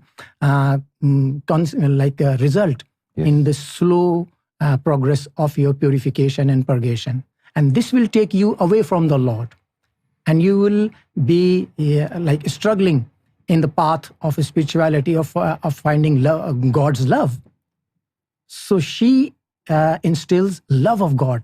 So do not displease your Lord. Don't make your Lord angry. your Lord is going to be displeased by this action. Yes. So in the pursuit of love, that kid, gives up or abstain from committing that particular action. Though we are not talking that it is bad or good. No. Whatever the action that pleases your Lord, a Sufi opts for that. Yes. So this, I think, the kind of the training or the teachings Sufi Master Sayyidi Younus AlGohar is. And as we say, the formation of a family takes place very much with a woman. So if a woman is her character is spiritualized, so obviously people, those who live in her company, be they son, husband, brother, or like a father, they are going to be blessed. But like a Sufi wife tells her husband that do not bring ill-gotten money in my home, because that will add to the negativity. And this negativity is going to take us away from the Lord. It is going to produce more negativity in our lower self, and this will impede our progress. Yes. So she will discourage, and she will literally, okay, if you are, but the money that is, rightfully earned, that is going to benefit us. So she will be seeing in this perspective. So just imagine if our ladies are equipped with this knowledge and they are persuading their men to go for the rightfulness based on spirituality, Sufi teachings. So society is going to be really revolutionary. This is going to be the revolution, the start of the revolution, the upliftment of the woman in our society, bringing back the structure of society right from the foundations. It's going to be incredible. So as Sufi Master says, are you ready, ladies? Yes. Let's make sure we're on time, we're punctual every single day for the Sufi course. Notepads ready, computers ready, and full concentration should be there, absorbing every single word. Yes. There will not be a single word that will go to waste. And, just as the Karate Kid, whatever the instruction is going to be for our long time benefits, and it's going to elevate us on the spiritual path. So, what a wonderful gift! It's the Father's Day weekend, isn't it? On Sunday is Father's Day, and our spiritual father is giving us a gift of the Sufi course. So, what a wonderful way to start this weekend! And let's watch Fawzia Bilal's wonderful video as well, just to get us in the mood for this up and coming Women's Sufi course.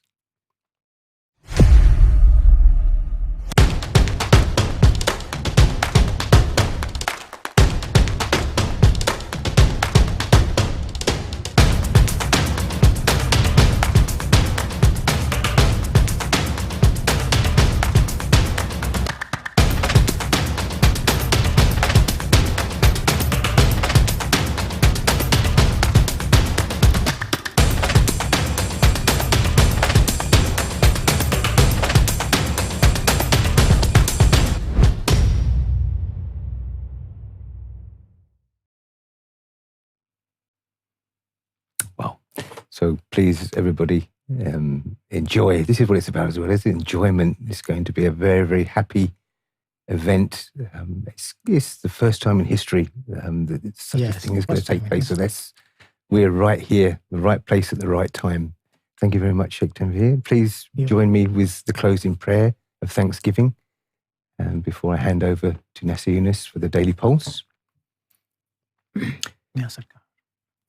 Dear Lord Rariaz Gohar Shahi and Lord Jesus Christ, there are no words in any language that can do justice in paying gratitude to you or glorifying you.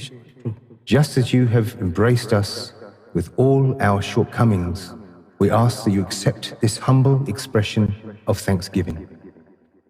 Thank you for showing us the spiritual path and granting us the strength, forbearance and determination to strive for you.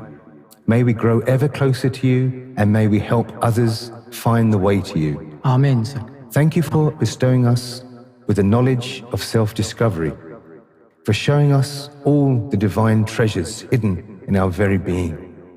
Thank you for enlightening our hearts and bringing your beautiful name therein. May our journey of self-exploration lead us to become true Gnostics.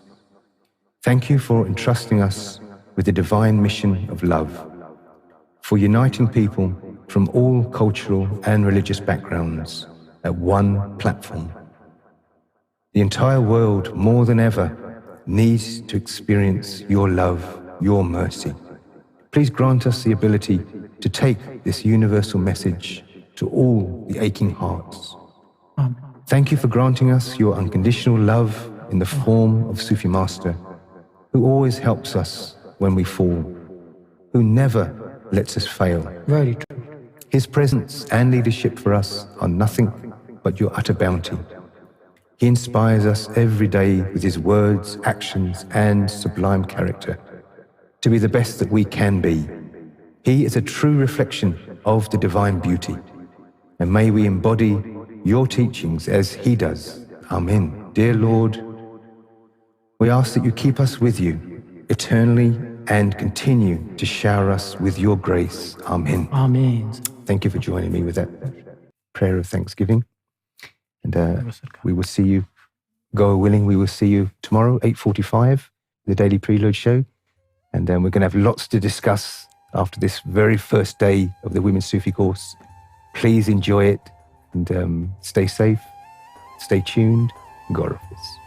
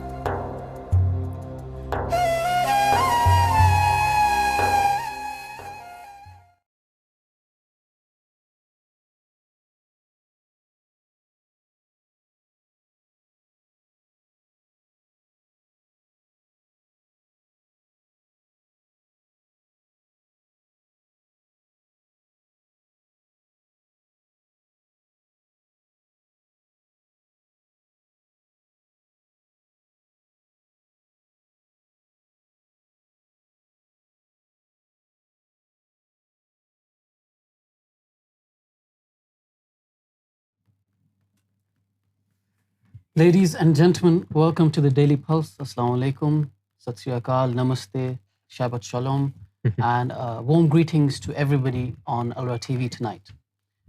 Today is, just one moment, sorry, forgot the mic. Wow. Today is the official opening of the women's Sufi course. So, just before we commence with our conversation, let's delve into the book of His Divine Eminence Gohar Shahi, The Religion of God. Now, this is one of the opening chapters, and this chapter reads, Man since creation to infinite. So I'd like everybody's attention, first of all. There's been a lot of talk in regards to the Women's Sufi course. There's a lot of excitement. But let's make sure that everybody is attentive, first of all. So if everyone that is listening, could you just indicate that you're available, you're attentive, and you're listening. If you could kindly just type something onto the YouTube comment box. Oh, yes.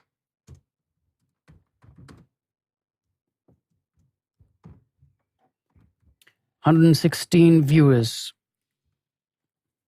Imran Bhai is saying present, sir.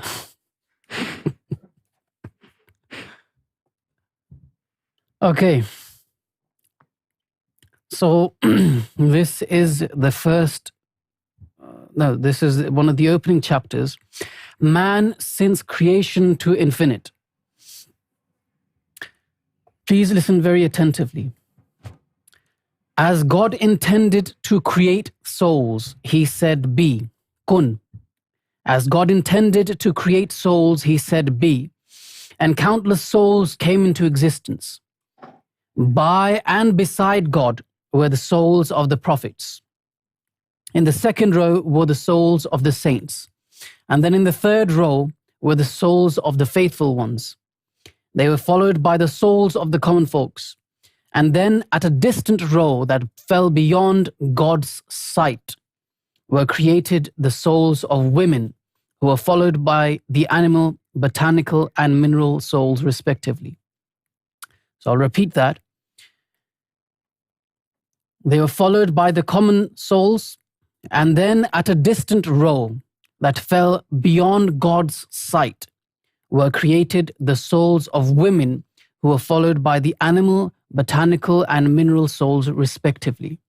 So we understand from this that when God commanded the souls, when God was in the act of creation of the souls, He said, be. And countless souls were created. The formation, the structure of what souls were where is explained in this book by His Divine Eminence Gohar Shahi. And then Sarkar said that at a very distant row, a row that fell beyond the sight of God, were the soul of the women, the animals, the mineral souls, the botanical spirits. And then we also find that the souls of the women, they were unable to see God once having come into the world, because they were beyond the sight of God. They were so far in the line, they couldn't see God. God couldn't see them, and this is why they are not able to see God. Now, this is, we've come back in history of time. We've come back all the way, we've gone all the way back, and we now know why women were unable to see God. We've heard of many saints that saw God, that were elevated to the ranks, to the levels in which they were able to see God, be in the company of God. But we've never heard that a woman was ever able to see God. And the reason why they were unable to see God is completely made. We've been given the backdrop, the why of why they can't see God. It is because they were so far into the distance that they were beyond what God could see in the formation, in the alignment of the souls. So, if we were to begin thinking of names of women of who had seen God, we can't come up with many. I mean, even if we start thinking of the names of Sufi women, that existed in history, I think you can count the names on probably one hand. If you're lucky, probably another one or two fingers on the other hand. But that is it. So there's been a completely limited amount of female Sufis, and then on top of that, there have been none of those have ever seen God. I mean, if we were just to take the famous Rabia Basri as an example, this famous lady, famous Sufi, was from a town called Basra in Iraq, and she was a very she was a very spiritually elevated woman, but she was not able to see God. And this is why in Sufi circles she is referred to as Adha Kalandar, half a Kalandar. That's because she was unable to see God. So this is this is an impossible thing in the female realm to imagine seeing God. But today, Sufi Master Younus AlGohar, with the flag of his Divine Eminence Gohar Shahi, is inviting all womankind to not only become female Sufis, but also, and I'm daring to say it, but also surpass the ranks of Rabia Basri. She had never seen God. But in this day and age, in the era of his Divine Eminence Gohar Shahi, it is possible through the authority, through the mere authority of his Divine Eminence Gohar Shahi, that women are also today able to see God through the benevolence of his Divine Eminence Gohar Shahi. Then we also find the difference between man and woman. Now, men were given one portion of intellect. No, sorry. I mean, that's the other way around. Excuse me. Sorry. They were given... I've obviously demonstrated that. That was the one portion of intellect. Maybe that's why you got your share. So men were given out of all that is distributed. Men were given 9 portions of intellect and 1 portion of love, whereas the women were given 1 portion of intellect and 9 portions of love. Now, what happens is that because they have more potential, womankind has more potential to advance in loving God, to invest more of their portions of their being into loving God. And this is why they are more prone to be attacked by negative energies, by whatever you want to name it, negative elements, energies, Satan, devil, however you want to address it.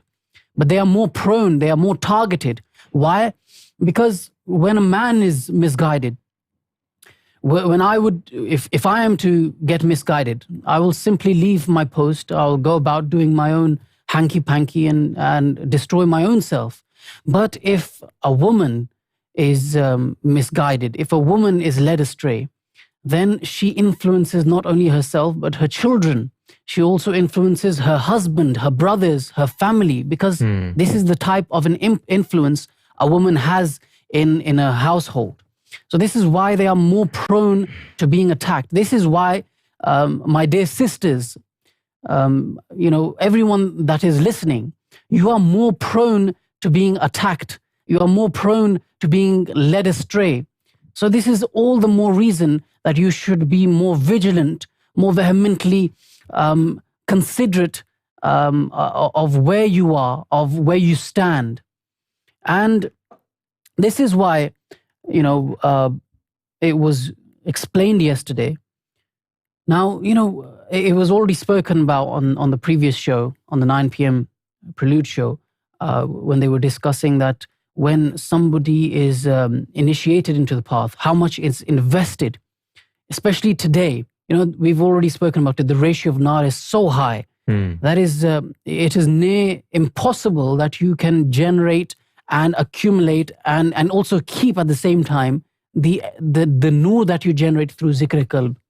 So today, when you have been initiated, when your qalb has been awakened, your qalb is doing zikr Allah, don't think that this zikr that is getting started, it is due to your own efforts. It's due to the investment of nur and nazar of the spiritual master, of the spiritual guide.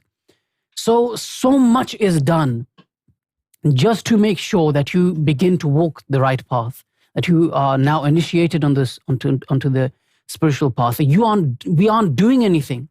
The spiritual guide is taking personal interest, is making sure that you are, like when a car breaks down, you have to get the pliers, the electric thingies applied to the car and jumpstart the car. Jumpstart leads. So that's what is being done by the spiritual guide. There is no effort from our side involved in initiating, in beginning the That is path. very true.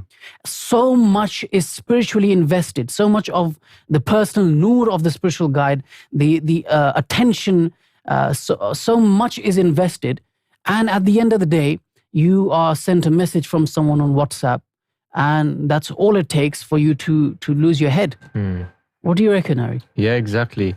I mean, it wasn't long when you joined. Yeah, I think about going back in September. Remember, I kind of came across when I joined the circle, and I didn't really search. It was my friends and stuff like that from the town I was from, and they were sending me all these kind of videos and people who live near me.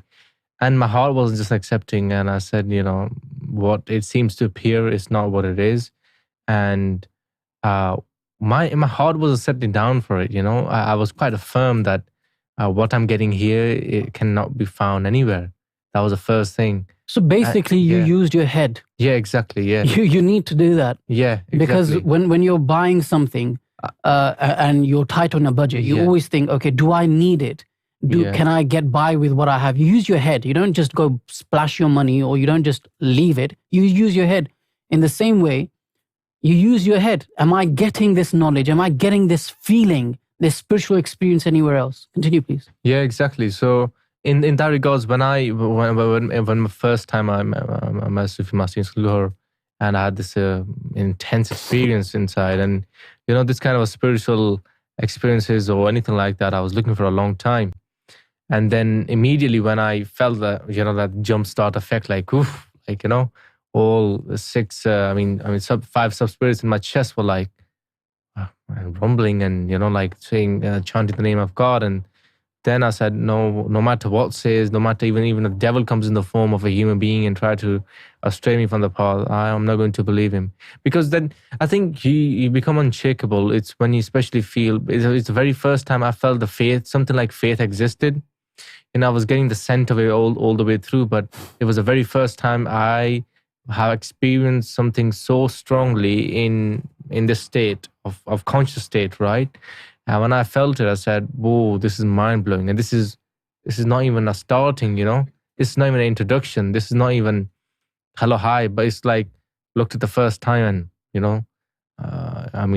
there's a song as well, Pehli Nazar Mein Jadoo Kar Diya, that sort of thing. So it was like that. My heart kind of affirmed that, all right, okay, this is it. I ain't settling down for less.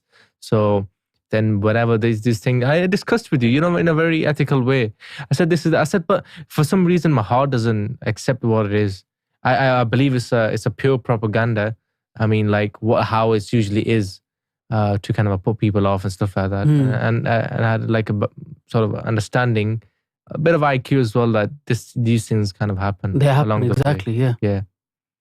And it's seen everywhere. We also have, if Ayaz Bhai is ready, he's from, correct me if I don't pronounce it properly, Ayaz Bhai, from Vadodara, Gujarat, India. Right, Ayaz Bhai? You're live now. I think it's just me.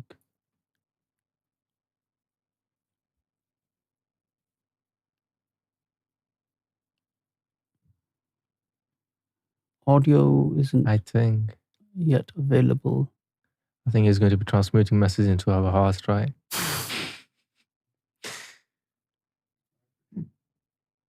We can't hear you at the moment, Ayaz Bhai. Is your audio isn't coming.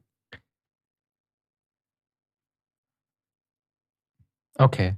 I think whilst that's have a look into that, fixed, even Amir Rahman just commented that I had a feeling after watching the first video of Sayyidi, yes, he is true. And of course, he is the one whom I was searching for a long time. And you hear from various people, and their first time experiences, and they say, their heart affirmed immediately. And I think this is really good. Like Sufi Master explained yesterday that, these Sufi fans, they used to test, they used to test waters, like, where do you really stand? Or can I really trust you with spiritual knowledge? And what they used to do, they used to say like, they used to question their belief system.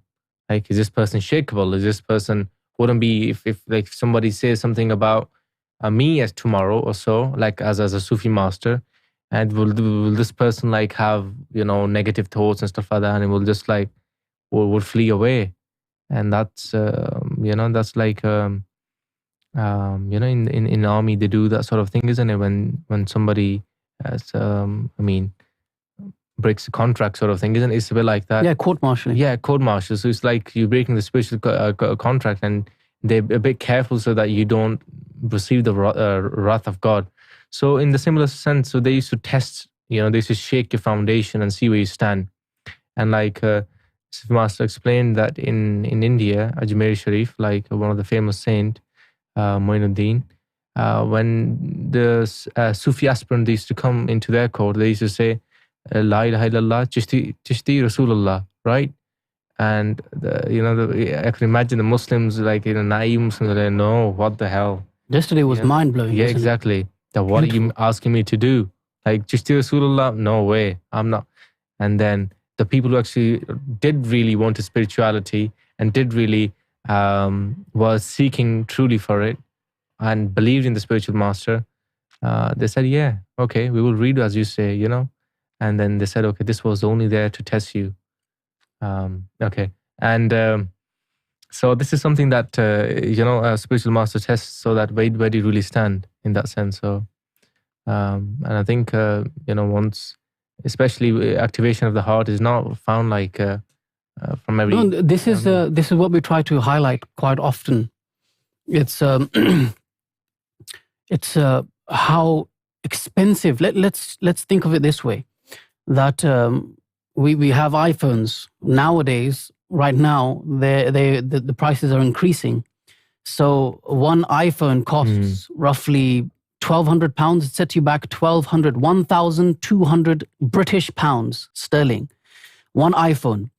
So imagine in 10 years, right now, when an iPhone is released, it's like, whew, iPhone. When you buy it, you buy this case to make sure that when it drops, you protect the iPhone so that when it drops, you're not going to break it. It's very expensive. You don't want to break the screen.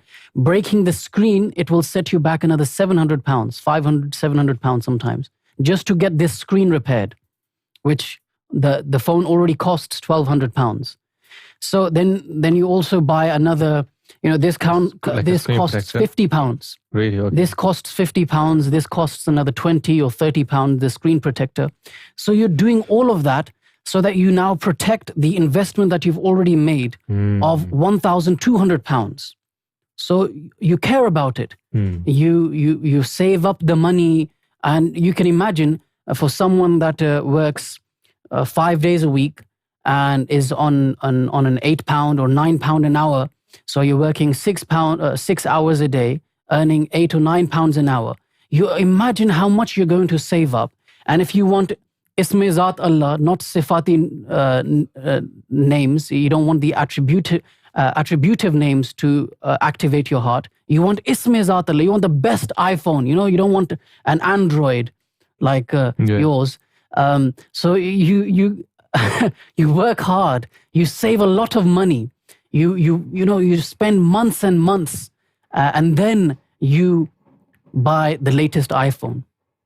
And this is exactly what happened before. People would have to spend years, a minimum amount of 12 years, just to weaken and purify the lower self. Before that, they weren't even accepted. Abhi to zikr kalb ki baat hi nahi ho rahi. They weren't even accepted into the discipleship of the master. They had to purify the lower self. Having purified the lower self, which took 12 years to do, They had to kill the ego. They had to completely purify the ego. It would take 12 years to do that. Having done that, having purified the ego, then they would go to the spiritual master. Oh, spiritual master, please allow me to be your disciple, to be your follower. Then the spiritual master would make them a disciple. After that, at some point, upon pleasing, the spiritual guide, then they would give them the awakening they would open their spiritual heart for them. And today, what is happening? You come onto ALRA TV. You're not even talking to the spiritual master. You're talking to the Tom, Dicks, and Harrys of the Universal Sufi Order.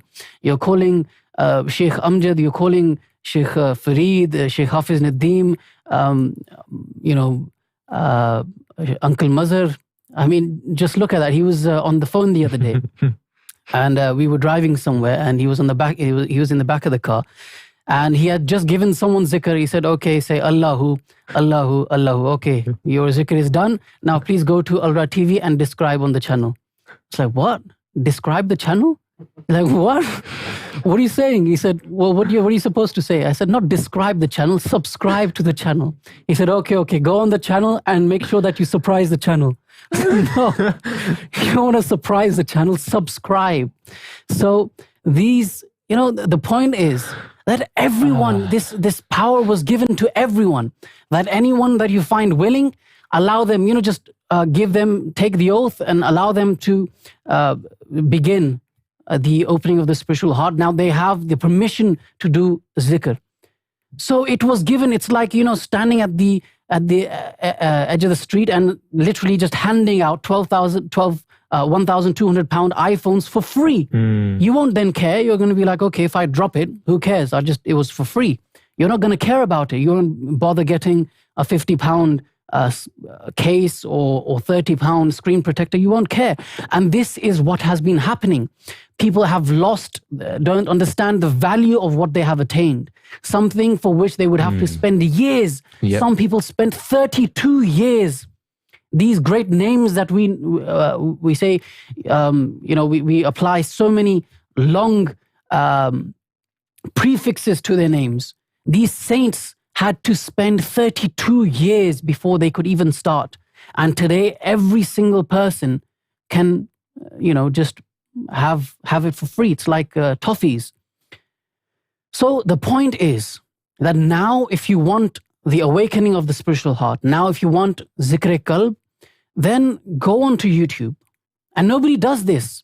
You can go to Dawat-e-Islami, Minhajul Quran, you can go to any priest, all these organizations and all these people, they will hide all the propaganda against them. Truth or falsehood, they will hide it. But you have been told yesterday that before taking Izn Zikr-e-Qalb, go onto YouTube, ask all your scholars, your muftis, your ulama, all your friends, this is where I am going. Do your research. Listen to all the negative propaganda against His Divine Eminence Gohar Shahi and Sufi Master Younus AlGohar before you want to decide to have Izn Zikr-e-Qalb. If you still want it, then you can contact ALRA TV, and then you'll be guided to the right number. It's I don't want to keep Ayaz Bhai waiting for too long. Ayaz Bhai, if everything is well, could you join us, Ayaz Bhai? Gohar Marhaba. Gohar Marhaba. How are you doing? Hi Harry, how are you? I'm good, thank you so much. Can you increase the volume? So Ayaz Bhai, like Harry, was born a Muslim, and both of these individuals had a burning desire. But I'm sure, you're like common human beings out and about doing your thing. Ayaz Bhai is an entrepreneur. He tell us a bit about yourself.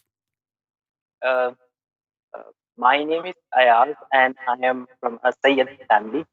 I am a Najibul Tarfain Sayyid, both Hassani and Hussaini Sayyid. Okay. Wow. I have a master's degree in finance and marketing. I have invested past decade in strategize in social media of corporate companies like Infosys, Wipro, L&T, and all those companies I have spent all of my past 10 years. And in the personal life, I have invested 6 years with Vedatul Wajud Talimat with my first Piro Murshid, who is my maternal grandfather, and have invested close to 8 years with Sayyidi, with ALRA TV, with Sayyidi Younus AlGohar. So my journey started with Sayyidi Younus AlGohar after departure of my first Piro Murshid, my maternal grandfather. I wanted to discuss the situation that I had in 2012 when my Piro Murshid felt really ill and he was on the wheelchair. So he intended to perform Umrah, and I was chosen to go with him on that trip in 2012. So if you can imagine having a person on a wheelchair and you have to go from India to Makkah and having shifting to different planes, shifting buses and all this stuff requires immense patience. I think that was the moment I got clicked, and that was the moment my heart got clicked when my Piro Murshid have raised his hand in front of Kaaba and said, "Protect this child, protect this child. This child has a heart that wants God." And the same thing happened in Medina Munawwara. We stayed 14 days, 7 days in Makkah, 7 days in Medina. After seeing the ziyarah of Medina Sharif of Sarkar Sallallahu Alaihi Wasallam, one day we have spent 6 of our night in the hospital. In the day when he used to be awake, he used to raise his hand, he used to ask God, show the path to this guy. He's the one, he has the patience. And when we came back, when we got the signal that my Piro Murshid will not depart in that line and has to come back to India, he came back within a 1 week of time. 1 week of time, he passed away. And the fire inside my heart, the longing that I wanted this ilm, I wanted to know who Allah is, what is Nabuwat, what is Risalat, what is Wilayat, what is Khilafat. I wanted to know. I understood what was Vedatul Wujud, what was the Talimat, but I still couldn't be able to understand what God is, what Allah subhanahu wa ta'ala means, what is Ilah means, what is Zat, Sifat, Asma. I was not even aware of a single thing, but I would know that God's Noor resides in every single creation. That is what I all knew at that point of time. And at that point of time, you should remember 2012, there was a leader from Pakistan who was very famous of his speeches. That is where the thing started with me. I was looking on the YouTube and Sayyidi was speaking about that particular guy. And we majority of Indian used to think that he is our Qibla because he visited us in India and he has granted a longer speech, and he claimed so many things he will do this and that. And that video of Sayyidi, I was kept mum for all of the video that he was talking. The people, I still remember for today, where have that leader gone? He used to talk about Allah, he used to talk about Rasul. Now that he has property, now that he has charity fund, now that he has all the councils and everything that he wanted, where is Allah in him? Or show us a certain number of people that can claim that they have found Allah. I'm proud to say I have understood and found what Allah is, what Ilah is, what is Khilafat, what is Khalifa, what is Rasul, what is Nabuwat, what is Wilayat, what is Murshid, what is Kamil Murshid, what is Kamil Iman, what is Kamil Iman, what is Islam, what is Momin, what is Mokhin, what is Darjah Ihsan. It is just because of you, O Sayyidi. It is just because of you that I have understood the concept of deen, not only the concept of Islam, but the concept of entire nations from Adam to Prophet Muhammad sallallahu alaihi wasallam. The message is not for single nation religion. This message is for entire humanity. People has to understand that. I have spent 8 of my years just keep listening to every single video what Sayyidi has to say. He has to bring up people from what they are preaching is not what God wants. They are preaching the dargahs, they are preaching the jhandas, they are preaching the people who have received the gatti nashini from the father who passed away without having to go through the path of tariqah. What do you think? In the 6 years that I have spent with my maternal grandfather, I used to sit on my foot in a calm manner, just keep listening, and he will not speak on Ismizat Allahu. He will not disclose me the Risalat. He will not disclose me what is Nabuwat. He will not disclose me any of the secrets, what makes us Muslim, what makes us greater in our deen, what Prophet Muhammad sallallahu alaihi wasallam has to offer to all of us. None has spoken in India, in all around the globe. What if you have paid attention yesterday, the secret of Kalma Tayyiba, that Allah is Ilah. You know, Allah is not saying there is no other Allah. Allah is saying there is no other Ilah. This mean itself what the message was open to all of us. I understand when I say like this, I might look blunt, but you understand the message of Allah subhanahu wa ta'ala. What Allah subhanahu wa ta'ala said, he was a hidden treasure. He wanted to be known. So he created Adam, Insan Kamil. He created Adam in such a complex way that if in order for him to receive his message, he has to be something which is able to send and receive the messages. That was the secret qalb. And when we say man arafa nafsahu faqad arafa rabbahu, what does this mean? That one who has known his nafs has known his Lord. What does this mean? The ilm that we have is backed up by the Quran, is backed up by the Hadith, is backed up by all the references that we have. I have never seen such a knowledge been opened through the Quran. If you bring up any Sufi from any part of the world, when you try asking him explain the Sufi way of Islam, they will be not be able to reference you. I might spending 14 years in this path wouldn't have known that Shaitan is sitting on the Siratul Mustaqim. I wouldn't know. Very true. That I wouldn't know that he's sitting on the Siratul Mustaqim. And what is Siratul Mustaqim is. We wouldn't know who is that one single person in the entire planet Earth can come and explain me what was the meaning of Siratul Mustaqim that entire Ummah was preaching and wouldn't know what is Siratul Mustaqim is. It is a straight path.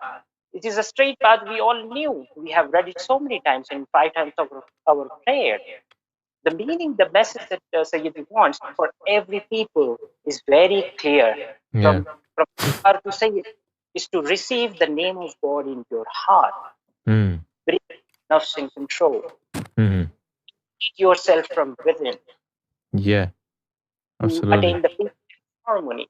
Understand your true self, why you were created for, what you're created for. There is nothing else. I haven't seen a single video in the past 8 years the Sayyidi is asking something from us. I haven't seen any sort of commitment. The knowledge that I have, if I were to receive from somebody else, I don't know, I would have been spending 25 years to 30 years in someone's hands, and maybe not even reaching close to what is Risalat means, what is Nabuwat means, and wouldn't even know the difference between these two. Very true.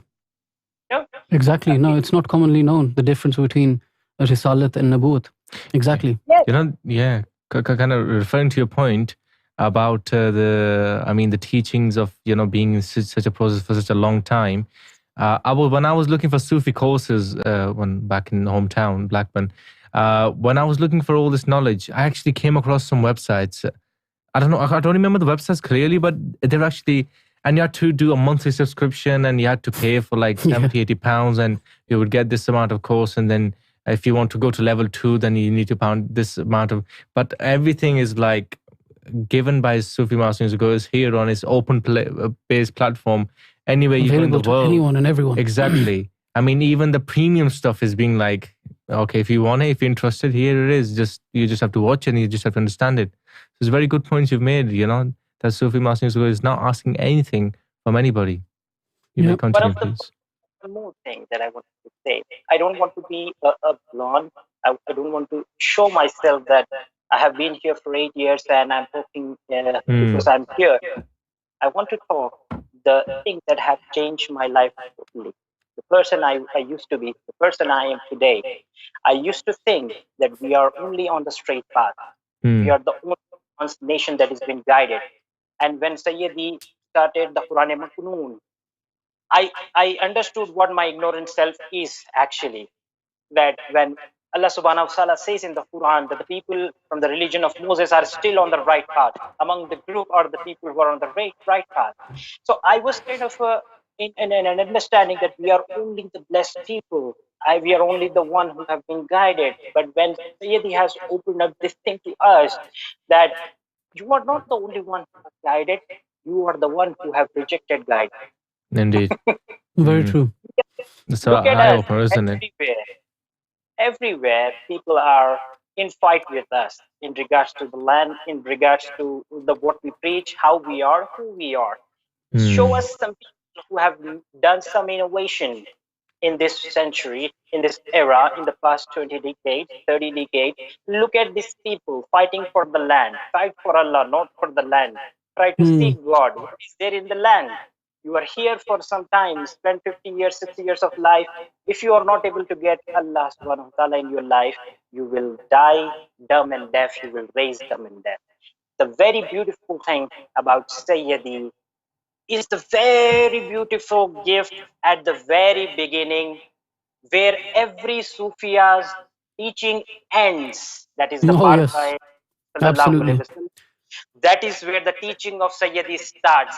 Very true. Take Allah subhanahu wa ta'ala inside your heart. Read in the name of your Lord. Allahu, Allahu, Allahu. Who has that power today? Who has that authority today?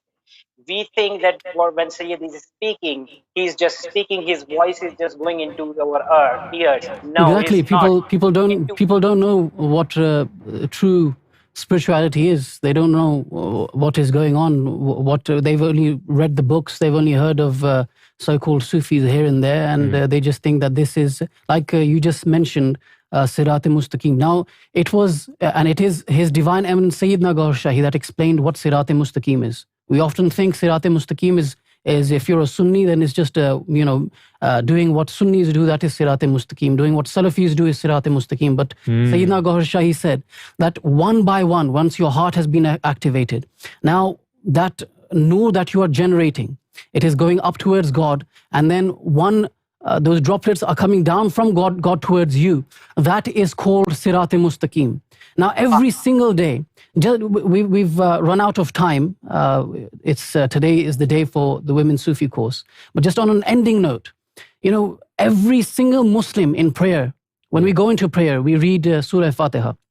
We read Idhina Sirat-al-Mustaqim. We pray to God, oh God, show us Sirat-al-Mustaqim. Show us the truly guided, straight path towards you. Idhina Sirat-al-Mustaqim.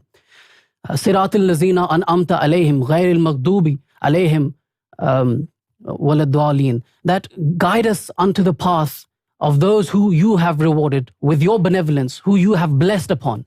Guide us unto their path, the same path, the straight path towards you. So every time in prayer, every single time, 5 times a day, we are requesting God, guide us onto the straight path, guide us onto the straight path. Then you bump into His Divine Eminence Gohar Shahi's teachings. You suddenly fall upon ALRA TV. You get Izni Zikr Qalb. Now you have awakened your heart. Now you are generating divine energy through the spiritual glance of Sufi Master Younus AlGohar, through the teachings and the spiritual glance of His Divine Eminence Gohar Shahi. And after that, you get a bogus message on WhatsApp. Your father, your mother says, oh, there's this speech, look at this YouTube video. All of a sudden, what has been implanted in you, what you have been experiencing, you have been guided by God through His izn onto Sirat-e-Mustaqim, and now you go astray. Now after this, when you go into Salat, now after this, when you raise your hands and say, Ihdina Sirat-al-Mustaqim, just imagine what will be going through God's mind? What will God be thinking towards you as a human being? Do you think He will then feel benevolent upon you that He guided you onto the straight path? He showed you what Sirat al-Mustaqim was, and then you deferred, you deterred, you left Sirat al-Mustaqim, and now you are sitting in prayer, in Salat, and you are saying, Ihdina Sirat al-Mustaqim. So this is the ending of the message. Thank you very much, Ayaz Bhai, and I would recommend Reverend Steve to take him on to How I Found My Destiny. It's quite an interesting story. Indeed. Now, ladies and gentlemen, soon we will be experiencing the first day of the Women's Sufi course, which has been much lauded to be much more advanced, much more impactful, and much more fuller of divine wisdom and knowledge than the elementary and Western Sufi course, which was mind-blowing and mind-boggling in its own respect. So stay tuned on ALRA TV, and a warm greetings to everyone that has just signed on, and congratulations to everyone, womankind and mankind alike, that we are going to be commencing the Women's Sufi course today. Thank you very much, and see you all again tomorrow. आंखें बंद कर लें और तसव्वुर करें, visualize इसमें Allah is written on your heart. La ilaha illallah, La ilaha illallah, Adam Safi Allah, Adam Safi Allah, La ilaha illallah, La ilaha illallah, Adam Safi Allah, Adam Safi Allah, La ilaha illallah, La ilaha illallah, Adam Safiullah, Adam Safiullah, La ilaha illallah, La ilaha illallah, Adam Safiullah, Adam Safiullah, La ilaha illallah, La ilaha illallah, Adam Safiullah, Adam Safiullah, La ilaha illallah, La ilaha illallah, Adam Safiullah, Adam Safiullah, La ilaha illallah, La ilaha illallah, Adam Safiullah, Adam Safiullah, La ilaha illallah, La ilaha illallah, Adam Safiullah, Adam Safiullah, La ilaha illallah, La ilaha illallah, Adam Safiullah, Adam Safiullah, La ilaha illallah, La ilaha illallah, Ibrahim Khalilullah, Ibrahim Khalilullah, La ilaha illallah, La ilaha illallah, Ibrahim Khalilullah, Ibrahim Khalilullah, La ilaha illallah, La ilaha illallah, Ibrahim Khalilullah, Ibrahim Khalilullah, La ilaha illallah, La ilaha illallah, Ibrahim Khalilullah, Ibrahim Khalilullah, La ilaha illallah, La ilaha illallah, Ibrahim Khalilullah, Ibrahim Khalilullah, La ilaha illallah, La ilaha illallah, Ibrahim Khalilullah, Ibrahim Khalilullah, La ilaha illallah, La ilaha illallah, Ibrahim Khalilullah, Ibrahim Khalilullah, La ilaha illallah, La ilaha illallah, Musa Kalimullah, Musa Kalimullah, La ilaha illallah, La ilaha illallah, Musa Kalimullah. Musa Kalimullah. La ilaha illallah. La ilaha illallah. Musa Kalimullah. Musa Kalimullah. La ilaha illallah.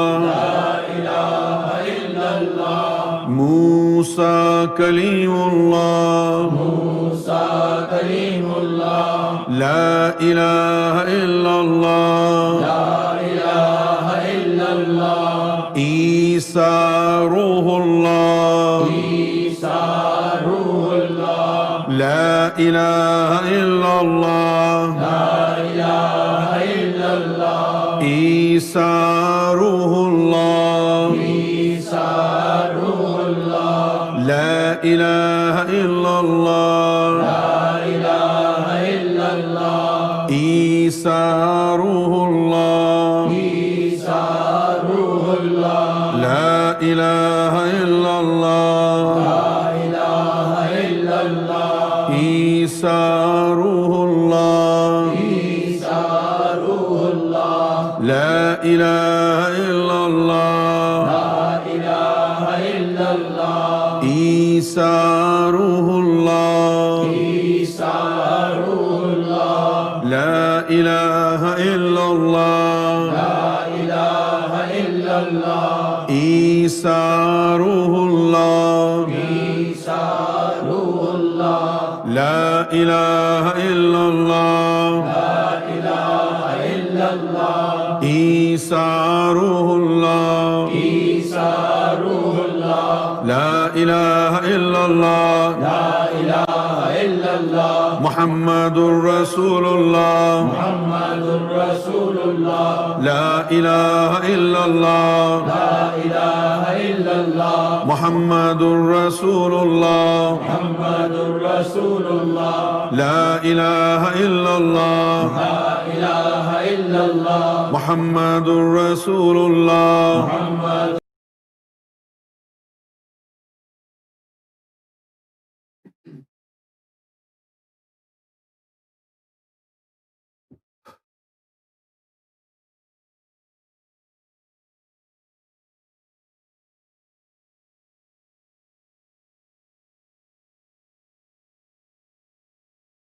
Gohshay marhaba. Assalamu alaikum wa rahmatullahi wa barakatuh. नमस्कार. इसका भी तो जवाब दो हाफिज जी. नमस्कार, सत श्री अकाल. सबका एक ही मतलब है.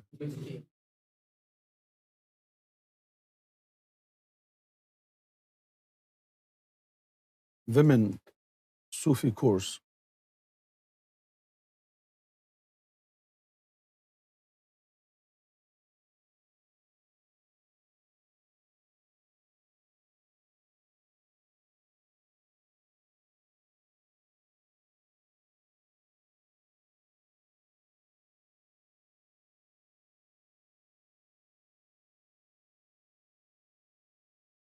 Like a few days ago, I put a post on Instagram.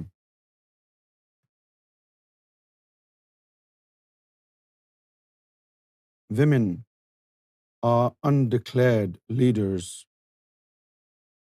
in our lives. And that is very true. Women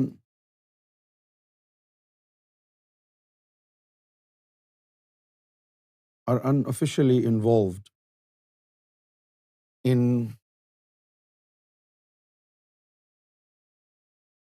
taking 80% responsibility of humankind.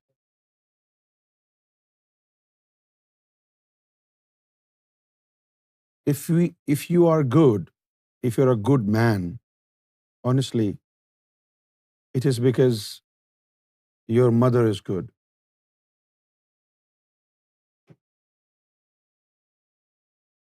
Because the first school is the lap of the mother. First school is lap of your mother. This is where you unknowingly obtain your initial knowledge and way of life.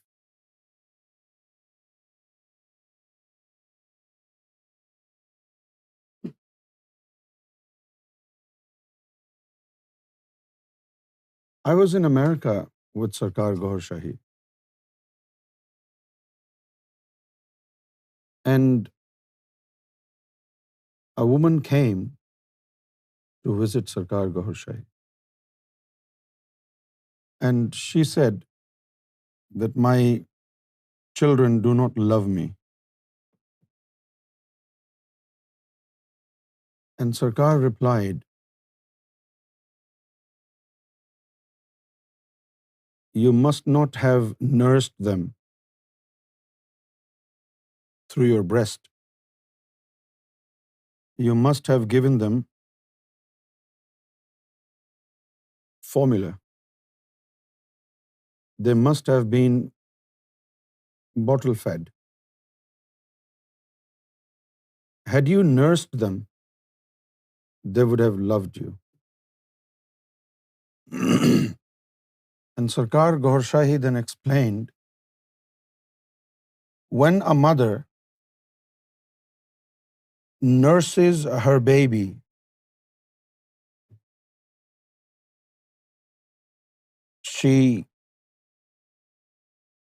the baby is very close to her bosom. It's not just the milk that the baby is nursing from the breast of a mother. Sarkar Gohar Shahi said, also love is transferred. But when you stop breastfeeding your children and you gave them formula, you gave them a feeder, the love from the bosom of mother didn't transfer to the children. This is why it is very important for every woman who want to understand that they must nurse their babies from their bosom. A woman is the foundation of our society.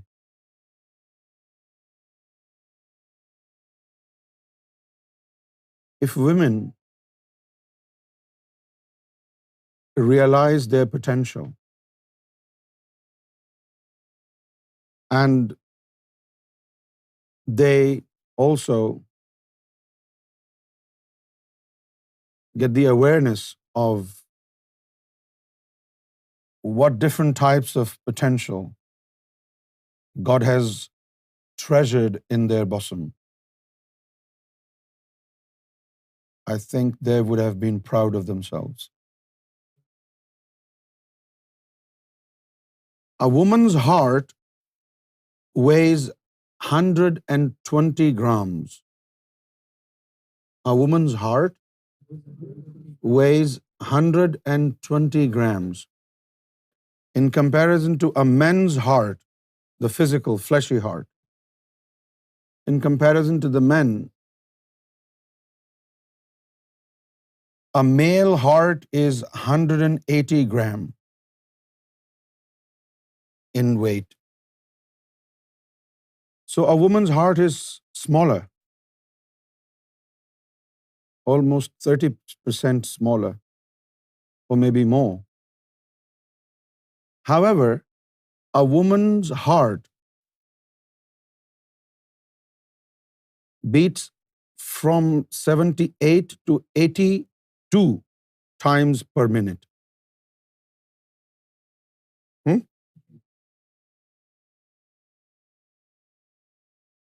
A woman's heart beats 82 times, and a man's heart can beat 72 times per minute. A woman's heart can beat 82 times per minute. Say it, type it. so that I know you heard me well. A woman's heart, Rifat Naz, Faisalabad, don't do that. You have said Gorshai Marhaba. Now don't just keep flooding the screen, because we are in the process of educating people. Stop this now, okay? A woman's heart beats 82 times per minute, maximum. And a man's heart can beat maximum 72 times. If a woman's heart is engaged in remembrance of the Lord, the number of times a woman's heart will remember God will increase than the number of times a male's heart is remembering God. What else do you want?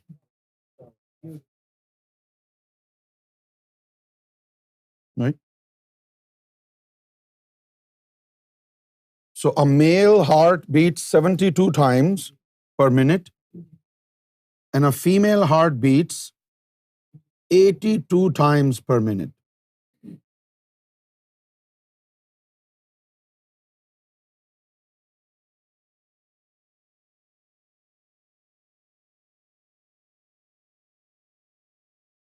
A woman is more patient than man. A woman has to sacrifice more, especially a mother has to sacrifice more towards upbringing of her children than the father. The father is completely detached in terms of bearing the responsibility of taking care of the children, right? It is the mother. So a woman as a mother is actually the leader of our society. As a mother, she is taking care of everything most essential in our life, especially raising up the kids.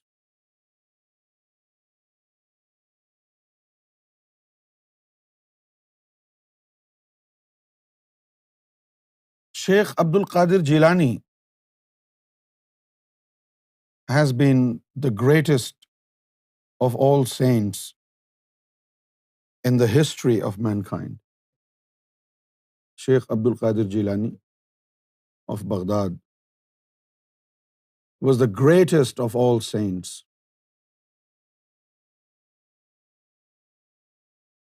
When he was 10 years old, he left his home in order to obtain knowledge. And when he was parting with his mother said to him, "Always remember, my son, that you must not lie."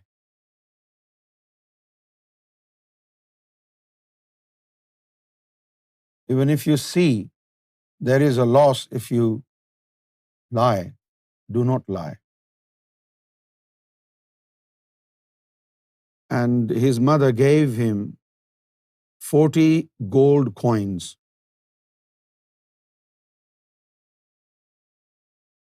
so that while he's away, he could live on that money. 40 gold coins. So he set off on a journey, and while he was traveling, the convoy in which he was traveling with other people was raided by thieves. And those thieves were taking all their valuables away from them, robbing them of their belongings. And when one of the thieves came to Abdul Qadir Jilani as a young man, he asked Abdul Qadir Jilani, "Do you have any valuables with you, any belongings?" And he said, "Yes, I have 40 gold coins." And he was surprised. He said, "Are you okay?" He said, "Yes, I am okay." "Are you not afraid? If you told me, I would rob you of your belongings. I would rob you of your gold coins." He said, "Yes, I know. But I have to stick to my mother's advice. My mother said to me, 'Do not lie even if you lose everything.'"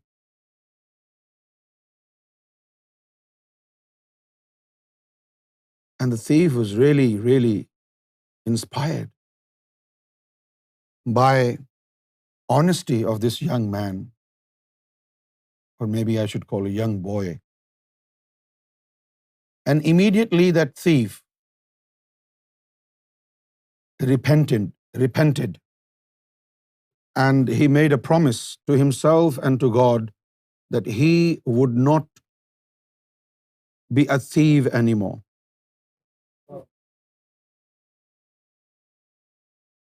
What a woman was his mother. Never ever lie. And he didn't lie.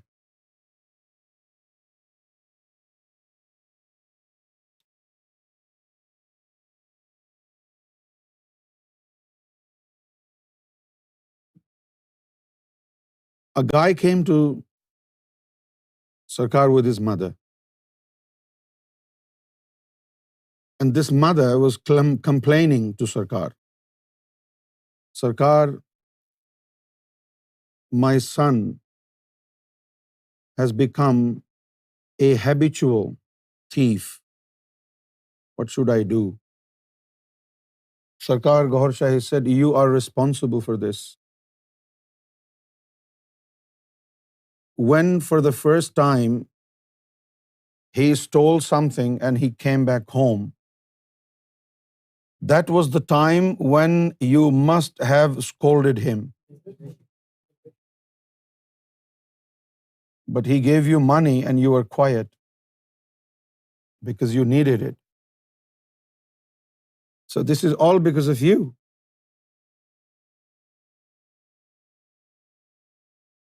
Honestly,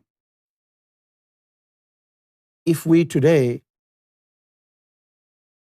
raise awareness of how important the role of a woman is in our life, we will not do anything but to gravely and profusely respect a woman, whoever that woman is.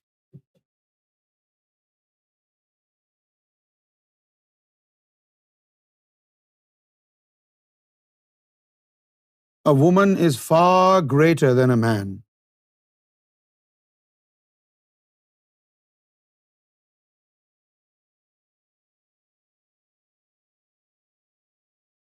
A woman has more potential than a man. This is why devil is more after a woman than man.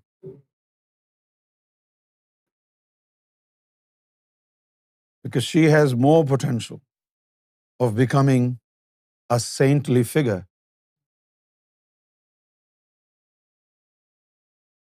It is so painful when we see how women have been suppressed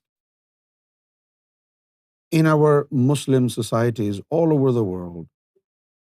How women have been segregated from men when it comes to obtaining knowledge or performance of worship. Today in our Muslim countries, women have been segregated, they have been left alone, they are not paid any attention, especially in Pakistan, in Pakistan and in India and Bangladesh. Religious people in these three countries, because originally it's all one country. India, Pakistan, Bangladesh, originally it's just one country. Then they were divided in the name of the religion. When it was divided, when there was partition, the country was broken into many different pieces. But the nation is the same. In India, Pakistan, and Bangladesh, the religious people discourage their women when it comes to education. They do not want to educate their women, their children. They do not want to educate their girls, their daughters, their sisters. Why? Because Mevlana has said so. Because Alim Deen has said so. Because the religious scholars say so. But let me remind you of a hadith, a tradition of the Prophet of Islam, when Muhammad sallallahu alaihi wasallam said, "Talabul ilmi farizat." Talabul ilmi fariza ala kulli muslim wal muslimat. Muhammad sallallahu alaihi wasallam said, acquisition of knowledge has been made obligatory upon Muslim men and Muslim women.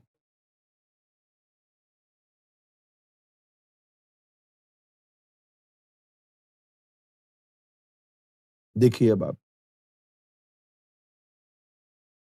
हदीस शरीफ में लिखा है कि हुसूल इल्म मुसलमान मर्द और मुस्लिम औरत दोनों पर फर्ज है। तलबुल इल्मी फरीजा अला कुल्ले मुस्लिम वल मुस्लिमात। Then how come our clerics in India and in Pakistan and in Bangladesh, they discourage women from obtaining knowledge?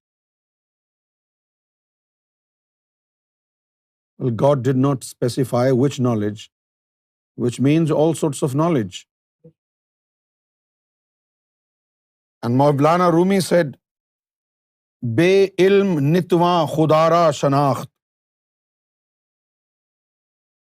Without knowledge, you cannot recognize God. Be ilm nitwa khudara shanakht. Without knowledge, you cannot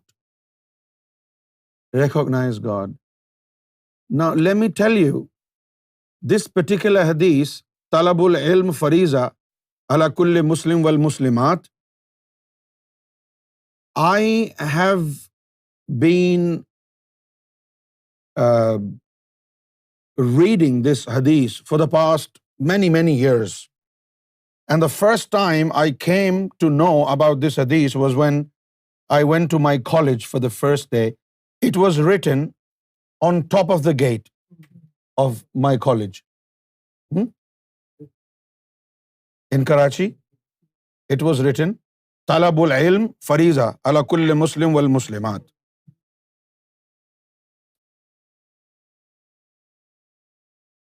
And today, I was going through this hadith again. And you know what? the contemporary clerics, contemporary religious scholars have tried their hardest to remove word women from these ahadith. They removed the word Muslimat from this hadith.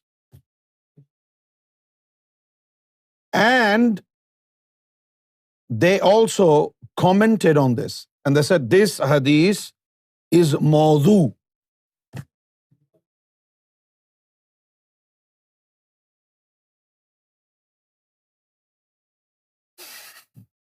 In religious etymology, when mawdu word is used for a hadith, it means it is highly unauthentic,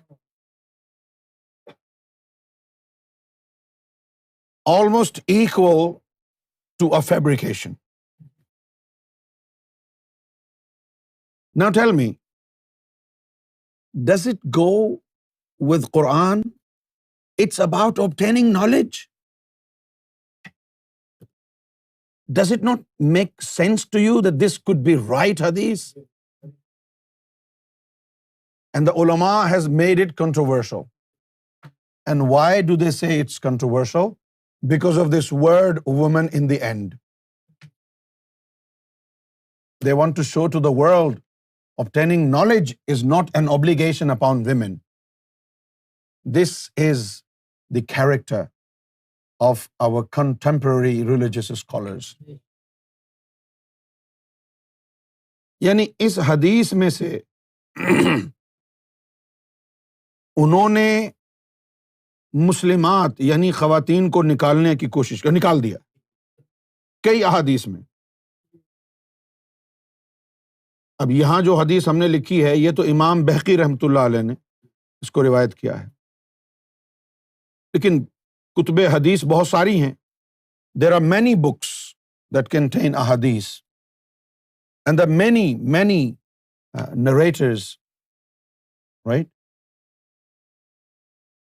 In majority of the books of ahadith, this particular hadith have been modified. And now you will not find the last word Muslimat in new books. This is how corrupt our Muslim scholars are.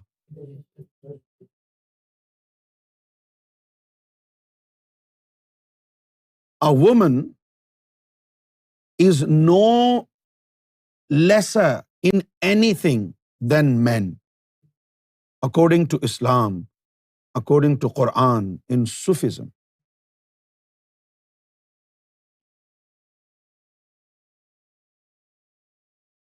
Have you seen any women leading the prayers in any of our mosques?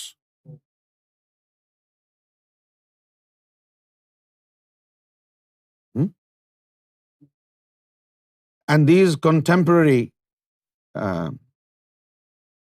religious scholars, some of them say that yes, a woman can lead prayers, but only for women. A man cannot offer salat behind a woman as a leader of the prayers. But Muhammad sallallahu alaihi wasallam trained men and women equally. And at the time of Muhammad sallallahu alaihi wasallam, there was a woman, Miss Waraqa. Muhammad sallallahu alaihi wasallam trained her and gave her permission to lead the prayers. And Muhammad sallallahu alaihi wasallam appointed her in her qabila to build a mosque there and lead the prayers, and all men and women can offer salat behind her.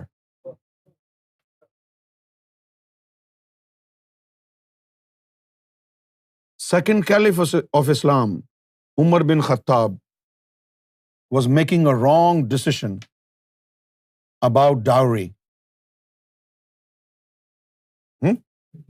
You know what dowry is? Jahez, dowry. So he was making a wrong decision about dowry. And this woman stood up and she said, "Take your words back, Khalifa. You are wrong. This is what Muhammad sallallahu alaihi wasallam taught me." And he had to change his decision. Now,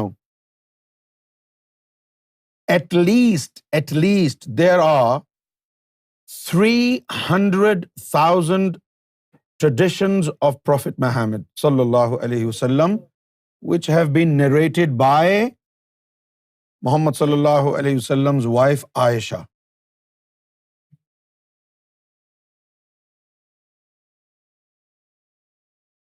And after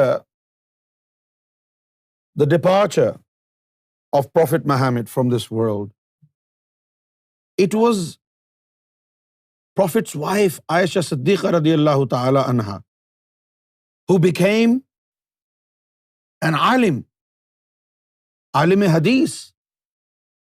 She became a teacher, and people would come to her, all men and women. They would come to Aisha Siddiqa radiyallahu ta'ala anha, and Aisha Siddiqa radiyallahu ta'ala anha would then tell them about different things in Islam.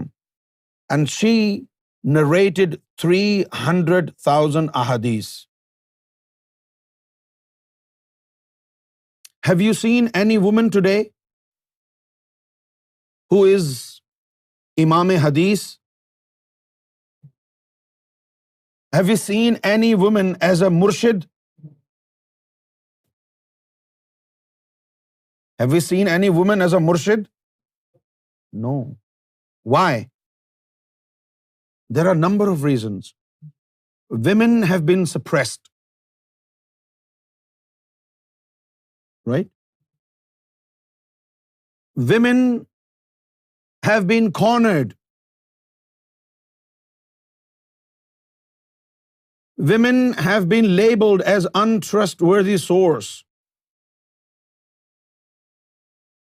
But that is now after the departure of Prophet Muhammad. At the time of Muhammad sallallahu alaihi wasallam did not discriminate between men and women.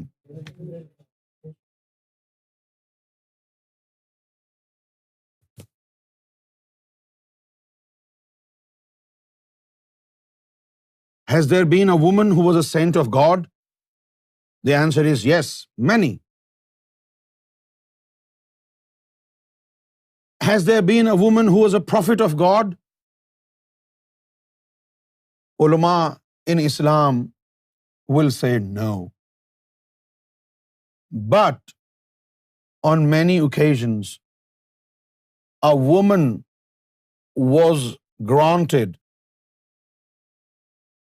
the rank of Adam.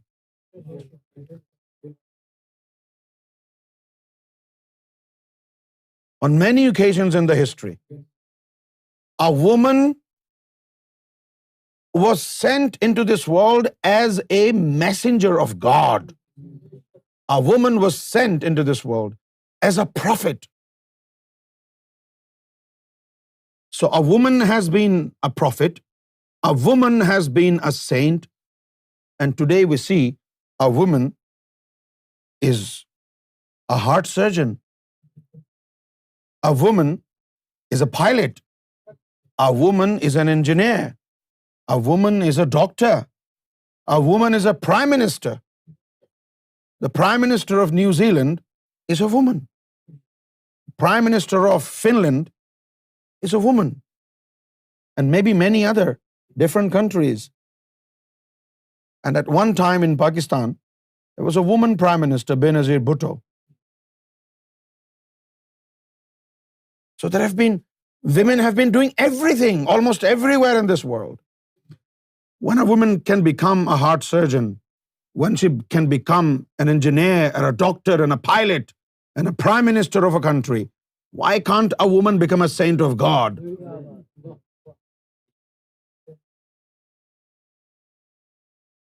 But the mentality of our religious scholars is, do not send women to schools and colleges. Why? They think if women go to school and colleges and universities, they will not remain to be modest. They will adopt indecent ways of life. This is their understanding.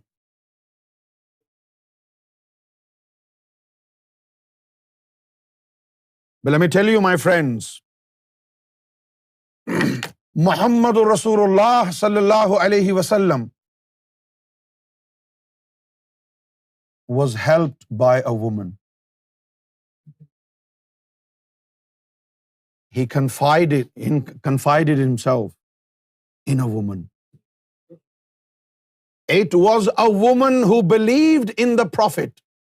The first believer in Prophet Muhammad was a woman, his wife.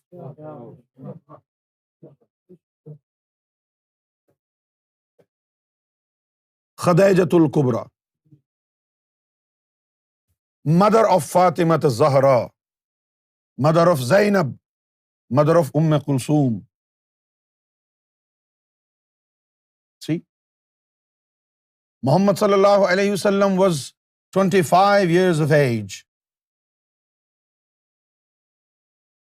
when Khadija Tul Kubra hired young Muhammad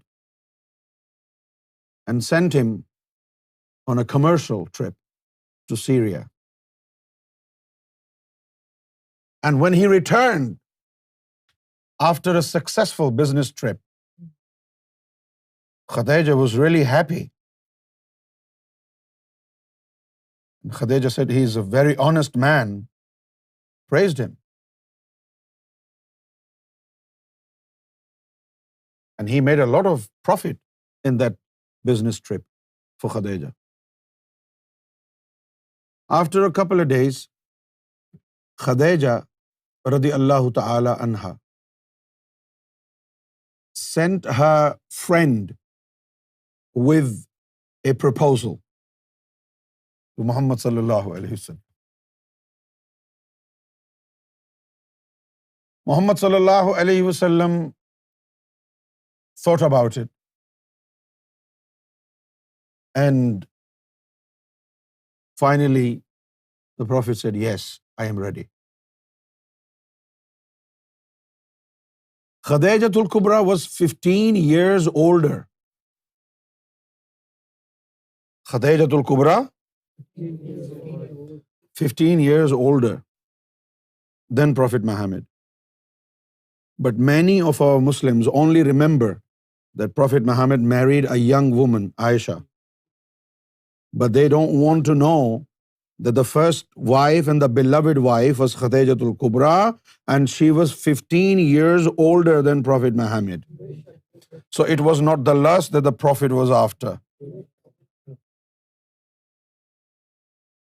Do you understand my point, brother?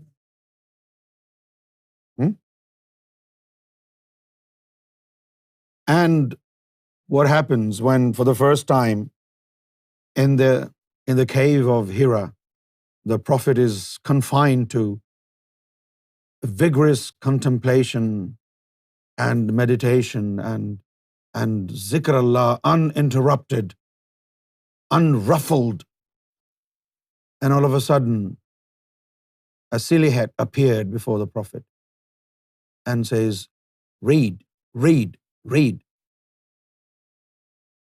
This was the first revelation that was coming to Prophet Muhammad through Gabriel. And in this moment in time when the first revelation was coming, the Prophet was really, really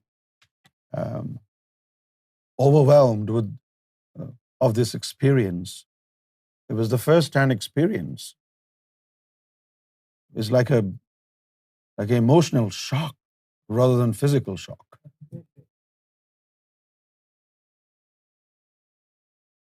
Because at that time, the Prophet had his reservations about certain things. We're talking about a time period in which the many Arabs were those who were possessed by jinns, by evil spirits. And this was the apprehension of the Prophet. Maybe this is a jinn appearing to me. Because the Prophet Muhammad would hate such people. Those who were possessed by a jinn, they would make, stupid claims. I am this, I am that. So that was the fear. That was the most feared apprehension of the Prophet Muhammad at that time. So soon after this emotional, overwhelming shock, sighting Gabriel for the first time and the revelation for the first time, Prophet Muhammad went home, hurried home back. And he called out to his beloved wife, Khadija, Khadija, zammiluni, zammiluni, zammiluni. Give me a blanket. Put a blanket on me, put a blanket on me. The Prophet was shivering.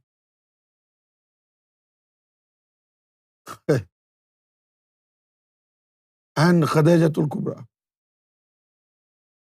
hugged the Prophet and put his head against her breast, her chest, and said, Muhammad, don't cry. You are an honest man. You are a decent character. God will never let anything bad happen to you. Don't worry, Muhammad. And the Prophet was crying like a baby, confided in his beloved wife. And she was the one who literally strengthened Prophet Muhammad financially. After marriage,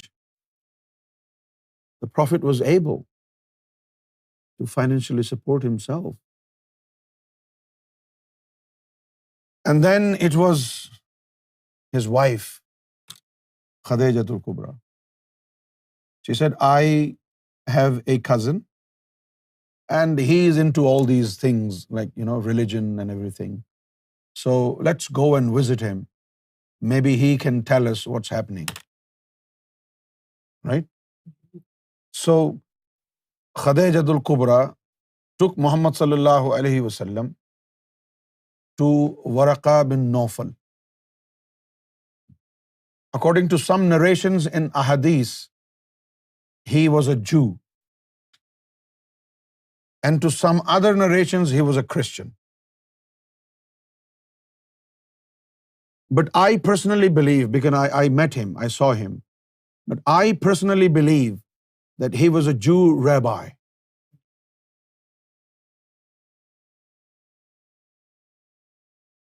And what happened when Khadijatul Kubra and Prophet Muhammad was visiting him,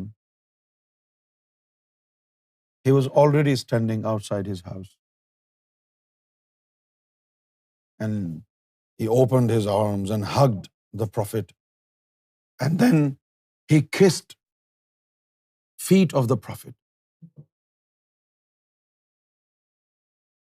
And he said, Oh Muhammad, I can see signs of prophethood in you. Prophet Muhammad was quiet. And Prophet Muhammad asked him, What signs did you see in me? What signs did you see in me?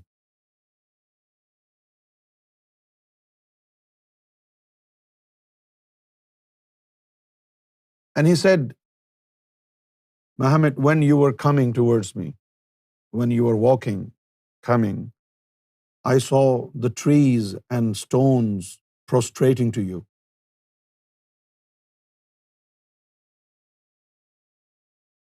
And I also read in the Old Testaments, New Testaments, and Old Testament, that there would be a messenger of God coming to the land of Arabia. You are the one.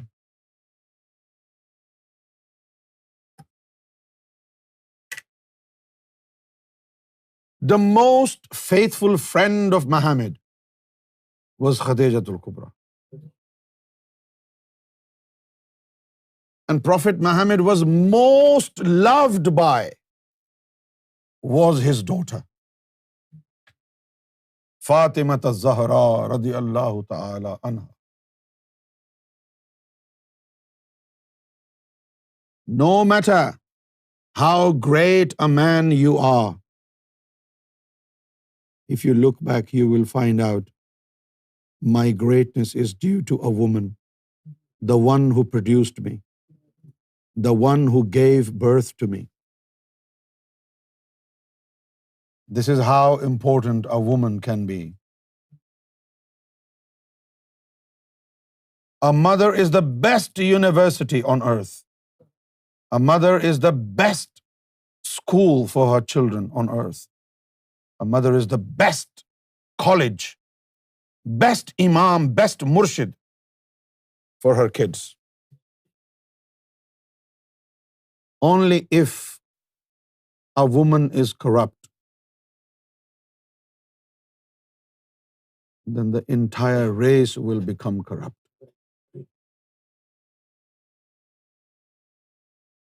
As I see it, a woman in our society has the same importance as the heart has in our body. If the heart is purified, the entire body is purified. If women are purified, the entire society will become purified.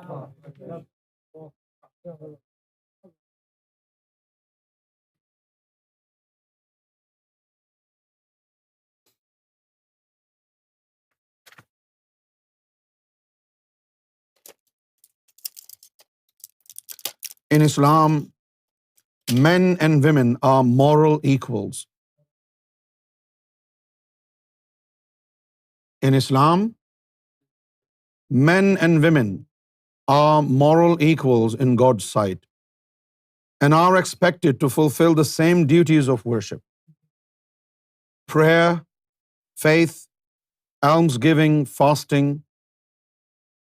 The religion generally improved the status of women compared to earlier Arab cultures, prohibiting female infanticide and recognizing women's full personhood.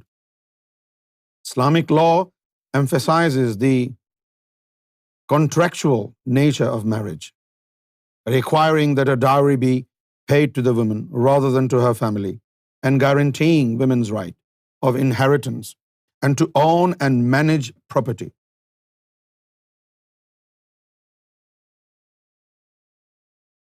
Historical records show that Muhammad consulted women and weighed their opinions seriously. What is?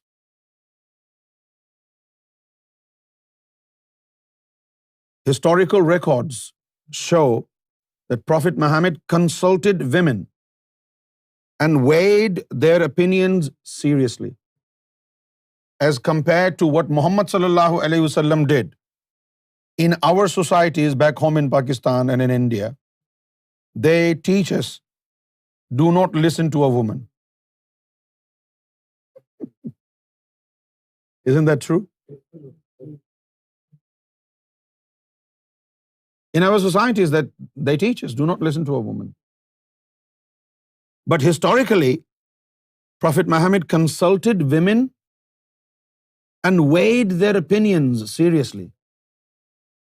At least one woman, Waraqa, the one that I talked about, Waraqa was appointed imam over her household by Muhammad.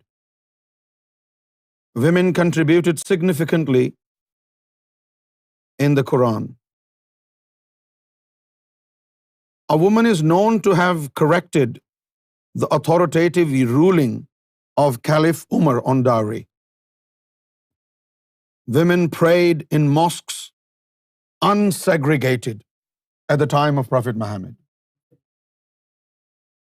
آپ لوگ bore تو نہیں ہو رہے ہیں؟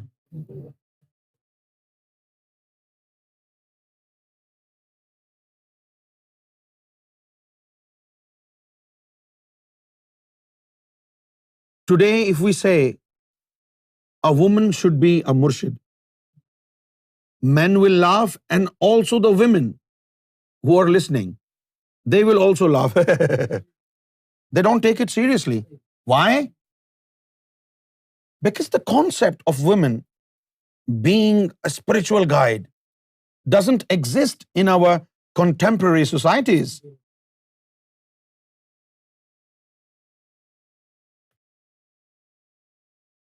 Unofficially, we have given women a couple of tasks. She can produce children and take care of the kitchen. That's all she is good for. کیا زمانے میں ایسا نہیں ہوتا؟ Let a woman produce children and make wonderful food, and that's all. No. People ask me questions. Can a woman be a businesswoman? Because ulama say a woman cannot take up a job, cannot be a businesswoman. Oh my gosh, they forgot. Prophet's wife was a businesswoman, and Prophet Muhammad worked for her. How could this be wrong? Why can't a woman be a businesswoman? Why can't she go to an office and work there? What's wrong with it? If it is wrong, then Prophet's wife was a businesswoman, and the Prophet of Islam was hired by her. So Prophet Muhammad worked for a boss.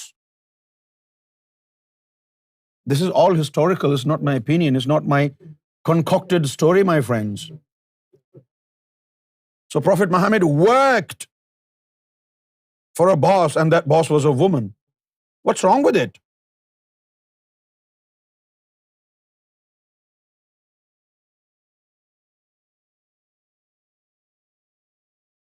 Question: can a woman be a spiritual guide?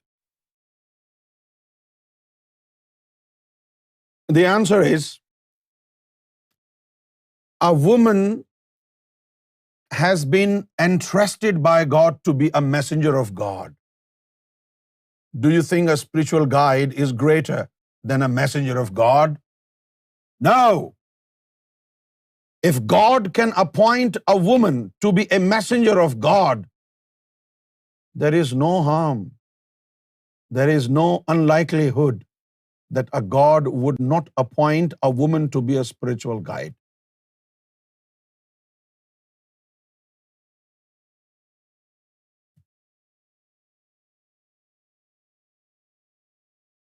A woman can do everything that a man can do.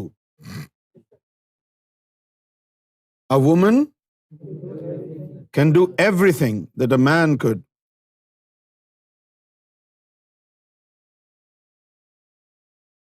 So, a woman is known to have corrected the authoritative ruling of Caliph Umar on dowry. Women prayed in mosques unsegregated from men, were involved in hadith transmission. Women were involved in hadith transmission, gave sanctuary to men. Wow. Engaged in commercial transactions, were encouraged to seek knowledge. Were encouraged to seek knowledge, and were both instructors and pupils in the early Islamic period. Muhammad's last wife, Aisha, was a well-known authority in medicine, history, and rhetoric. The Quran refers to women who pledged an oath of allegiance to Muhammad independently of their male kin. Wow. Some distinguished women converted to Islam prior to their husbands. Some distinguished women converted to Islam prior to their husbands. A demonstration of Islam's recognition of their capacity for independent action. Caliph Umar appointed women to serve as officials in the market of Medina.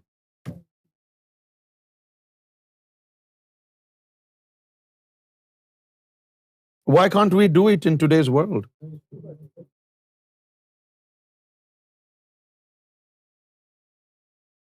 Our own people, these people here, they wouldn't want to bring their wives. They wouldn't want to bring their mothers and their sisters and their daughters in this office. Maybe their nannies, their grannies, and other old women in the house would say, "What kind of indecency is this? Men and women sitting together in the name of the religion?"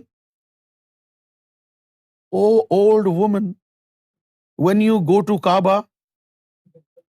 you do tawaf unsegregated from men. Men and women both do it together in the holy Kaaba.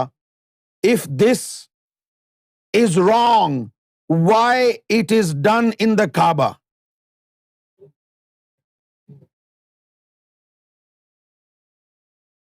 And this is because we do not study our religion ourselves. This is because we do not know Islam. This is because we do not study the Quran. This is why we are naive when it comes to understanding of the religion. Have you not heard about what Taliban did in Afghanistan?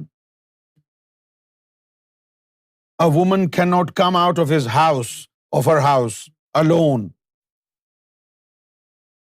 without a male mahram. What if nobody has a mahram in the house, only the kids? They shot dead many women in Afghanistan. The so-called Muslims who are praised by Pakistani Muslims day and night. And they call it Islam. Islam does not disrespect women. Islam gives them equal rights. A woman has been a messenger of God, and a woman can be a spiritual master. Rabia al-Basri was a spiritual master. Fatima az-Zahra radiyallahu ta'ala anha, the beloved daughter of Prophet Muhammad, was a spiritual master.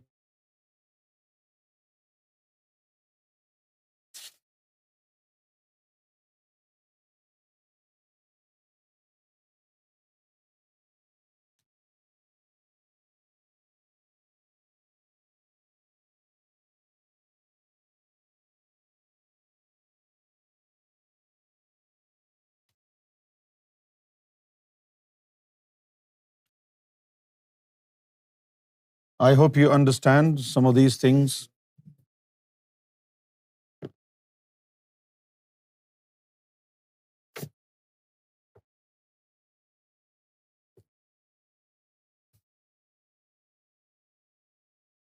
Like Brother Steve does a program every day, Prelude. So today is Prelude to Women Sufi course. We're just talking about the misconceptions today so that you know who you are and you are not lesser than any man.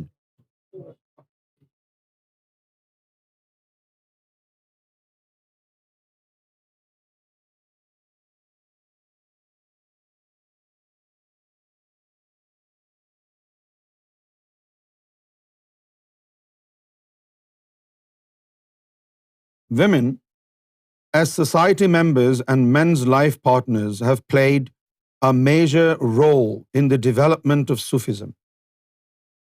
Although their role has been minor as compared to that of men, but their attitude towards and treatment with Sufism has had a considerable impact on its history. Despite their primary role in the family as a wife and mother, they were aware of the fact that Sufism is a trend which may create an eye-catching history of its own.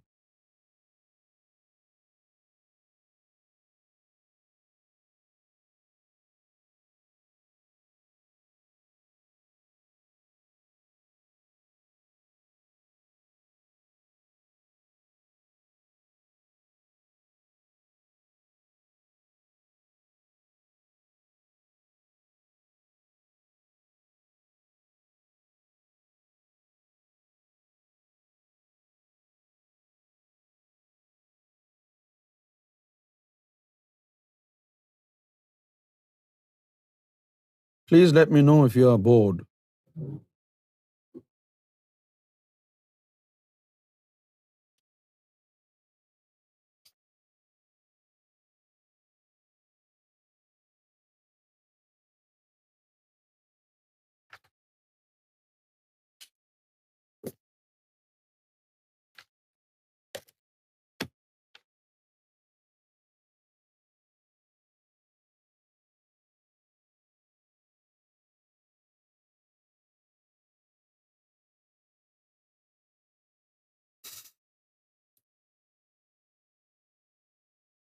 Since the beginning of consciousness, human beings, both female and male, have walked the path of return, of recognition and reunion with the source of being.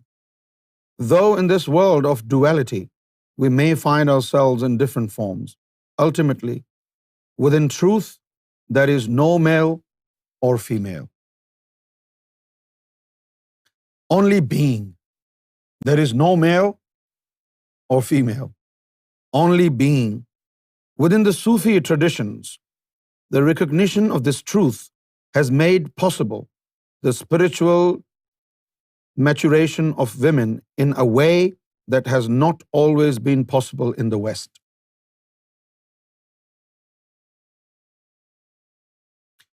From the earliest days onward, women have played an important role in the development of Sufism, which is classically understood to have begun with the Prophet Muhammad. Prophet Muhammad brought a message of integration of spirit and matter. A message of integration of spirit and matter, of essence and everyday life, of recognition of the feminine as well as the masculine.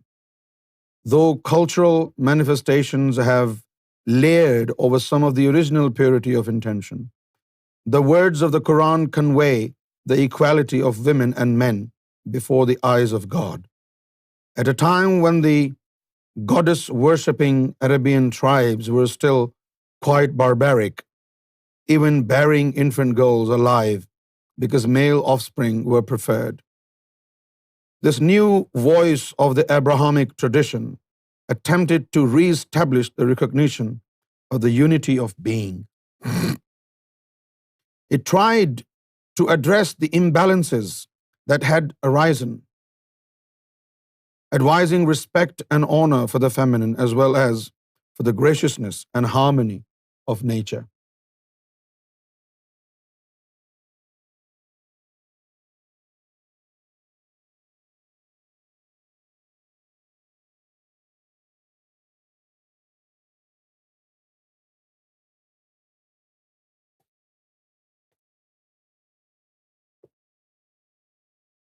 In the early years of this new revelation, Prophet Muhammad's beloved wife, Khadija, filled a role of great importance.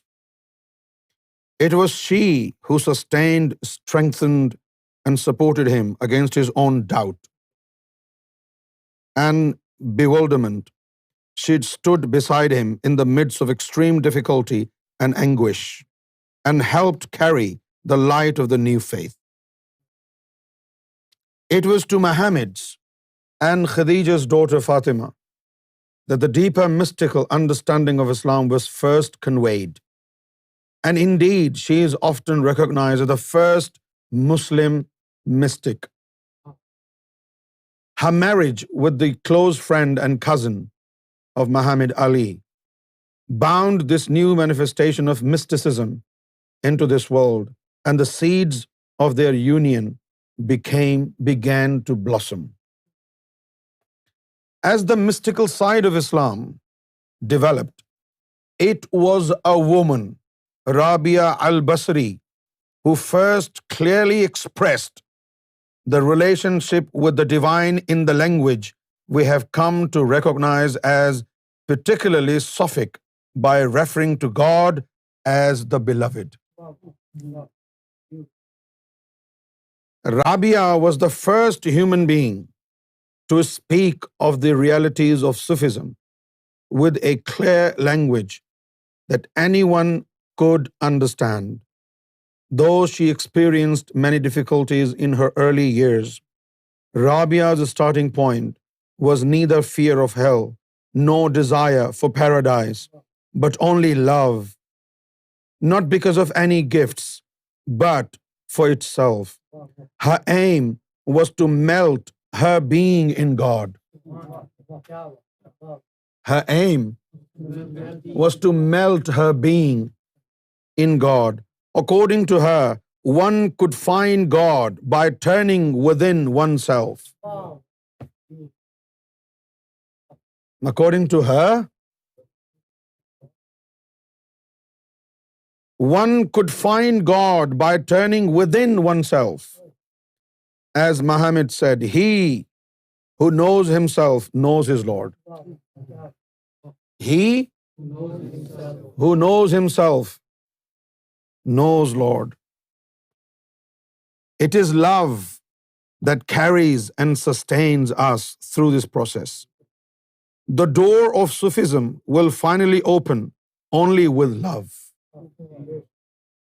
The door of Sufism will finally open only with love. Because though knowledge may be important and can assist in our discrimination along the way and may help us to reach the threshold, it is ultimately through love that we are brought into unity of being. Love and love only. Throughout the centuries, women as well as men have continued to carry the light of this love. For centuries, both men and women have continued to carry the light of this love. For many reasons, in many places, the women have been less visible than men. I say it again. The women have been less visible than men, less verbal, less demonstrative in society at large, but nevertheless active participants. Within some Sufi circles that developed over the centuries, women were integrated with men in ceremonies. In other orders, women gathered in their own circles of remembrance and worshipped apart from men. Some women devoted themselves to spirit ascetically, apart from society, as Rabia al-Basri did. Others chose the role of benefactresses and fostered circles of worship and study. Many of the great masters with whom we are familiar had teachers, students, and spiritual friends, and who were women and who greatly influenced their thought and being. And wives and mothers gave support to their family members while continuing their own journey towards union with the Beloved.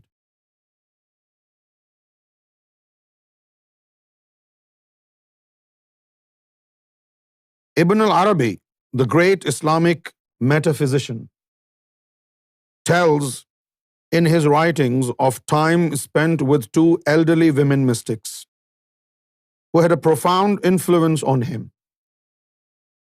Shams of Marchena, one of the citing ones, and Fatima of Cordova.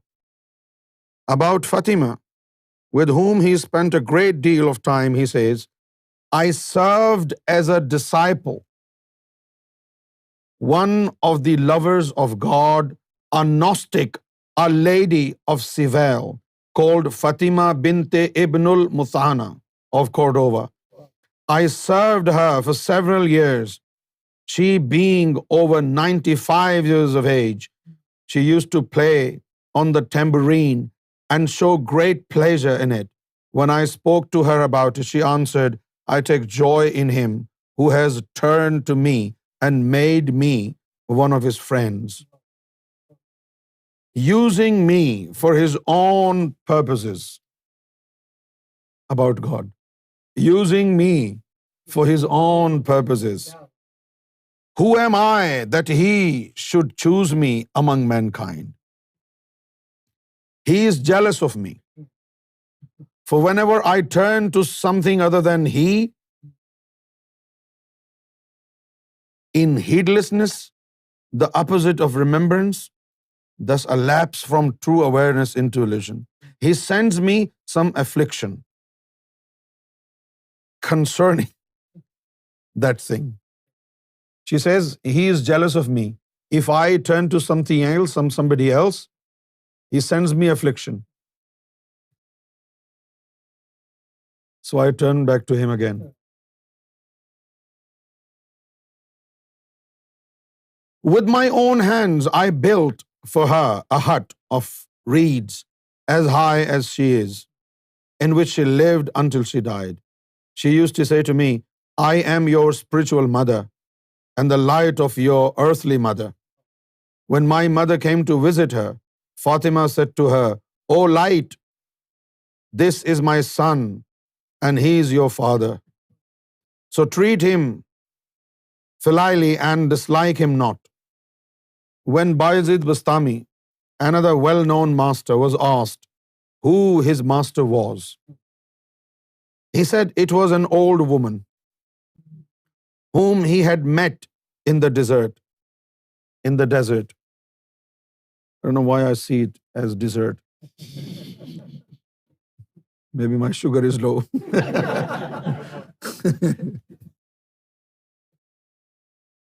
Whom he met in the desert. This woman had called him a vain tyrant. Bayezid Bastami, the great saint, he met her, this old woman, in a desert, and he was riding on a lion, and he was on top. He was really high spiritually. Like, look, I am riding on a lion's back. It was no lesser than a miracle. And he passes by a woman and she said, oh, you're a vain tyrant. An old woman whom he had met in the desert, this woman had called him a vain tyrant and showed him why. By requiring a lion to carry a sack of flour, he was oppressing a creature God himself had left unburdened, and by wanting recognition for such miracles, he was showing his vanity. Her words gave him spiritual guidance for some time. Another woman for whom Bastami had great regard was Fatima of Nishapur, of whom he said, there was no station about which I told her that she had not already undergone.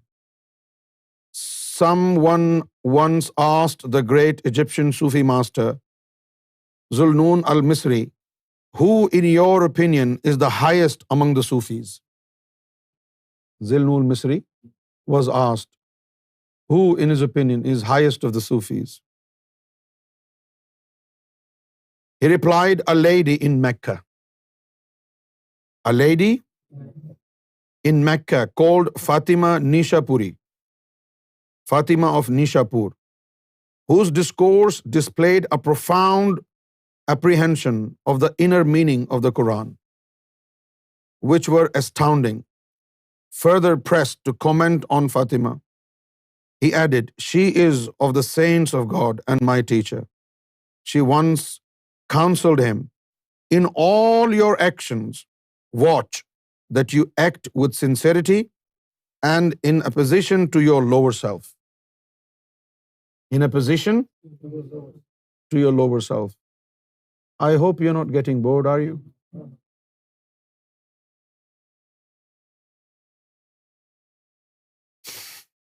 She also said, "Whoever doesn't have God in his consciousness is erring and in his delusion." Whoever doesn't have God in his consciousness is erring and in delusion. Whatever language he speaks, whatever company he keeps, yet whoever holds God's company never speak except with sincerity and adheres to a humble reserve and earnest devotion in his conduct.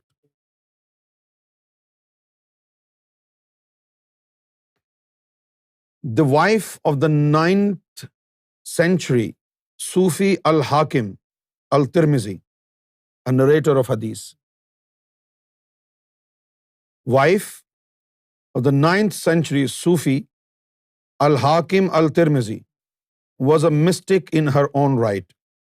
She used to dream for her husband as well as for herself. Khidr, the immortal prophet, who mysteriously appears in order to assist a devoted servant of God, would appear to her in her dreams.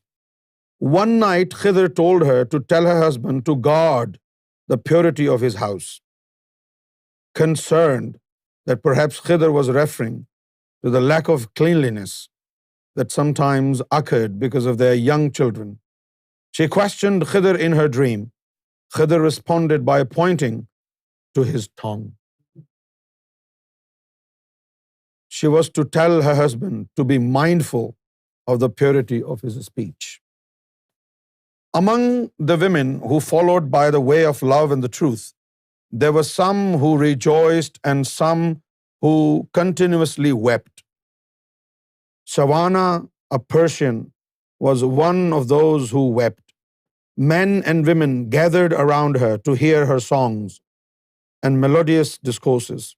She used to say, "The eyes which are prevented from beholding the beloved and yet are desirous of looking upon him cannot be fit for that vision without weeping." She was not only blinded by tears of her penitence, but dazzled by the radiant glory of the beloved. During her life, she experienced intimate closeness with the friend God. This profoundly influenced her devout husband and son, who became a saint himself. Shawana became one of the best known teachers and guides of her time.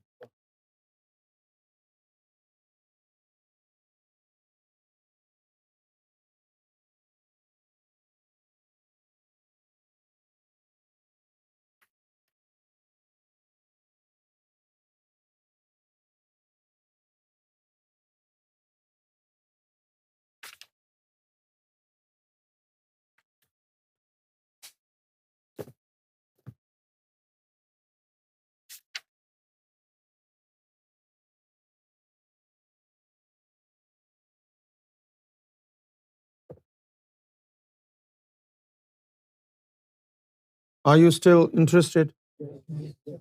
Carry on. Yes, please.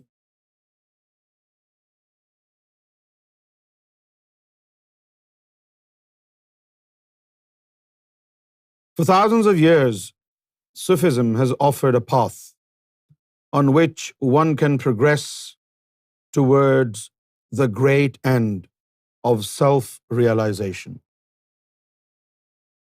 or God realization. Sufism is a way of love, a way of devotion. Sufism is a way of love, is a way of devotion and a way of knowledge. There is no single systematic approach to Sufi teachings. Every single saint in this world who was appointed as a guide, they invented their own style, their own way.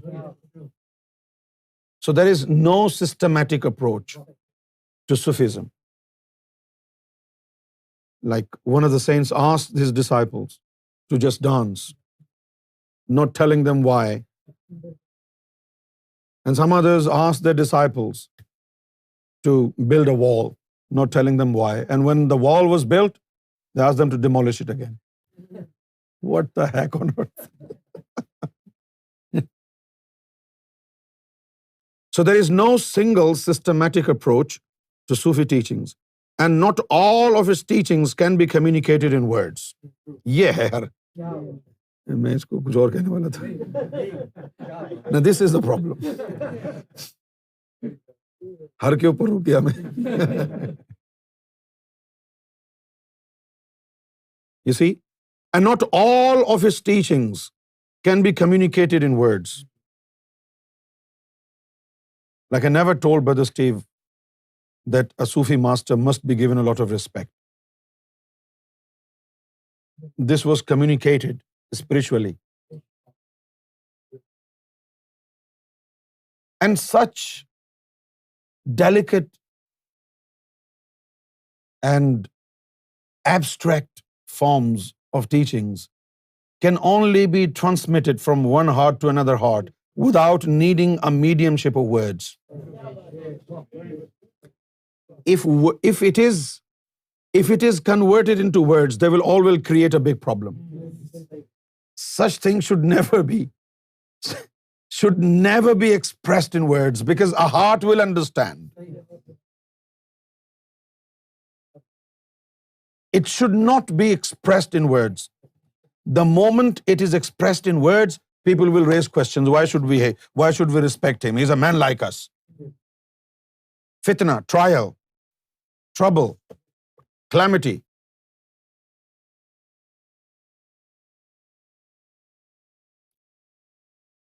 So there is no single systematic approach to Sufi teachings, and not all of his teachings can be communicated in words. The wisdom of Sufism can be found in stories, poetry, art, calligraphy, rituals, exercises, readings, dance movements, and prayer. Prayer, dance, exercises, because everything will make your heart go high in terms of the beats. Sufism is often described as a path, suggesting both an origin and a destination. Isn't it beautiful? Sufism is often described as a path, suggesting both an origin and a destination. A path which is the origin and destination as well.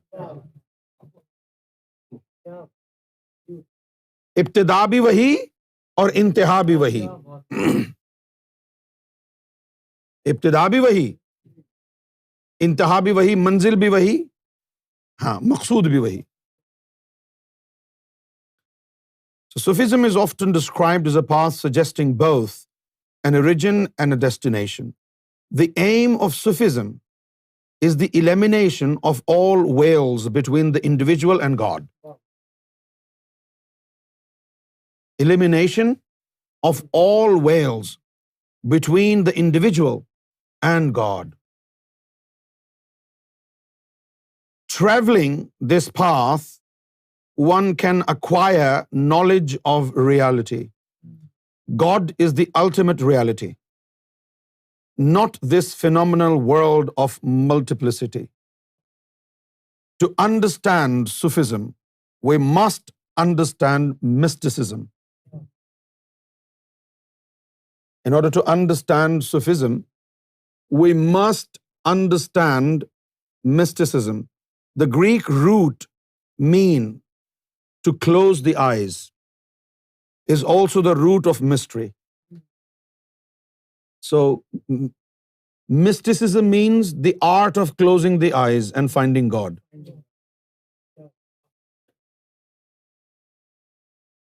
Ghammad aynaka.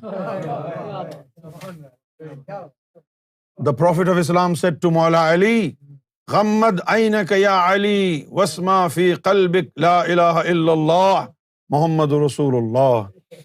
Oh Ali, close your eyes and you will hear the kalima is being recited upon. This was said by the Prophet. And then our holy master, Gohar Shahi, whoever comes to Sarkar Gohar Shahi, Sarkar says these words, close your eyes and say, Allahu, Allahu, Allahu. This in Greek language, the root word is mean, which means close the eyes. So mysticism is you obtain something while your eyes are closed. While your eyes are closed.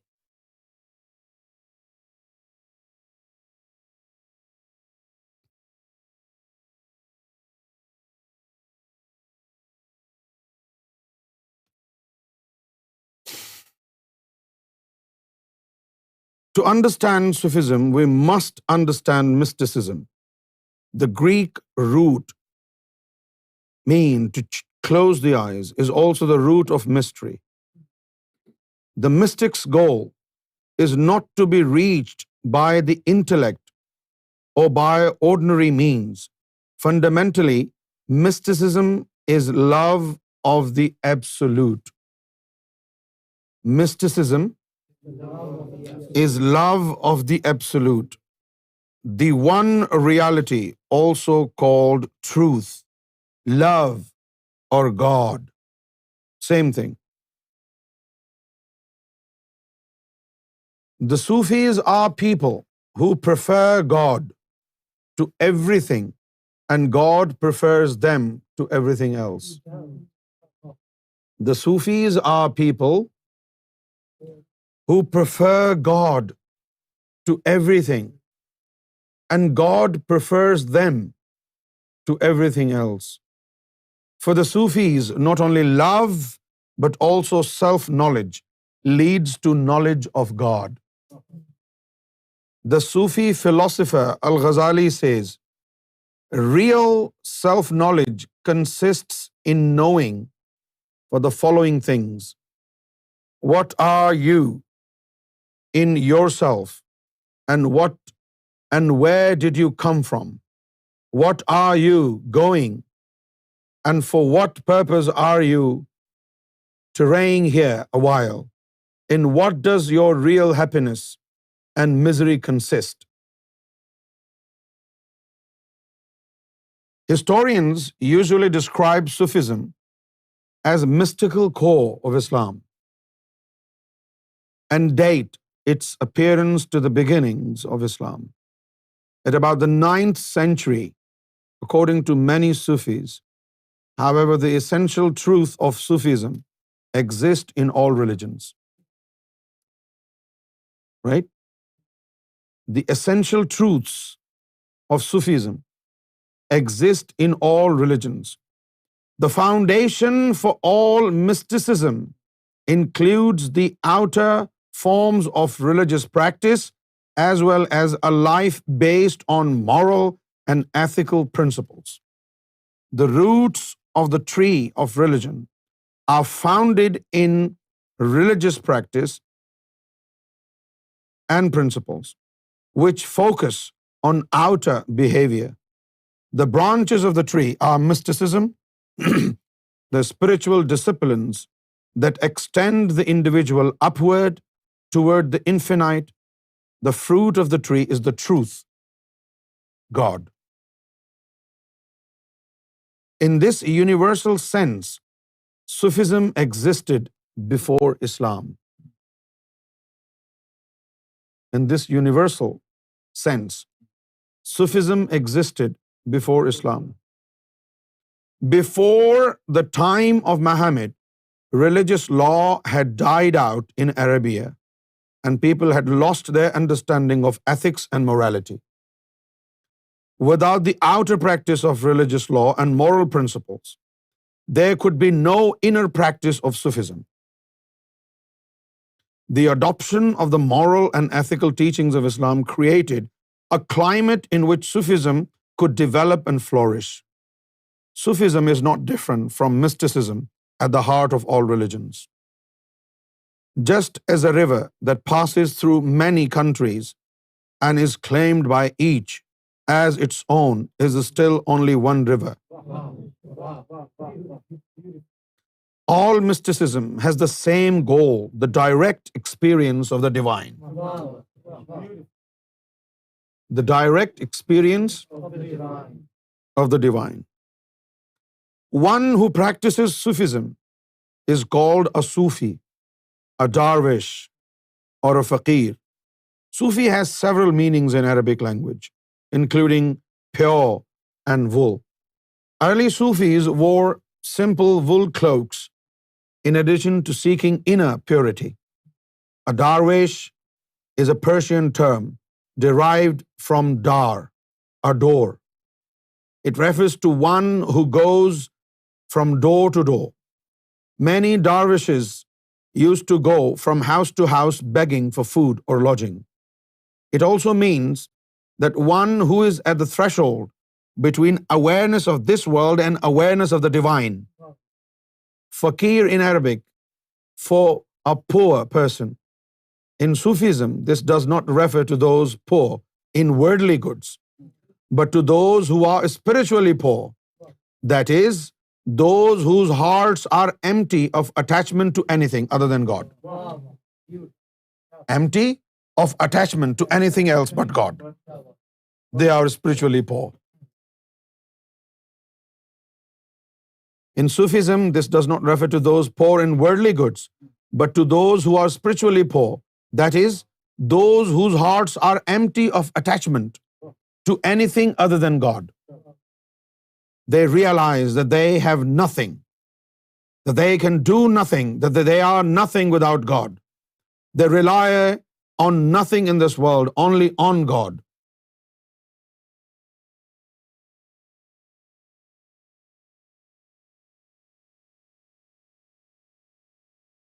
Islam, the Arabic word for submission to God's will, is the religious tradition taught by Prophet Muhammad. The goal of Islam is to be in harmony with God. The goal of Islam is to be in harmony with God, to attune the individual's will to God's will. To attune individual's will to God's will. The initial revelation of the Quran occurred in the year 610. The Islamic era dates from 622, the year Muhammad fled from Mecca to the city of Medina, persecuted by the city's leader, who opposed the monotheistic and democratic teachings of Islam. Islam is described in the Quran as a continuation of the great monotheistic traditions revealed in constant succession to such as prophets as Abraham, Moses, and Jesus. According to one of the saying of the Prophet Muhammad, I have not brought you a new religion. I have brought you the religion in an unchanged, untampered with way.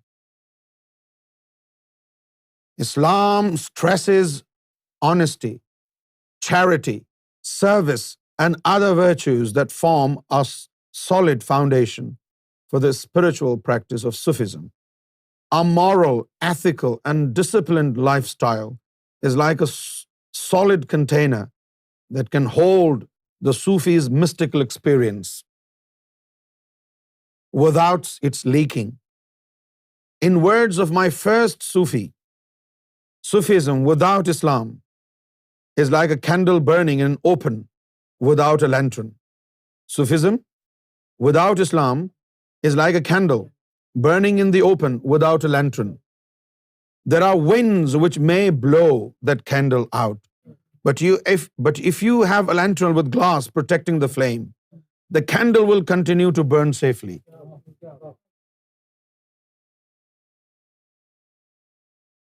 Most Sufis believe that the great religions and mystical traditions of the world share the same essential truth.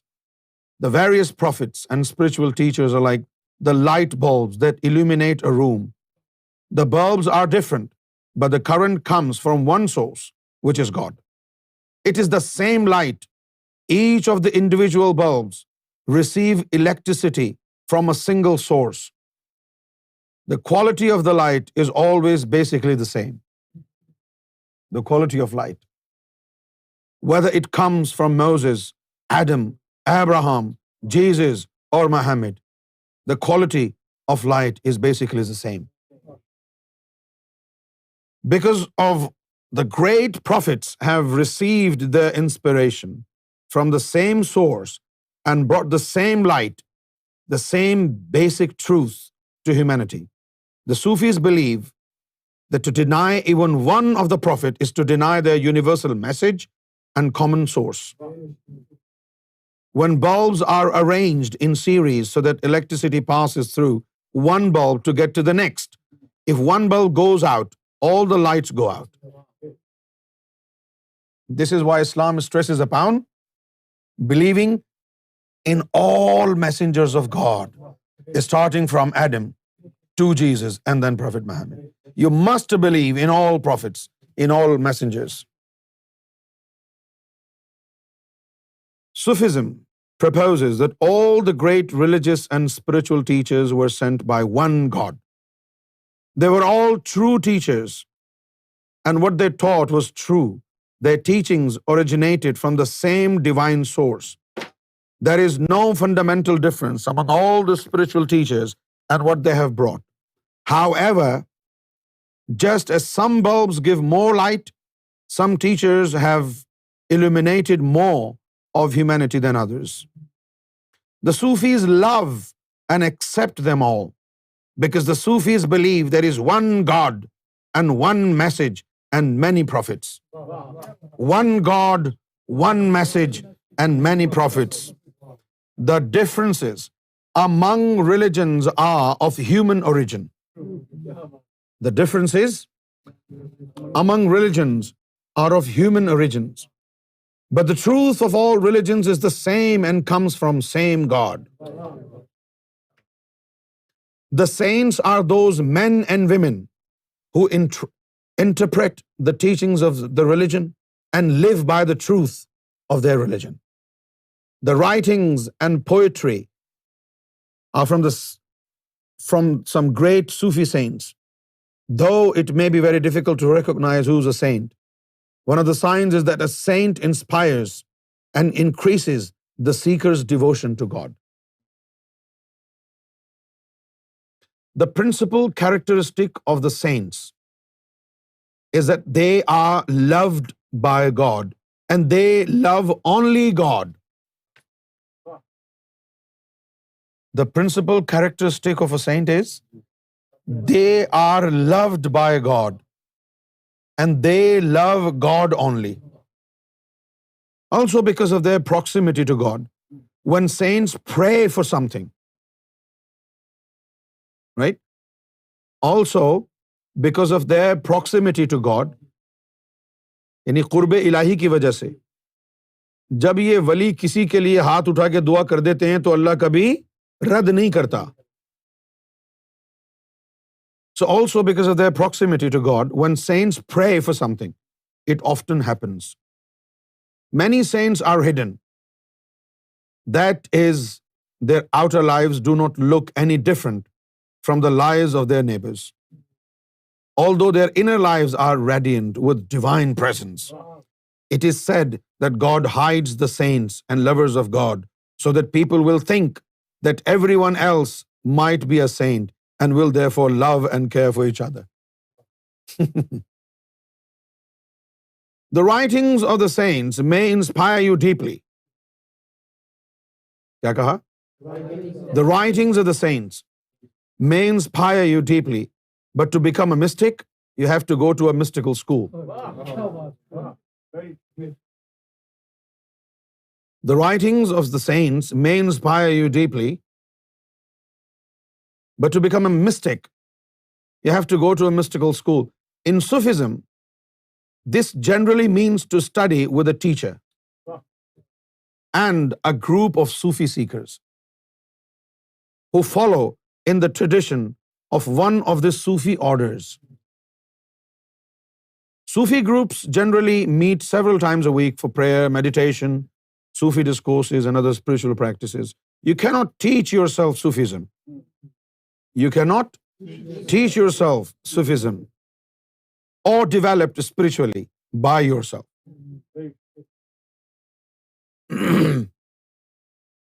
Any more than you can become a doctor or an engineer by yourself.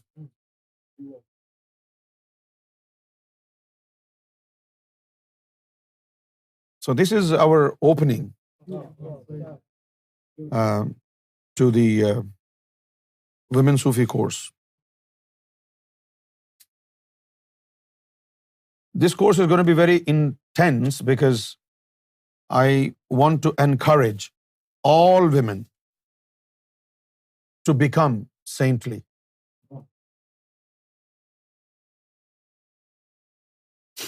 If you listen to me and if you do what I ask you to do,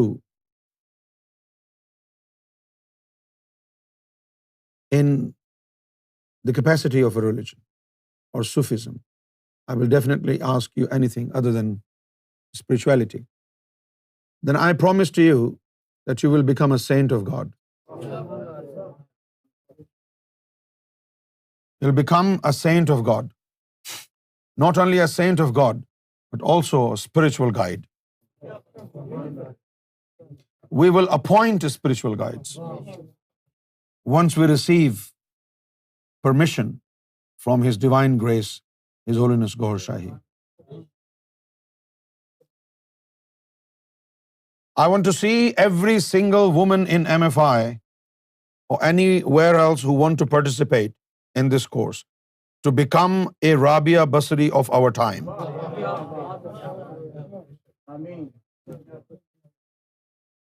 Of our time.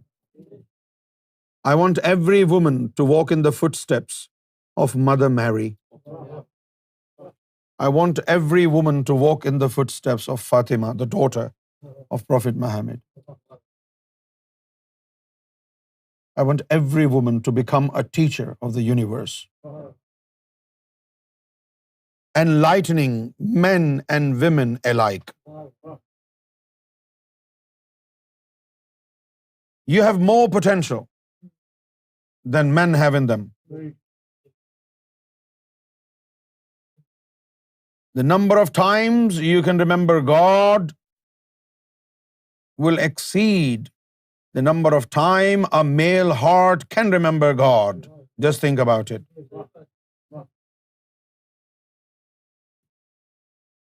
एक मर्द का दिल 72 मर्तबा धड़कता है एक minute में, और एक औरत का दिल 82 मर्तबा धड़कता है एक मिनट में. तो जिक्र भी उसी का ज्यादा होगा ना औरत का. इसीलिए आपने देखा, क्योंकि औरतों की हार्ट बीट तेज होती है, इसलिए हाइपर रहती हैं हर वक्त बेचारी.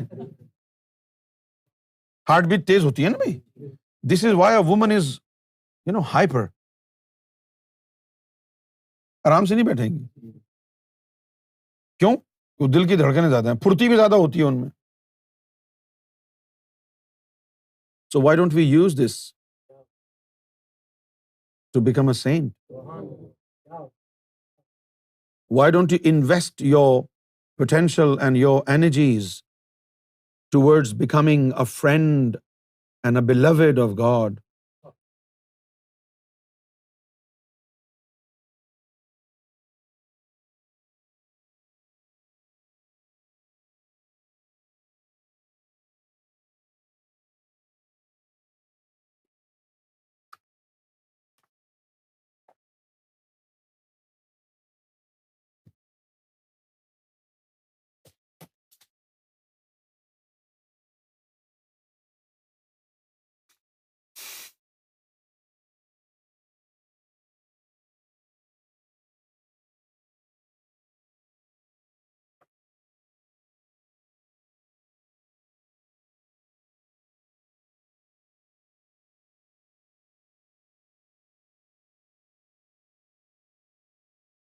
Many Muslim women around the world talk of their longing to know God, and this has been discussed in some of the posts. So it is no surprise to find that Sufism seeking the mystical apprehension of God has always been a fertile place for women within Islam. Rabia al-Basri was one of the well-known early Sufi mystics. She is reputed famously to have gone through the streets with a flaming torch and a bucket of water, saying that the torch was to burn down paradise and the bucket to put out the flames of hell, so that we would love God for Himself alone, not from fear of hell or for the reward of paradise.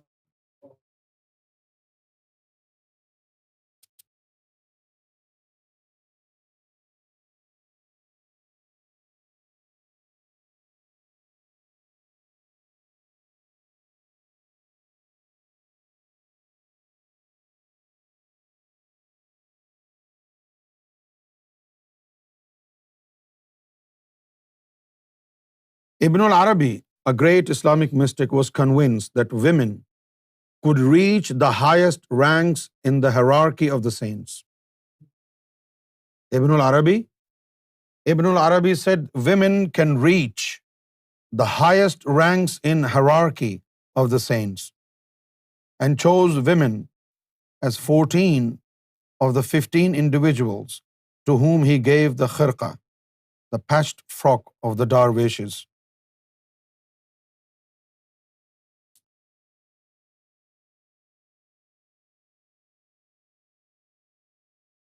There have often been Mevlevi, Sheikhas, female of Sheikh, from the Sufi order of Mevlana Rumi.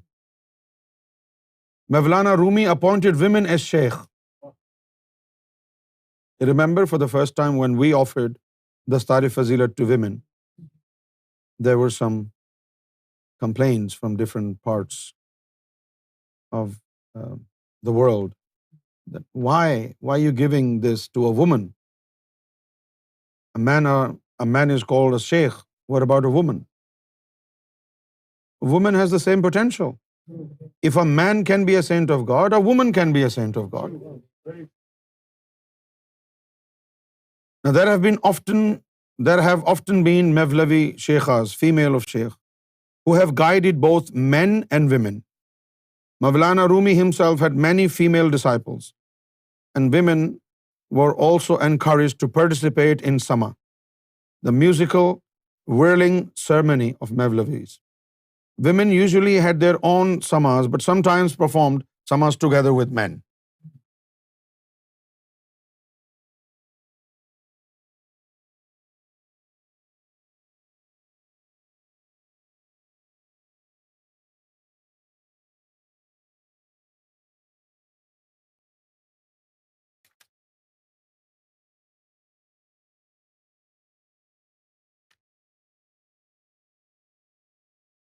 Is there any question from somebody here?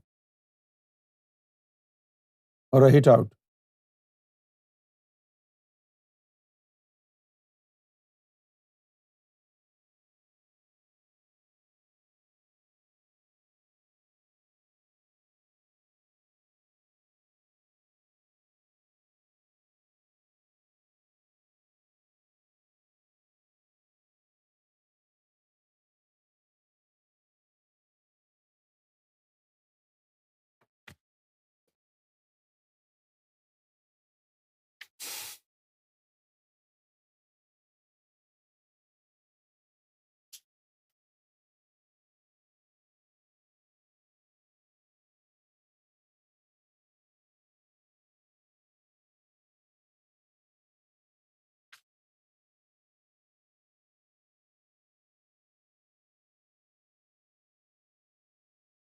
All right, guys.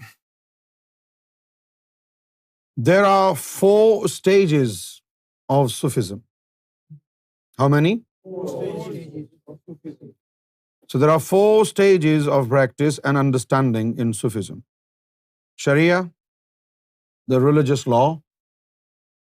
Tariqa, the mystical path, Haqiqa, the truth, and Mu'arifa, gnosis. Each is built upon the stages that go before. First is the Sharia, which is the basic foundation for the next 3 stages. The Sharia consists of teachings of Islam, basically the morality and ethics found in all religions. Same thing. It provides guidance to us for living properly in this world. Trying to follow Sufism without following the Sharia is like you're trying to build a house on a foundation of sand. Without an ordered life built on solid moral and ethical principles, mysticism cannot flourish. In Arabic, Sharia means the road. It is a clear track, a well-traveled route that anyone can follow. Second is the tariqa, spirituality, which refers to the practice of Sufism.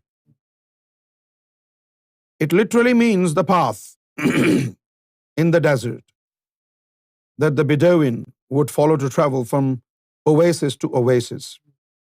This path is not clearly marked like a highway. It is not even a visible road. To find your way in the trackless desert, you need to know the area intimately. Honestly, to find your way in the trackless desert, you need to know the area intimately, or you need a guide who knows the destination and is familiar with the local landmarks. Just as the Sharia refers to the external dimension of the religion, the tariqa, the Sufi path, refers to the inner practice of Sufism. The guide you need in order to find your way is the Sheikh or Sufi master. The Sharia makes the outer day-to-day life clean and attractive. The tariqa, Sufism, is designed to make the inner life clean and pure. Each of these supports the other. Third is Haqiqa, the truth. Haqiqa refers to the inner meaning of the practices and guidance found in the Sharia and Tariqa.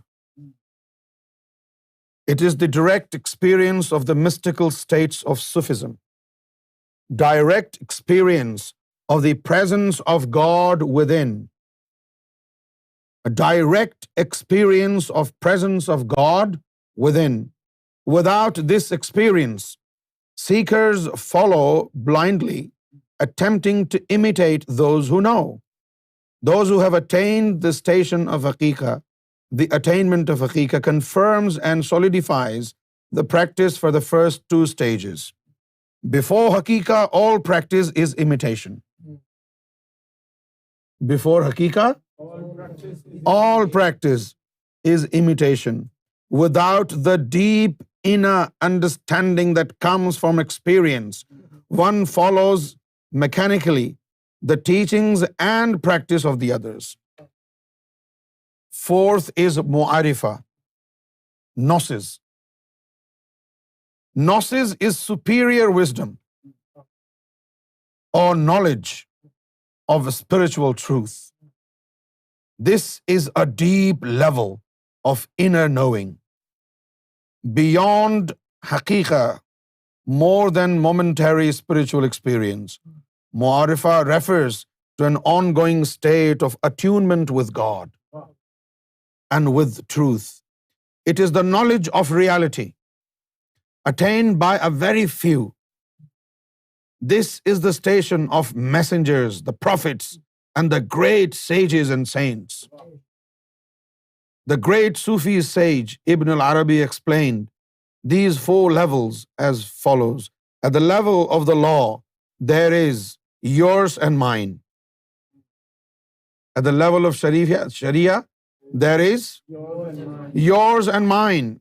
That is, the law guarantees individual rights and ethical relations between people. At the level of the Sufi path, mine is yours. In Sharia, yours and mine. In Tariqa, mine is yours.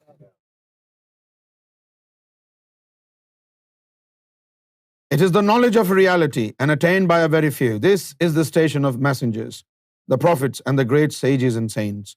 The great Sufi sage Ibn al-Arabi explained these 4 levels as follows.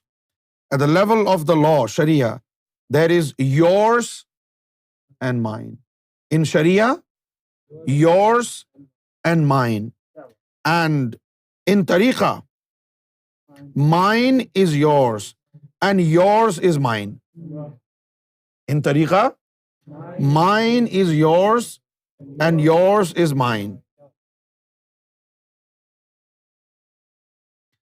The darwishes are expected to treat one another as brothers and sisters, to open their homes, their hearts, and their purses to one another. At the level of truth, haqiqah, there is no mine and no yours. At the third level, the truth, there is no mine and there is no yours. It's all his. You are bankrupt. God will become a divine pickpocket.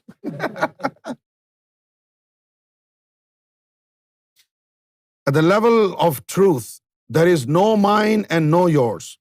The advanced Sufis at this level realize that all things are from God, that they are really only caretakers, and that they possess nothing. They're only caretakers. Nothing belongs to them. Nothing belongs to the Sufi. It's all his. They're only caretakers. So at the level of haqiqah, the truth, there is no mine and no yours. The advanced Sufis at this level realize that all things are from God and they are really only caretakers and they possess nothing. Those who realize the truth have gone beyond attachment to possessions and beyond attachment to externals in general, including fame and position. At the level of gnosis, there is no me and no you.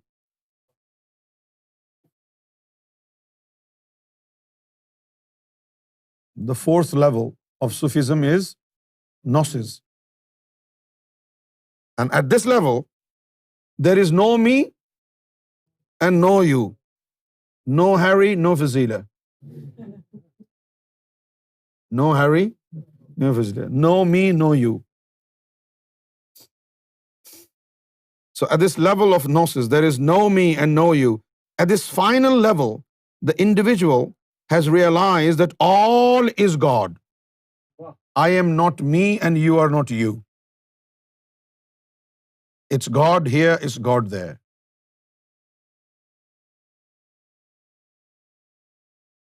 So at the level of gnosis, there is no me and no you.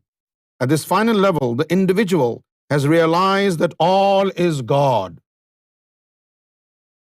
All is the yearning that some people have in their hearts. They have everything in their life.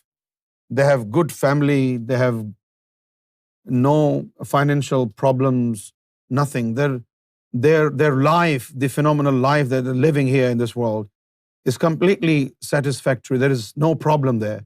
But still they feel this vacuum in their heart, this emptiness in the heart. The yearning, like something great is missing. There is emptiness inside.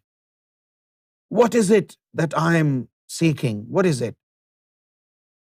And they oftentimes they see 2 sides of themselves. 2 sides. One side which is known to everybody, but the other side is pretty hidden. And it is so hidden inside them that sometimes they are themselves naive to their own hidden side. And that hidden side has to be discovered. And that hidden side can only be discovered by means of implanting love. Love. Love will set you free from the shackles of you and me. Love will set you free. Huh? Love will set you free from the shackles of you and me. Kya baat ho gayi?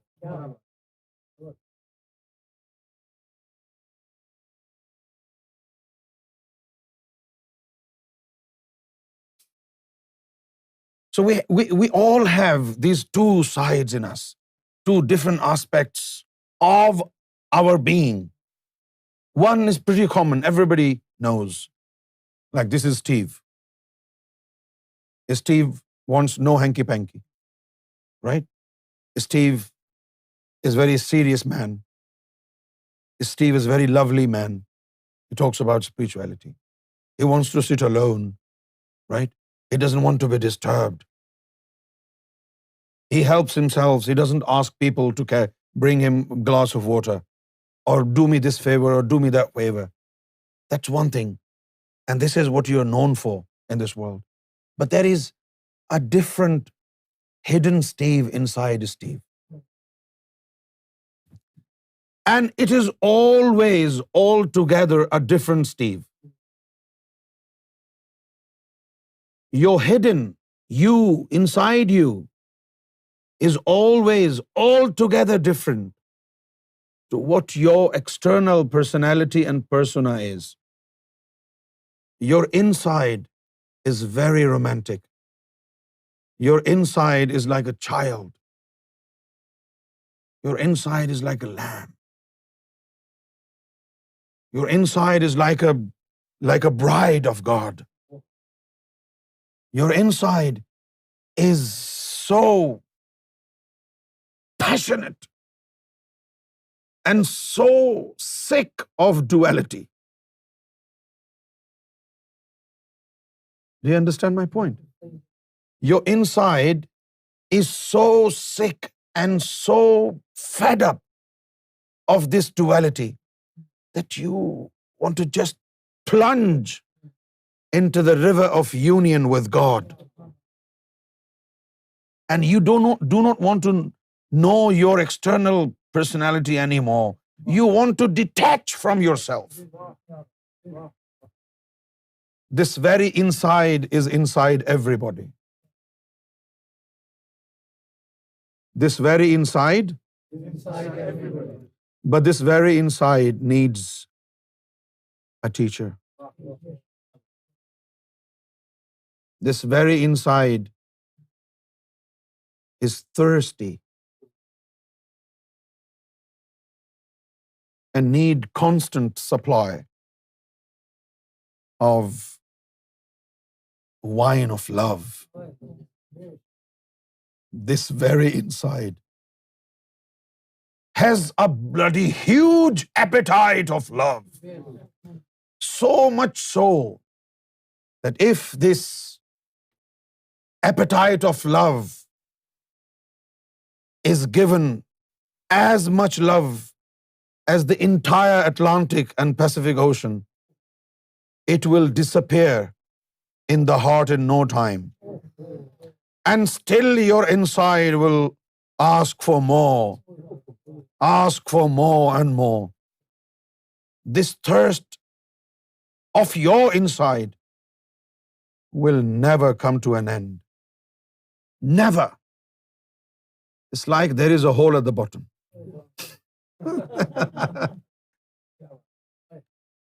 अगर किसी थैले में सुराख हो नीचे तो पानी गिरता रहेगा, कभी भी नहीं भरेगा ना. In a similar way, this heart, this inside you, ये एक अंधा कुआं है. पंजाबी में इसको कहते हैं अन्ना खूह. कभी भी नहीं भर सकता. अन्ना खूह. तुम हंस क्यों रहे हो? मेरा जो एक्सेंट है ये एक ब्लाइंड वेल है.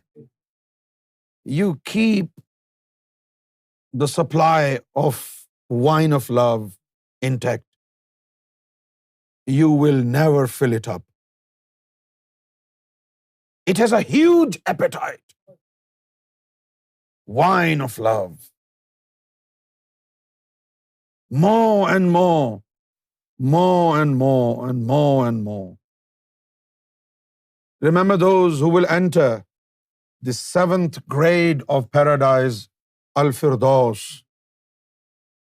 when these lovers of God would be stationed in Al-Firdaus, the 7th level of paradise. God would come unveiled in front of them, and they would lose their consciousness out of intoxication.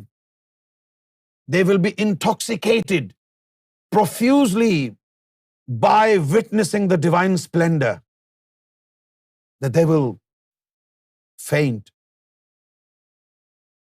and they will remain fainted for 70,000 years. And after 70,000 years, when they will automatically regain their consciousness, the first word that they utter will be, "Give us more. Hal min mazid." Give me more, give me more, give me more. So this inside of you you will never be able to fill up this blind well of your heart. It will keep asking for more and more and more and more and more. And this is why there is a hadith of Muhammad sallallahu alaihi wa sallam, when the Prophet said, "As-sukun haramun ala qulubul awliya." As-sukun haramun ala qulubul awliya. The hearts of my friends will never be satisfied. For mu'mineen, ala bi dhikrillahi tatma'innul qulub. The hearts of mu'mineen will be satisfied with zikr Allah. But as-sukun haramun ala qulubul awliya. But if you turn into a saint of God, you will have such a huge appetite for love, for the wine of love, that it can never be quenched. You will need more and more and more, and you will always have a restive heart. A heart of a Sufi who has entwined his presence with the presence of God will never find satisfaction. It is never contented.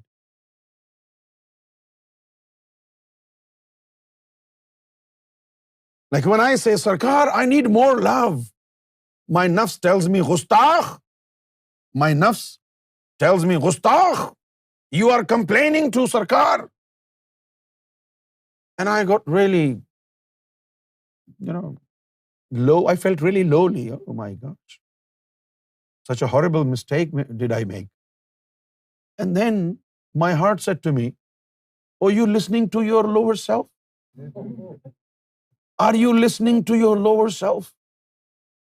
You are dismissing what is coming as a demand from your higher self. This is your lower self. This is not a complaint. This is a demand of love.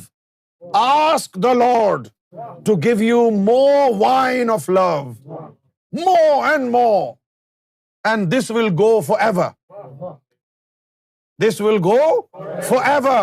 Sultan Hakbahu said, this heart is greater than mountains. This heart is deeper than oceans. Even if the entire universe is placed inside the heart, it will be easily forgotten where did you place it in the heart. دل دریا سمندروں ڈونگے. کیا کہا؟ دل دریا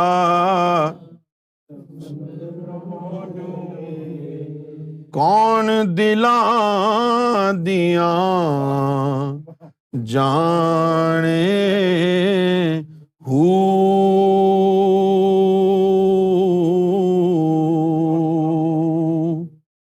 الف اللہ چمبے دی بوٹی میرے مرشد من وچ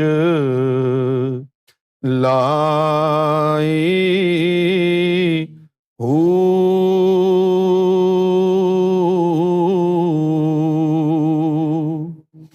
نفی اسبات دا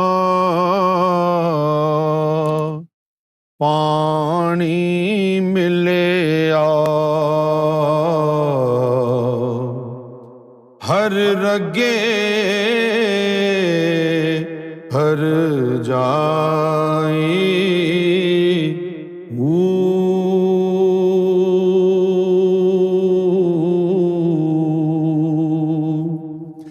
اندر بوٹی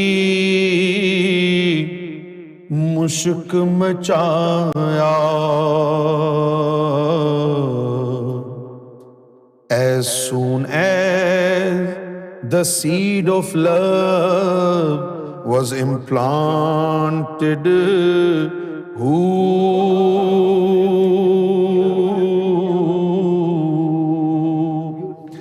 اندر بوٹی مشک مچایا تے جان پھلن تے آئی ہو. جیوے مرشد کامل باہو جیوے مرشد کامل باہو جے اے بوٹی لائی ہو. جیوے مرشد کامل باہو جیوے مرشد کامل باہو جے اے بوٹی لائی ہوں.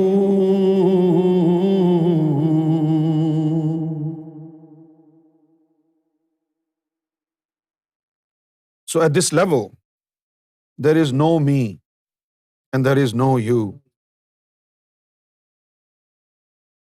What is lawful at level 1 of Sharia? This is important. What is lawful at level 1 of Sharia may not be lawful at another level, which is tariqah. And what may be unlawful in Sharia may be lawful in tariqah. And this is what mullahs do not know. Because they are not aware of Sufism.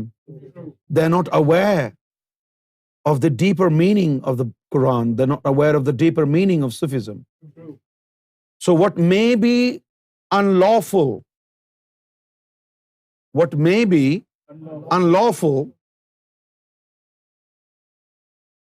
can be lawful in tariqah, in Sufism. So what is lawful at one level of Sharia may not be lawful at another level of tariqah, understanding. For example, the outer practice of fasting is required by religious law. Right? What is it? The outer practice of fasting is required by religious law. But according to the Sufi path, one of the essential reasons for fasting is to develop self-discipline and to control the insatiable ego. If a person is proud of fasting, the fast is still technically lawful. But in terms of the Sufi path, the fast is a failure. Another example comes from the famous story of Mansur al-Hallaj, who was killed for publicly saying, Ana al-Haq, I am the truth. One of the 99 attributes of God is truth. And according to the law, it is absolutely forbidden to call oneself God. And according to the law, it is absolutely forbidden to call oneself God. The traditional punishment for this extreme heresy was death. However, from the point of view of the truth, the divine is within each person. It dwells in one's heart. It dwells in one's heart of hearts. The innermost heart does have divine qualities. And each person should be honored as a temple of God. As a Sufi saint, Junaid replied, when he was asked about Mansur Hallaj, what should he have said? I am falsehood. Junaid Baghdadi said, Mansur Hallaj shouldn't have said Ana al-Haq. He should have said Ana al-Batil. So you must have heard me saying, मैं इबलीस ही हूँ. This is why I said I am Iblis, I am Batil. Because it's not fair to say Ana al-Haq. Although you are Haq, you have to hide it. Right? Even if in your body and soul there is nothing but God, but Sharia is stalking on you and hunting you down and will tell you, keep your mouth shut. This is what Sharia is for. So Mansur Hallaj, maybe he wasn't counseled in time. Maybe he wasn't advised how to react when God is inside you. And abruptly it came off his mouth and he said, Ana al-Haq. Somebody asked Junaid Baghdadi, and Junaid Baghdadi is the one who issued the religious verdict of death to Mansur Hallaj. So people asked Junaid Baghdadi, in your opinion as a jurist, what should have he said? And he said he should have said, I am falsehood. I'm not Haq. Instead of Ana al-Haq, he should have said Ana al-Batil.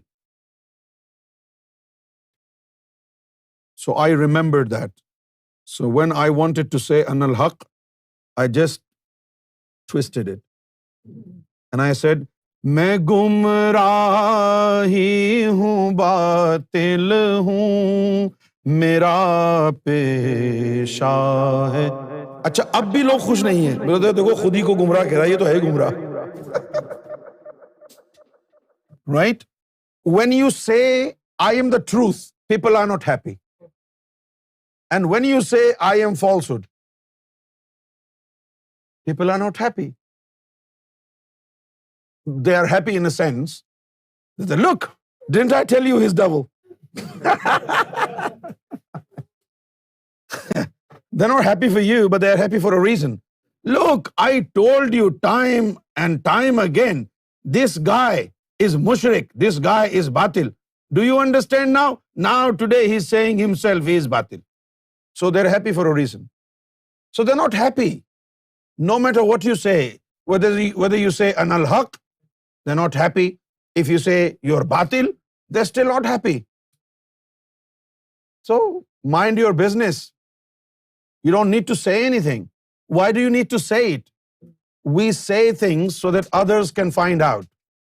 But why do you want others to find out who you are?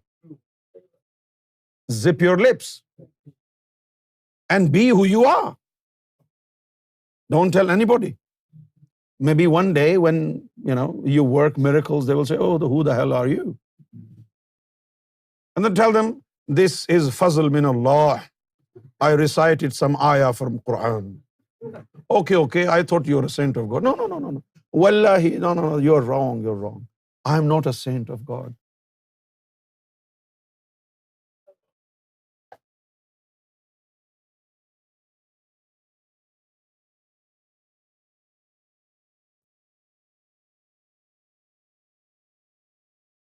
So, yeah, be, but don't say it. So, are you still willing to listen to me? Yes. By the way, I want to tell you, this is not commencement of Sufi course yet. This is just, it's not my way that I just speak about things. It's just the opening. It's just the opening to broaden your mind.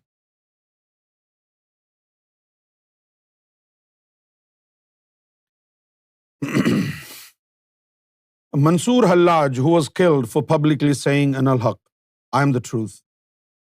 Now, according to the law, it is absolutely forbidden to call oneself God. The traditional punishment for this extreme heresy was death. However, from the point of view of truth, the divine is within each person.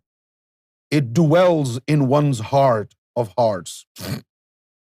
The innermost heart does have divine qualities, and each person should be honored as a temple of God. As the Sufi saint Junaid replied when he was asked about Mansoor, what should he have said? And he replied, I am falsehood. Main batil hoon.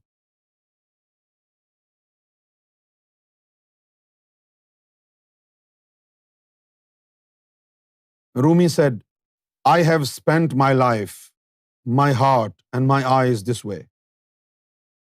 In the way of spirituality, I have spent my life, my heart, and my eyes this way. I used to think that love and beloved are different. I used to think Love and beloved are different. that love and beloved are different. I now know they are the same. I was seeing two in one. I was seeing two in one.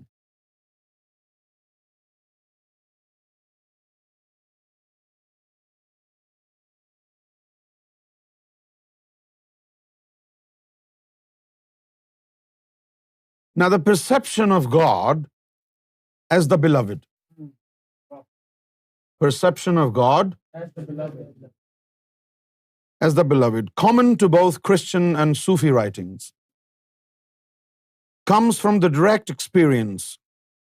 My own Sufi master has written, the essence of God is love, and the Sufi path is a path of love. Love is to see what is good and beautiful in everything. Love is to see what is good and beautiful in everything. It is to learn from everything, to see the gifts of God and the generosity of God in everything. It is to be thankful for all God's bounties. At a certain point along the path of love, at a certain point along the path of love, God reaches out and begins to assist us. At a certain point along the path of love, God reaches out and begins to assist us, drawing the seeker toward the divine presence. As this occurs, striving melts into surrender. Striving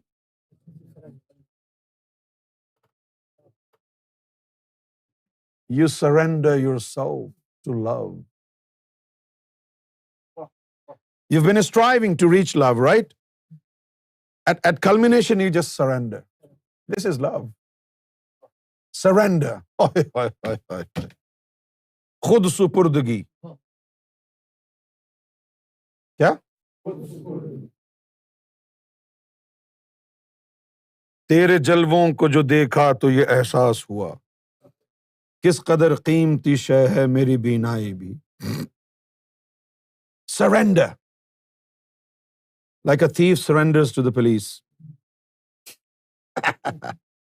Surrender yourself to love.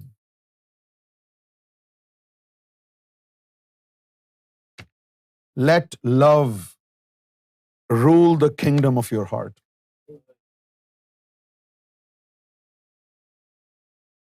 And you become love's subject. And let love be the king. You're not bored, are you? No, not at all. So at a certain point along the path of love, God reaches out and begins to assist us, drawing the seeker toward the divine presence. As this occurs, striving melts into surrender. Striving, your struggle. You struggled all along the way. And when you are about to reach the culmination, what happens? You surrender. Surrender.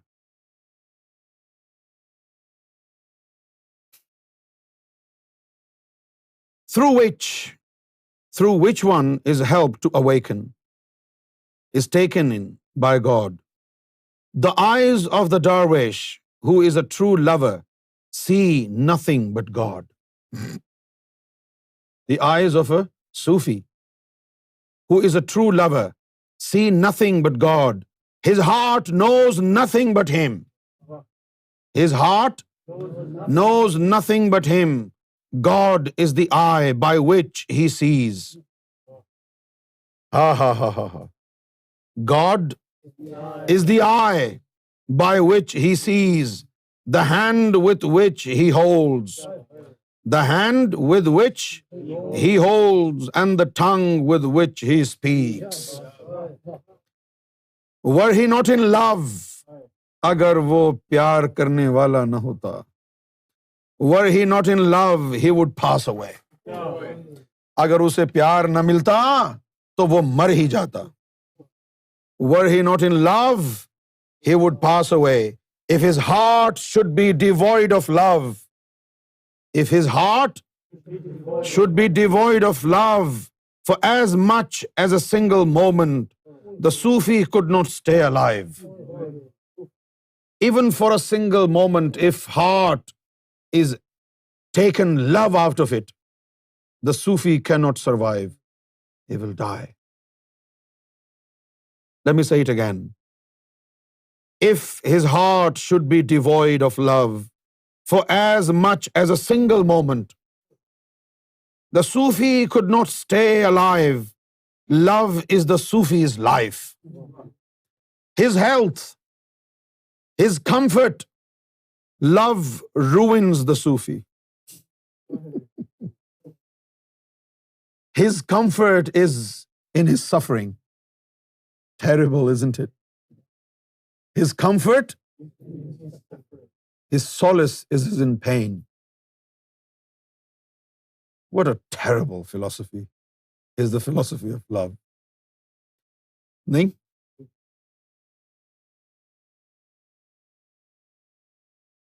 मकतबे इश्क का दस्तूर निराला देखा. मकतबे इश्क का दस्तूर निराला देखा. उसको छुट्टी न मिली जिसने सबक याद किया. यूजुअली क्या होता है कि इस क्लास में जो सबक याद कर लेता है उसको छुट्टी जो आती है, जो नहीं करता उसको डिटेंशन में डाल देते हैं.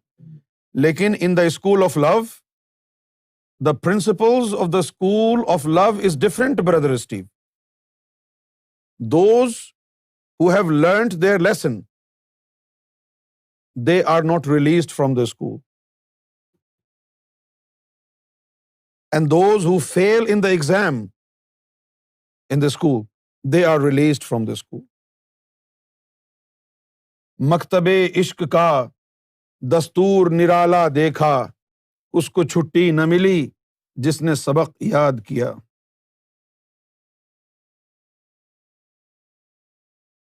So love ruins the Sufi, makes him weep. Union makes him flourish, brings him to life. Remembrance of God, one of the basic Sufi practice to open the heart is to remember God inside the heart. The remembrance of God has 4 basic meanings. It is an act of constantly striving to be mindful of God. Right? In this sense, it is opposite of heedlessness. Prayer is also remembrance. Prayer invites the Sufi into God's presence. Second, remembrance is the repetition of a mystical formula.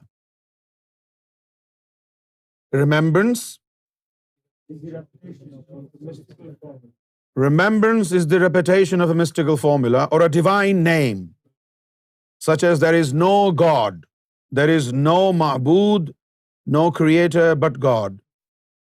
La ilaha illallah. This practice of invocation requires sincerity of intention, awareness, concentration, instruction, and authorization by the sheikh, or initiation into this practice. This repetition is the remembrance of the heart. When God's word is implanted inside the beating system of the heart, and it's synchronized within the beats. This is the threshold of level 1 Sharia and level 2 Tariqah. This is the threshold. 2 different levels are mingling into each other. And from here onwards, you will advance in spirituality, the path of love, Tariqah.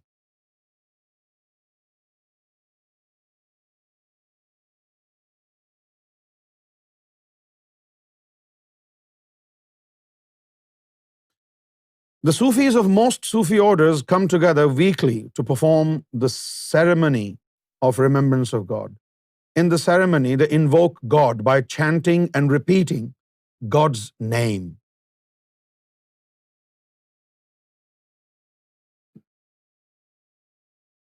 There are 99 names or divine attributes of God revealed in the Holy Quran.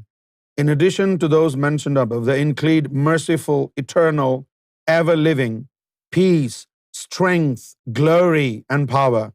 Each order has been given through dreams and visions the right to use certain of these names. As the Sufi call on God, they also begin to remember the divine within themselves.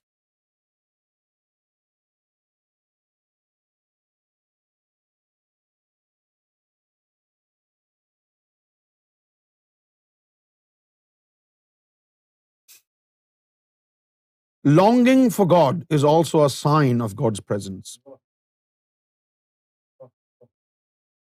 Longing for God is also a sign of God's presence within. Longing itself is a sign of God's presence.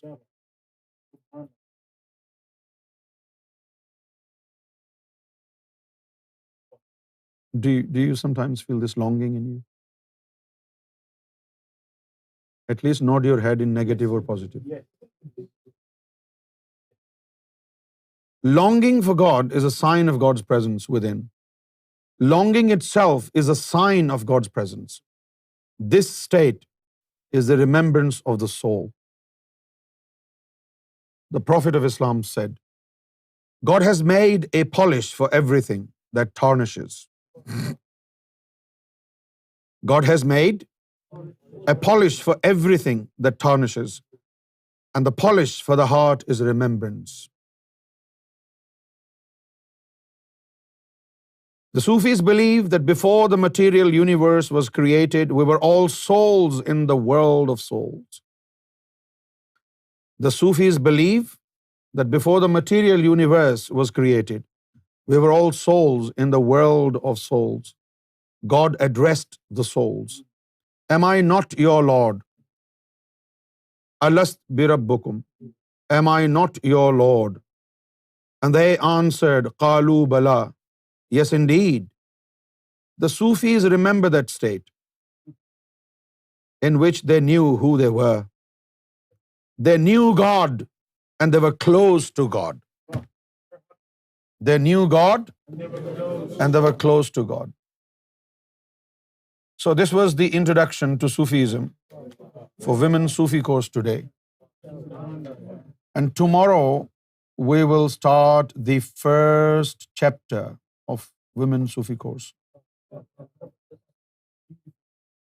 First chapter of Women Sufi course. And we start it tomorrow.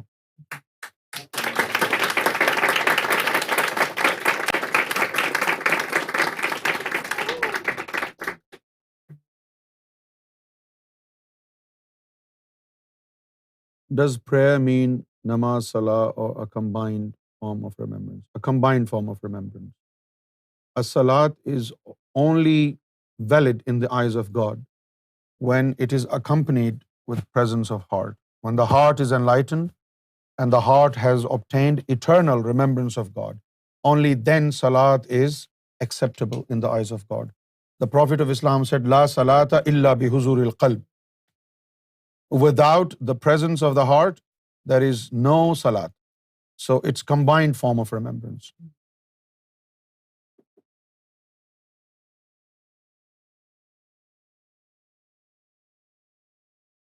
Hassaniya Shimlali, not all Sufis, only those who were in the nearness of God, in the front 2 rows.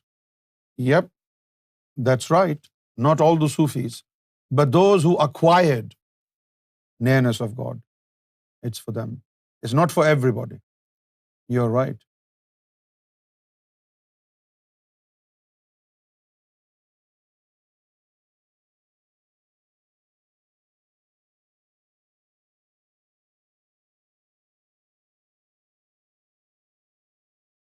So tomorrow we will officially begin this Women Sufi course. And Swami ji ko bula lo. And the first chapter, have a fingers crossed, it will go well. Are you satisfied with today's, the first day? You satisfied? Okay, that's good. You'll be happier tomorrow. First you will be happy, and then you will be merry. And then you will be merrier. And then you will be intoxicated.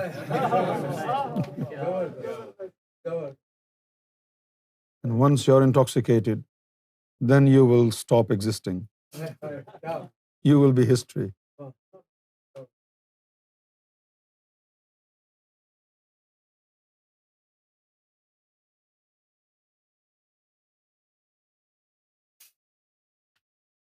जी स्वामी जी, क्या हाल है आपका? What does it mean when you come in a dream? Well, it depends what do I do in your dream. If I'm playing cricket with you in your dream, it means I want you to come and play with us. ये स्वामी जी क्या हाल है? हमको मिल रहा है सबको अद्भुत, बहुत बहुत शुक्रिया गुरुजी, बहुत बहुत शुक्रिया। आप कैसे हैं? हाँ जी, क्या हाँ हाल जी, चाल है बहुत आपका? आनंद में। आपका करम है गुरुजी, बहुत आनंद में। सब ठीक है ना? जी, बहुत बहुत बहुत अच्छा चल रहा है गुरुजी। मैंने व्हाट्सएप से आपको मैसेज दिया है, अगर आपकी परमिशन है तो मैं एक बहुत अपने स्पिरिचुअल परिवार की बात करना चाहता हूँ आपसे। हाँ हाँ करें। कल जैसे आपने कुछ मच्छरों की वजह से एक बहुत बड़ा डिसीजन ले लिया, तो उसमें मच्छरों जब जब जब मच्छर बोल दिया आपने उनको। गुरु जी ने, दादा गुरु ने, अल्लाह ने और आपने हमको थोड़ा नवाजा है, आपके दिलों में बसाया है, तो हम परिवार की माँ के नाते हम आपको यहाँ आपकी बारगाह में एक बहुत बड़ा सबकी ओर से रिक्वेस्ट देना चाहते हैं, जो मैंने मैसेज में व्हाट्सएप से आपको दिया है गुरु जी। जी। کہ کچھ مچھروں کی وجہ سے اپنا جو مشن بہت گتی پکڑا ہوا ہے. ذکر دینے کی اجازت آپ نے بہت بڑی کرم کر کے بہت سب کو نوازا اور ذکر دینے کی پرمیشن دیا ہے آپ نے. تو اس سے کیا ہے گروجی، بہت مشن آگے بڑھتا ہے، لوگوں کا ذکر چلتا ہے. تو یہ دنیا کو میسج جاتا ہے کہ ہمارے گروجی تو جس کو ذکر دیتے اس کا بھی ذکر چل جاتا ہے.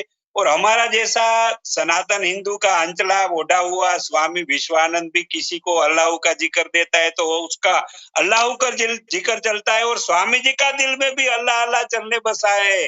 تو یہ جو ذکر کا جو گرو جی ہے، پھر سے سب کو ذکر دینے کی اجازت دو. ایسے میں ایک اپنی اسپرچل ماں بن کے آپ کی بارگاہ میں ریکویسٹ کرتا ہوں، کیونکہ کچھ مچھروں کی وجہ سے ہمارا اسپرچل مشن دنیا میں جلدی سے جلدی پھیلانا ہے.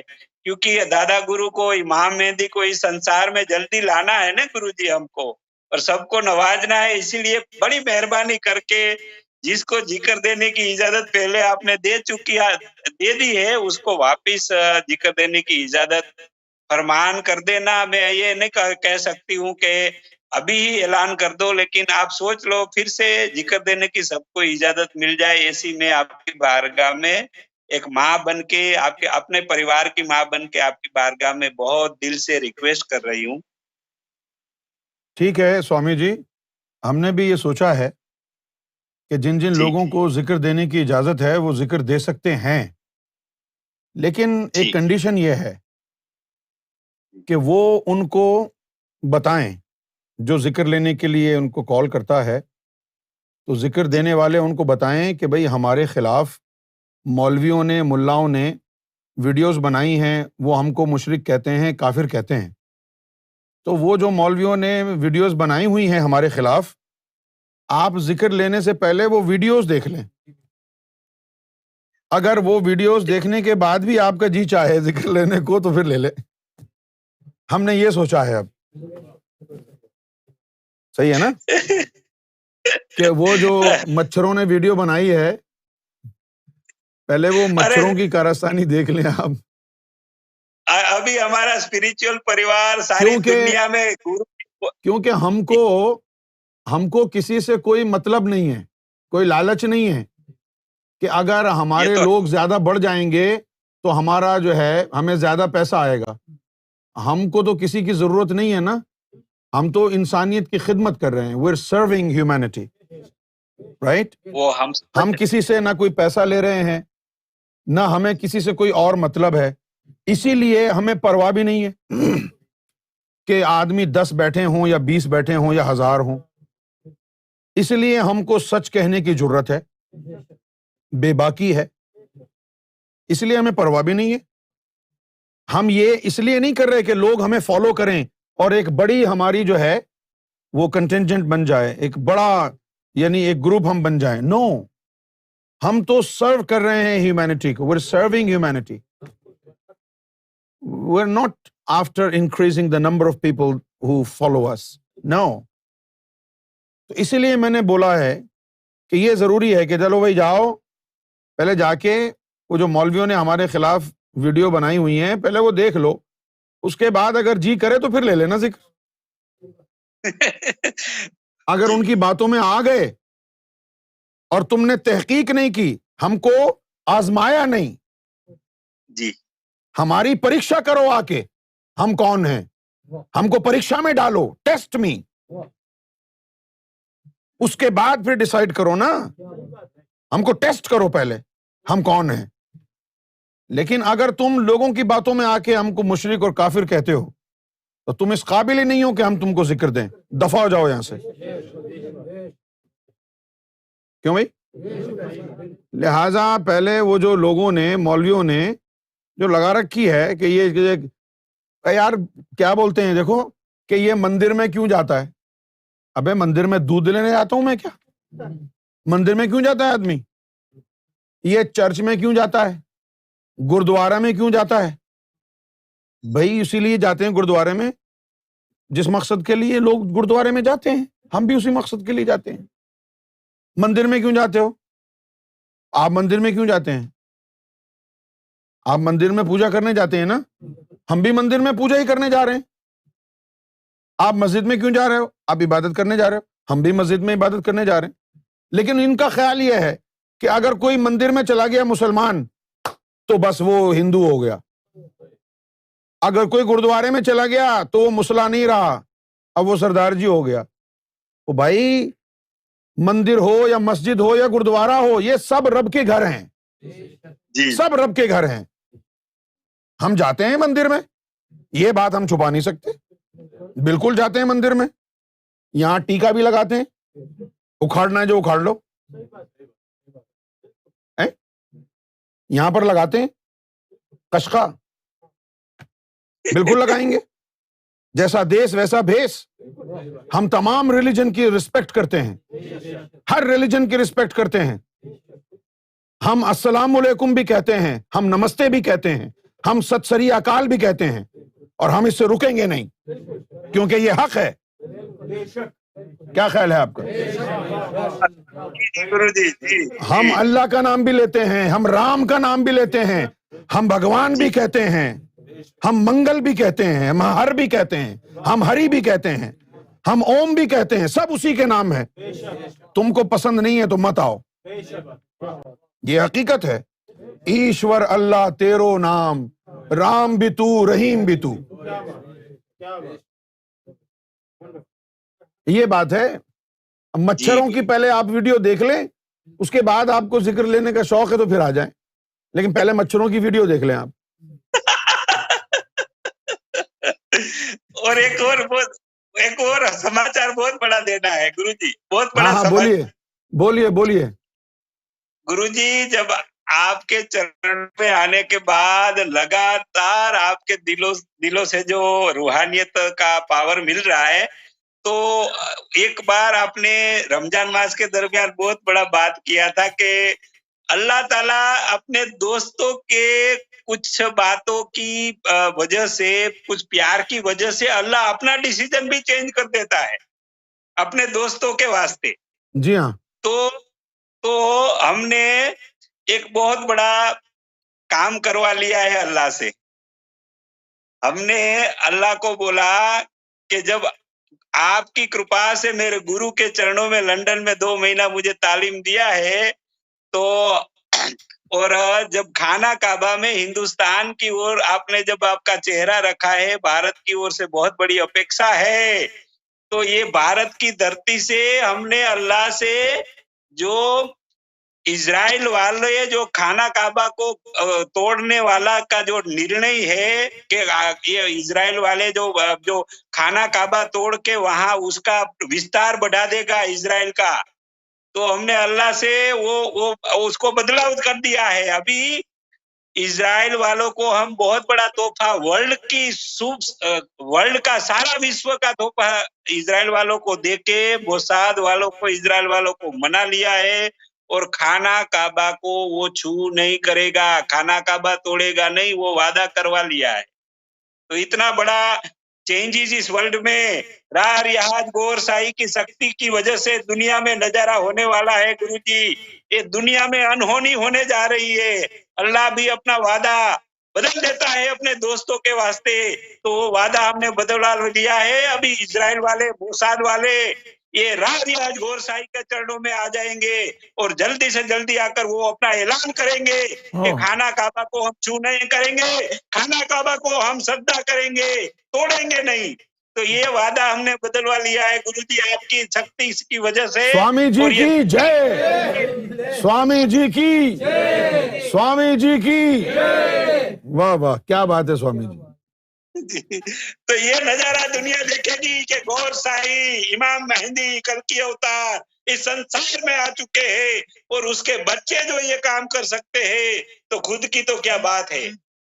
جی سوامی جی. And I would like to read this message from Hasaniya Shimlali. It's a wonderful message actually. This mission is to prepare the hearts of human beings for the advent of Imam Mahdi alayhi salatu wassalam.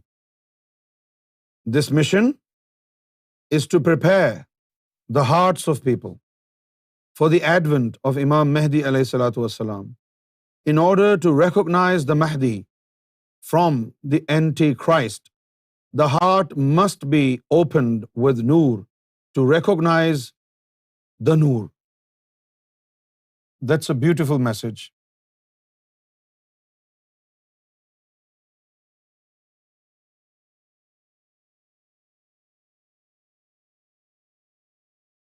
Swami ji चले गए? अच्छा रहने तो बस ठीक है। India में तो बड़ा बुरा हाल हो गया है कोरोना वायरस का। It's really bad in India now. Coronavirus. It's over 300,000 cases. Over 300,000 cases. Oh my gosh. 300,000 cases. And few days ago, there were 2,008 deaths in one day in India. 2,000 deaths in one day. It's getting really, really worrisome. All right. It's time to say goodbye. Eat, drink water, and be merry. Impossible. For tomorrow you die. You cannot be merry when you drink water. Right? Unless you fake it. Eat, drink, and be merry, for tomorrow you die. Take care. God Hafiz.